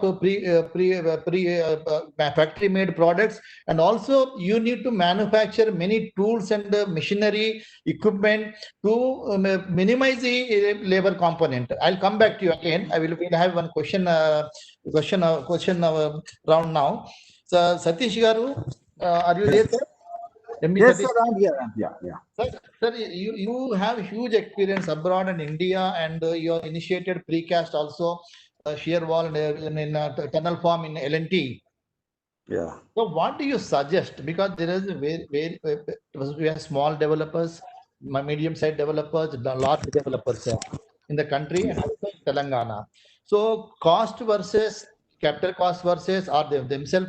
One is captive consumption. Second is somebody can install it and sell it to the precast also. So so there is a precast engineering is there, precast and pre-engineering, a composite or shear wall, and you also spoke about PPVC. PPVC maybe high-end projects may go. But in future, that the cost will come down, then they will adapt. But meanwhile, you spoke about affordable housing.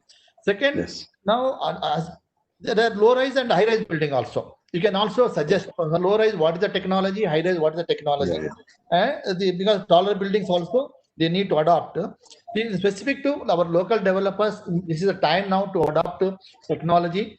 There is a huge labor shortage is there. There is no Yes. other option for us, sir. What is, sir? No, what I want to say, if the, if the number of the units to be built is not huge, it's something like let's say 500 to less than 250 or so, then you have to go with the conventional technology. Because if you use go for either an aluminum form or you go for a precast, it will be too costly.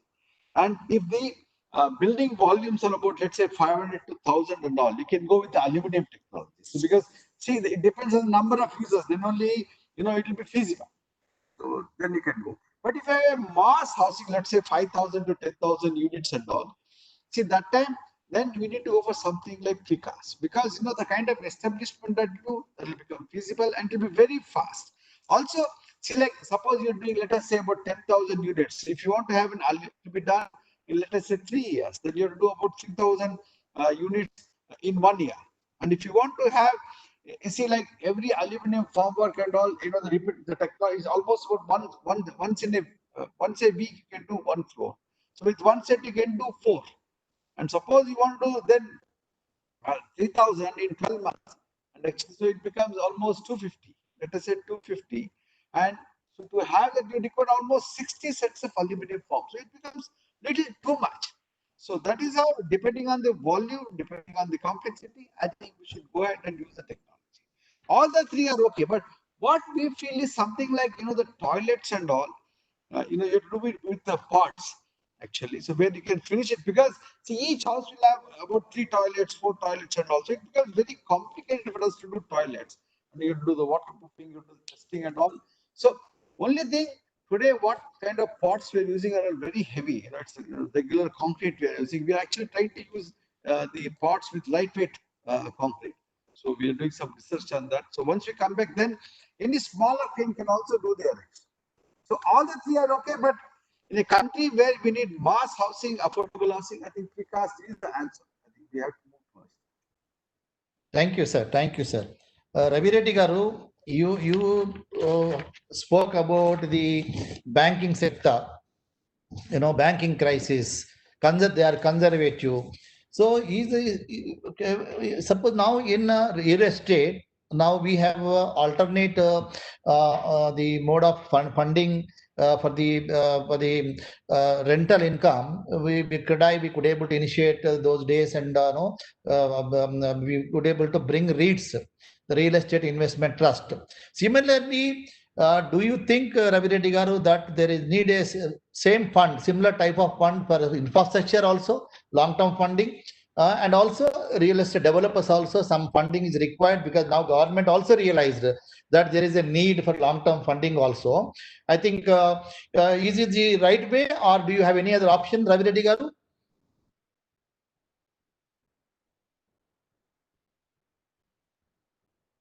Are you there, sir?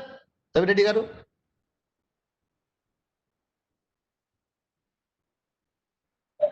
Yeah, I'm audible now? Yeah. Okay, so I think there are two things. One is, see, this, for example, you're talking about building project, there's a difference. For example, somebody is going for a road project or a solar project. The assured revenues are in form of a power purchase agreement, which can go to 20 to 25 years. But if a small entrepreneur or a medium-sized entrepreneur wants to set up a solar park and ask for a 25-year repayment period, I think there's no bank which will entertain it. So that is one thing, is for these infra projects which have a kind of a guaranteed income for long term, for 20 years, 25 years. There has to be a policy where the bank will also give a loan for 20, 25 years. That will encourage a lot of small and medium entrepreneurs to enter and be able to handle it. Apart from that, what you said, like any kind of, for example, Mr. Rambabu mentioned machinery. Somebody wants, I'm a good mechanical engineer, I got some ideas, or I've seen some ideas abroad which I want to implement here. And I want to set up an equipment manufacturer as a small and medium enterprise. Again, it's very difficult to get loans. They'll ask for securities and all that. For an entrepreneur who might be very, very technologically savvy and has great ideas, but getting seed money in the Indian banking system is a very, very difficult task. So I'm not just saying banking. If you talk about US or something, there's a very strong, strong network of angel investors and VC funds, and that whole kind of investment infrastructure has grown very well. Unfortunately, India, it's in a very nascent stage. So if somebody, like I was talking to one young entrepreneur last month. He said, "Sir, I just want 25 lakhs. The bank is saying, unless you want, you take 2 crores, we can't give an industry loan." So there are, some weird regulations, and the absence of a kind of a small scale investment infrastructure, whether it's angel investors or venture capitalists, is totally absent. I really don't know what's the solution, how to bring it about, but that will really help in the induction of a lot of young people into entrepreneurship. And I think it will help in all the aspects of Make in India. But I really have no idea of how to make it come about. Thank you, sir. Thank you, sir. Same question to MB Satish Gaur also, because earlier, the olden days, government institutions used to give seed capital and also subsidy. But now we are all facing problems, and government now and then they're coming certain fund. Instead of that, it's similar to any mutual fund, even the REITs, similar to REITs, they can invent some new instruments and we can ask that the entrepreneurs to go about, raise a cheaper fund from the citizens or overseas, so that this fund can be funded to infrastructure or developers for any other thing at a nominal rate of interest if the tax benefit is given. Satish Garu? Yeah, no, you see, you have REIT in the real estate, you also have InvIT actually for the infrastructure. So I think through InvIT, actually people have been, it is not actually for the new projects, for the old projects and all, through InvIT actually they have been investing. So I think we'll have to really see that some kind of funding. The government is also looking at, having some, institutes where they can fund for the infrastructure. So I think that is something. I think ultimately infrastructure has to be funded by government. I think they have to create this vehicle infrastructure. Once you have infrastructure, everything else will happen. So I think the infrastructure portion per se has to be government. Okay, there will be many modes to like I said, InvIT, so PPP, and so all that. But ultimately, it is the government actually which has to really create. Yeah. Thank you, sir. Thank you. Rambabu Garu from Pranava Group.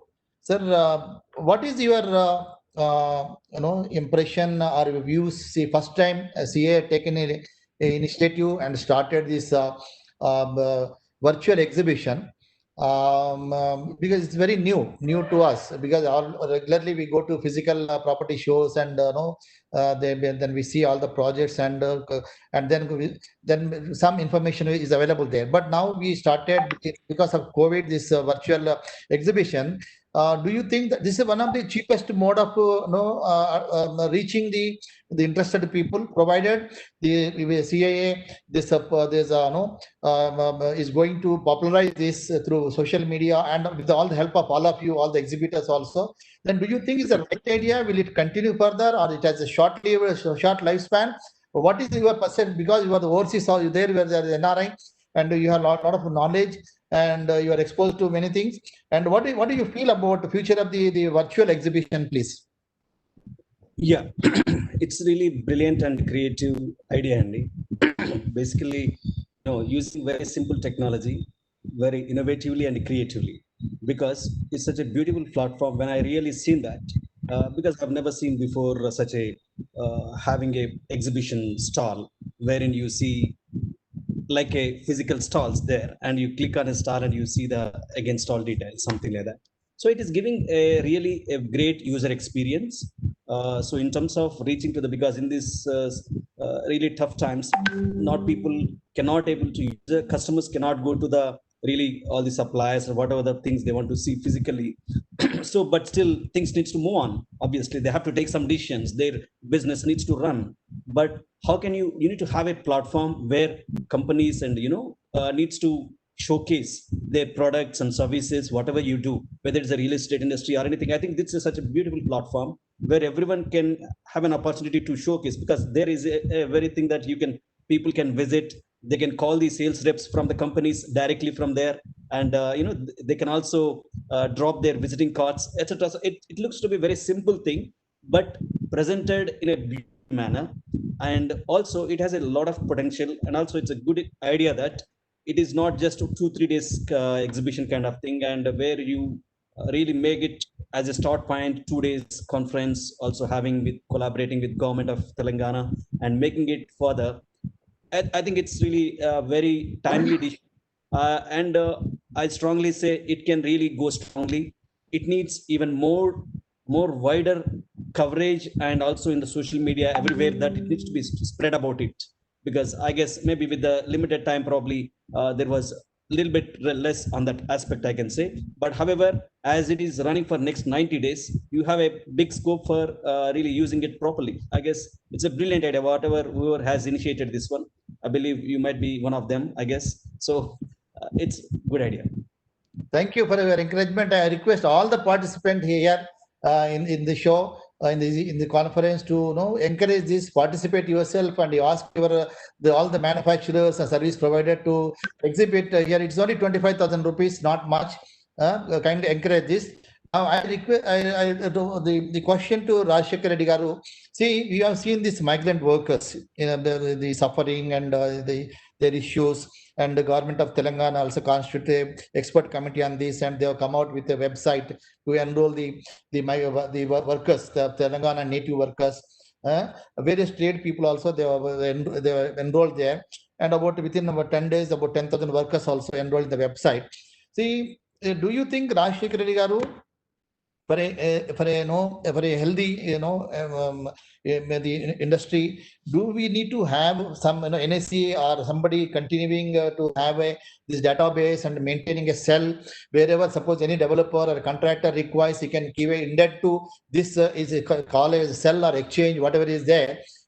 All types of trades, people should be available with prior skill level certification by NSE, or if it is required, further skilling can be done, and the cell can meet the requirement of anybody. The cell can already NSE has reached to every village to the government missionary to enroll them.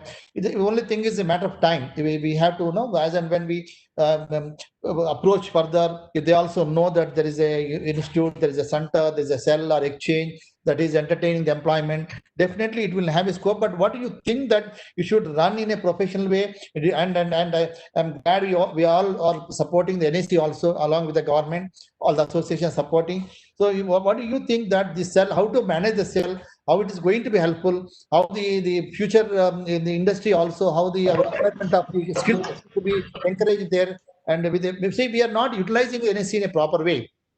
I think there is a need to have more interaction with the NSE like institution, and I want your views on that, please. Thing is, like, it's a really good initiative taken by the Telangana government.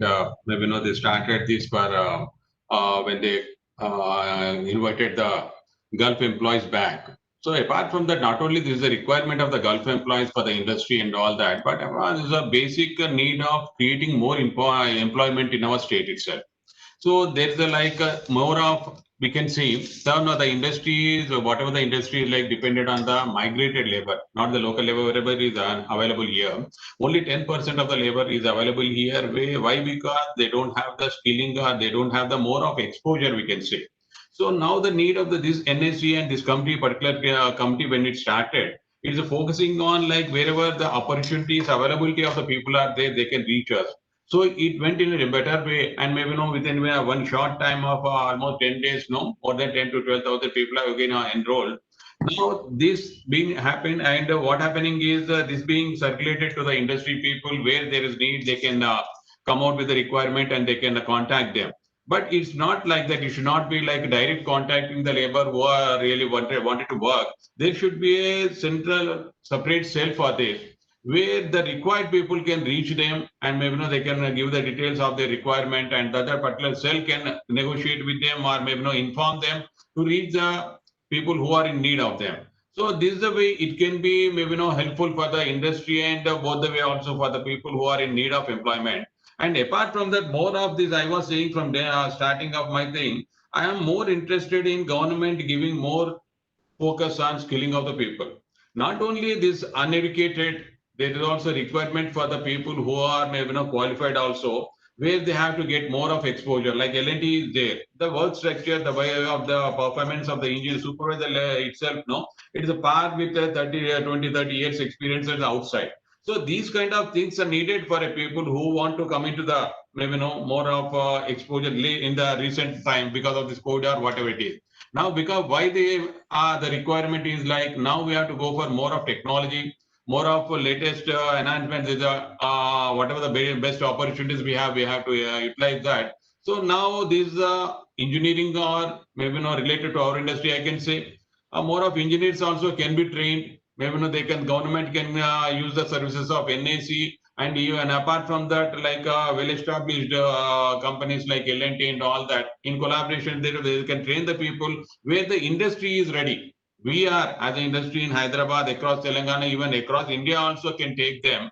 So now government has to focus more on giving opportunities and reaching the people, making them to know these are the facilities availabilities are available with the state, and then it will be really helpful. Thank you. Thank you. See, there is a need also. I think This is the really need we can. Yeah. Satish Garu, Rajshekar Reddy, and everybody will agree. Even Ravi Reddy Garu also, Rambab, everybody will agree. There is a need to not only adoption of technology, how to reduce the cost of the building material. Rambab Garu, CMAC Rambab Garu, I am coming to you. I am going to hit you. You see, why should not you people reduce the cost? See, can we, like you see, when e-commerce has come, the cost has come down. The customer, the citizens are benefiting. Why should not we have exclusive e-commerce, the portal, for all the building material and machinery, tools, everything? So what is your suggestion on this? Because you are running an industry.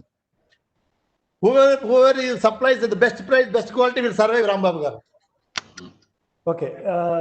Unlike your FMCGs or other things, in engineering and capital equipment, there are indexes which dictate the price.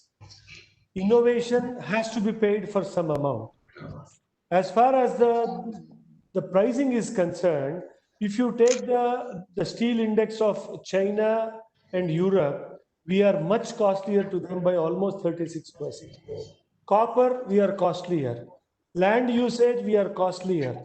The financial cost, we are costlier. And the accountability of the end laborer, we are on the lowest side.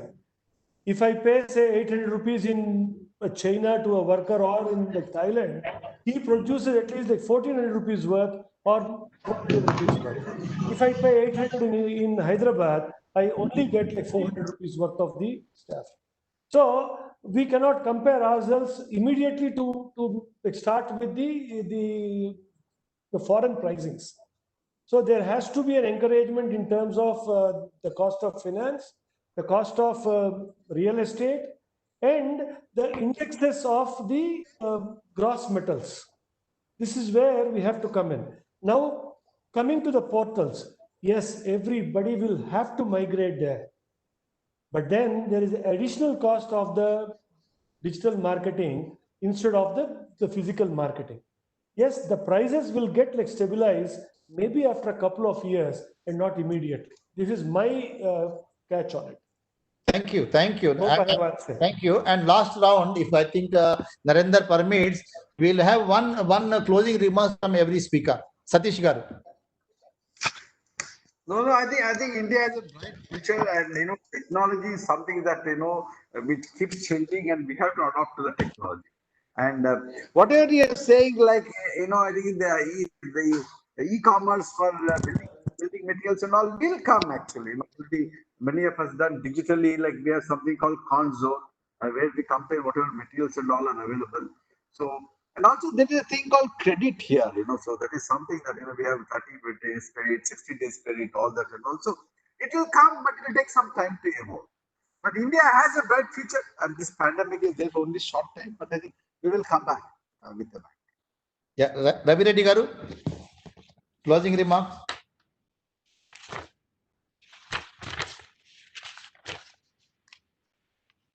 Dr. Ravi Reddy garu. Are you there, sir?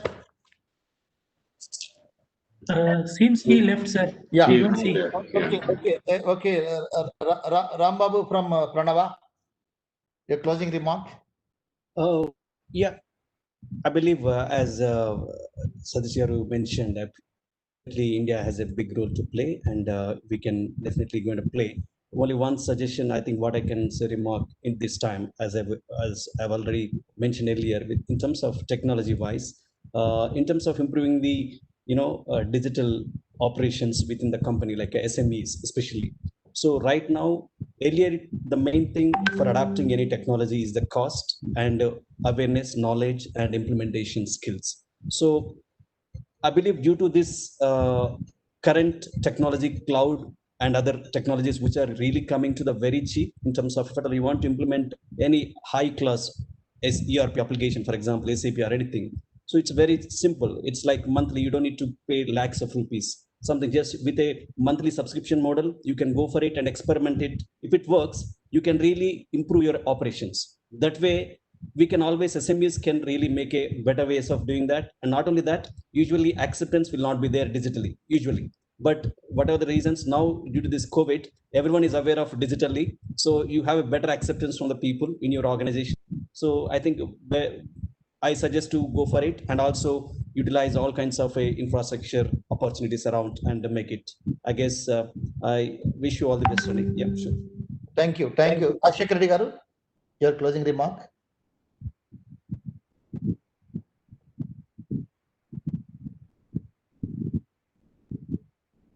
You are not audible. Yeah. Am I clear? Am I audible now? Yeah. Okay. Thank you. India is successful with the reforms and all that. Make in India, someone says it's successful and somewhere says it is a failure. But make in Telangana, when we started, we have to make it successful means there is a lot of involvement as from the people and from the government also. So these are we can say with the studies and all that, we are in the growth spur of 56 to 60%. It is there. Now other opportunities, whatever has to be created now, that opportunity has to be, government has to make it possible with the ease of doing business. So like more of manufacturing is the thing it is required. Whatever the manufacturing units they have to come up, they have to cooperate with the people who are coming forward and give the necessary incentives and all that. So with that, we can see real estate is a part of the growth. Maybe not it's the second largest. We always see as an industry giving more employment and maybe not for doing business, but giving back to the society. We can we always feel. So this is the thing government has to focus more on creating business employment opportunities. And we want, as a citizens of India, we want to go along with the governments and all that. That's it. Thank you. Thank you, MB Satish garu, Dr. Ravi Reddy garu, Mr. Ram Babu Burugu. Thank you very much. Mr. Ravi Rajshekar Reddy garu, and also on last moment, immediately when we requested Ram Babu garu, Engineer Ram Babu garu has joined from CMAC. Thank you all.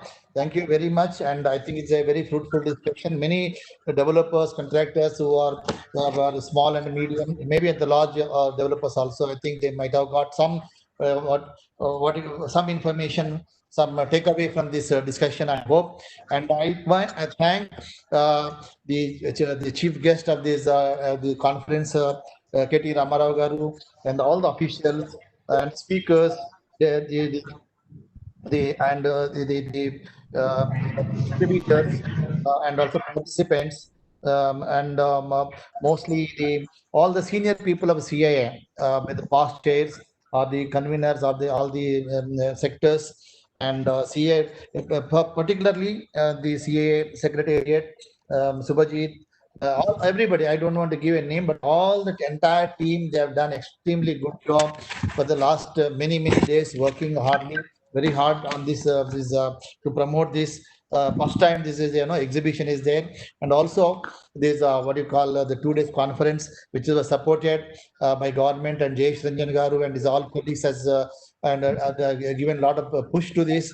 And all the officials who most of them chaired, I have seen the most of the sessions are chaired by the different department, the senior officials, all the speakers, all the resource people, and the media also. Media also, they reported very well. So everybody on behalf of the CA Telangana, on my behalf, on everybody's behalf, I'm expressing my thanks and gratitude. Thank you very much. We'll see you again. Thank you very much. I'm trying to request all of you promote this virtual exhibition. Let us make it successful so that other associations also can start this way, because this should be a benchmark. We have started in this thing. There are a lot of problems initially. A lot of resistance will be there from the participants, from the exhibitors also. But once you go on doing next 15, 20 days, next 1 month, if you go on pulling many people, even people like Rambabu Garu and everybody has come voluntarily, that we will also push from our sector.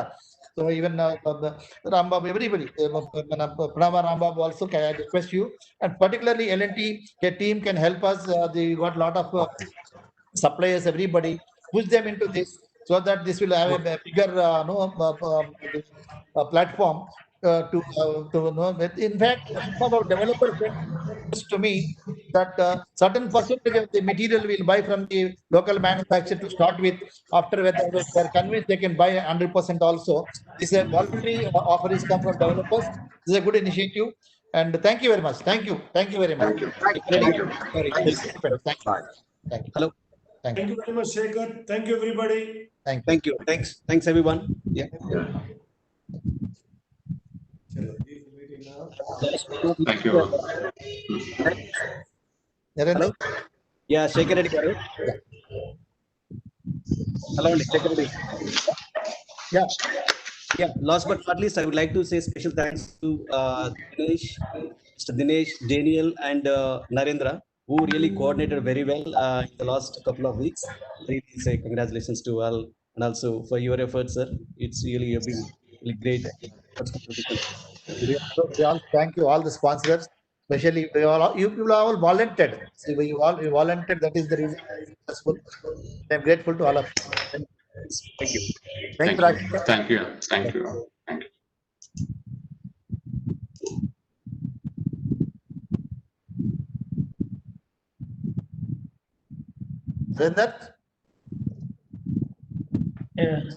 Thank you, sir. Thank you very much. Thank you, all the panelists.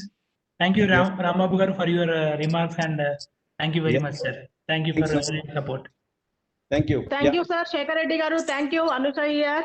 So, how are you? Finally, you have made, after Infra, one more successful event on the Made in Telangana under your leadership. Thank you very much, sir, for all your support. Thank you. Sure, Shekhar Reddy garu. I think maybe we can catch up regarding that virtual exhibition sometime later, and we can discuss on what we can do and how we can take it forward. We'll bring the Agarwal ji also. Yeah. We will, all the sponsors, exhibitors also, we'll try to have a con call how to improve it. I think we'll. I request Narendra, why don't you have one small webinar with among all the exhibitors and sponsors, so that some feedback will come from them to take it further. Yeah. Right, sir. It's a good point, sir. We will discuss and come back, sir. Okay. Yeah. Thank you. Thank you, sir. Thank you. It is their portal now. It is their portal. It is their platform. Now we initiated. Now they have to push it. It's everyone's baby. Okay, good. Thank you.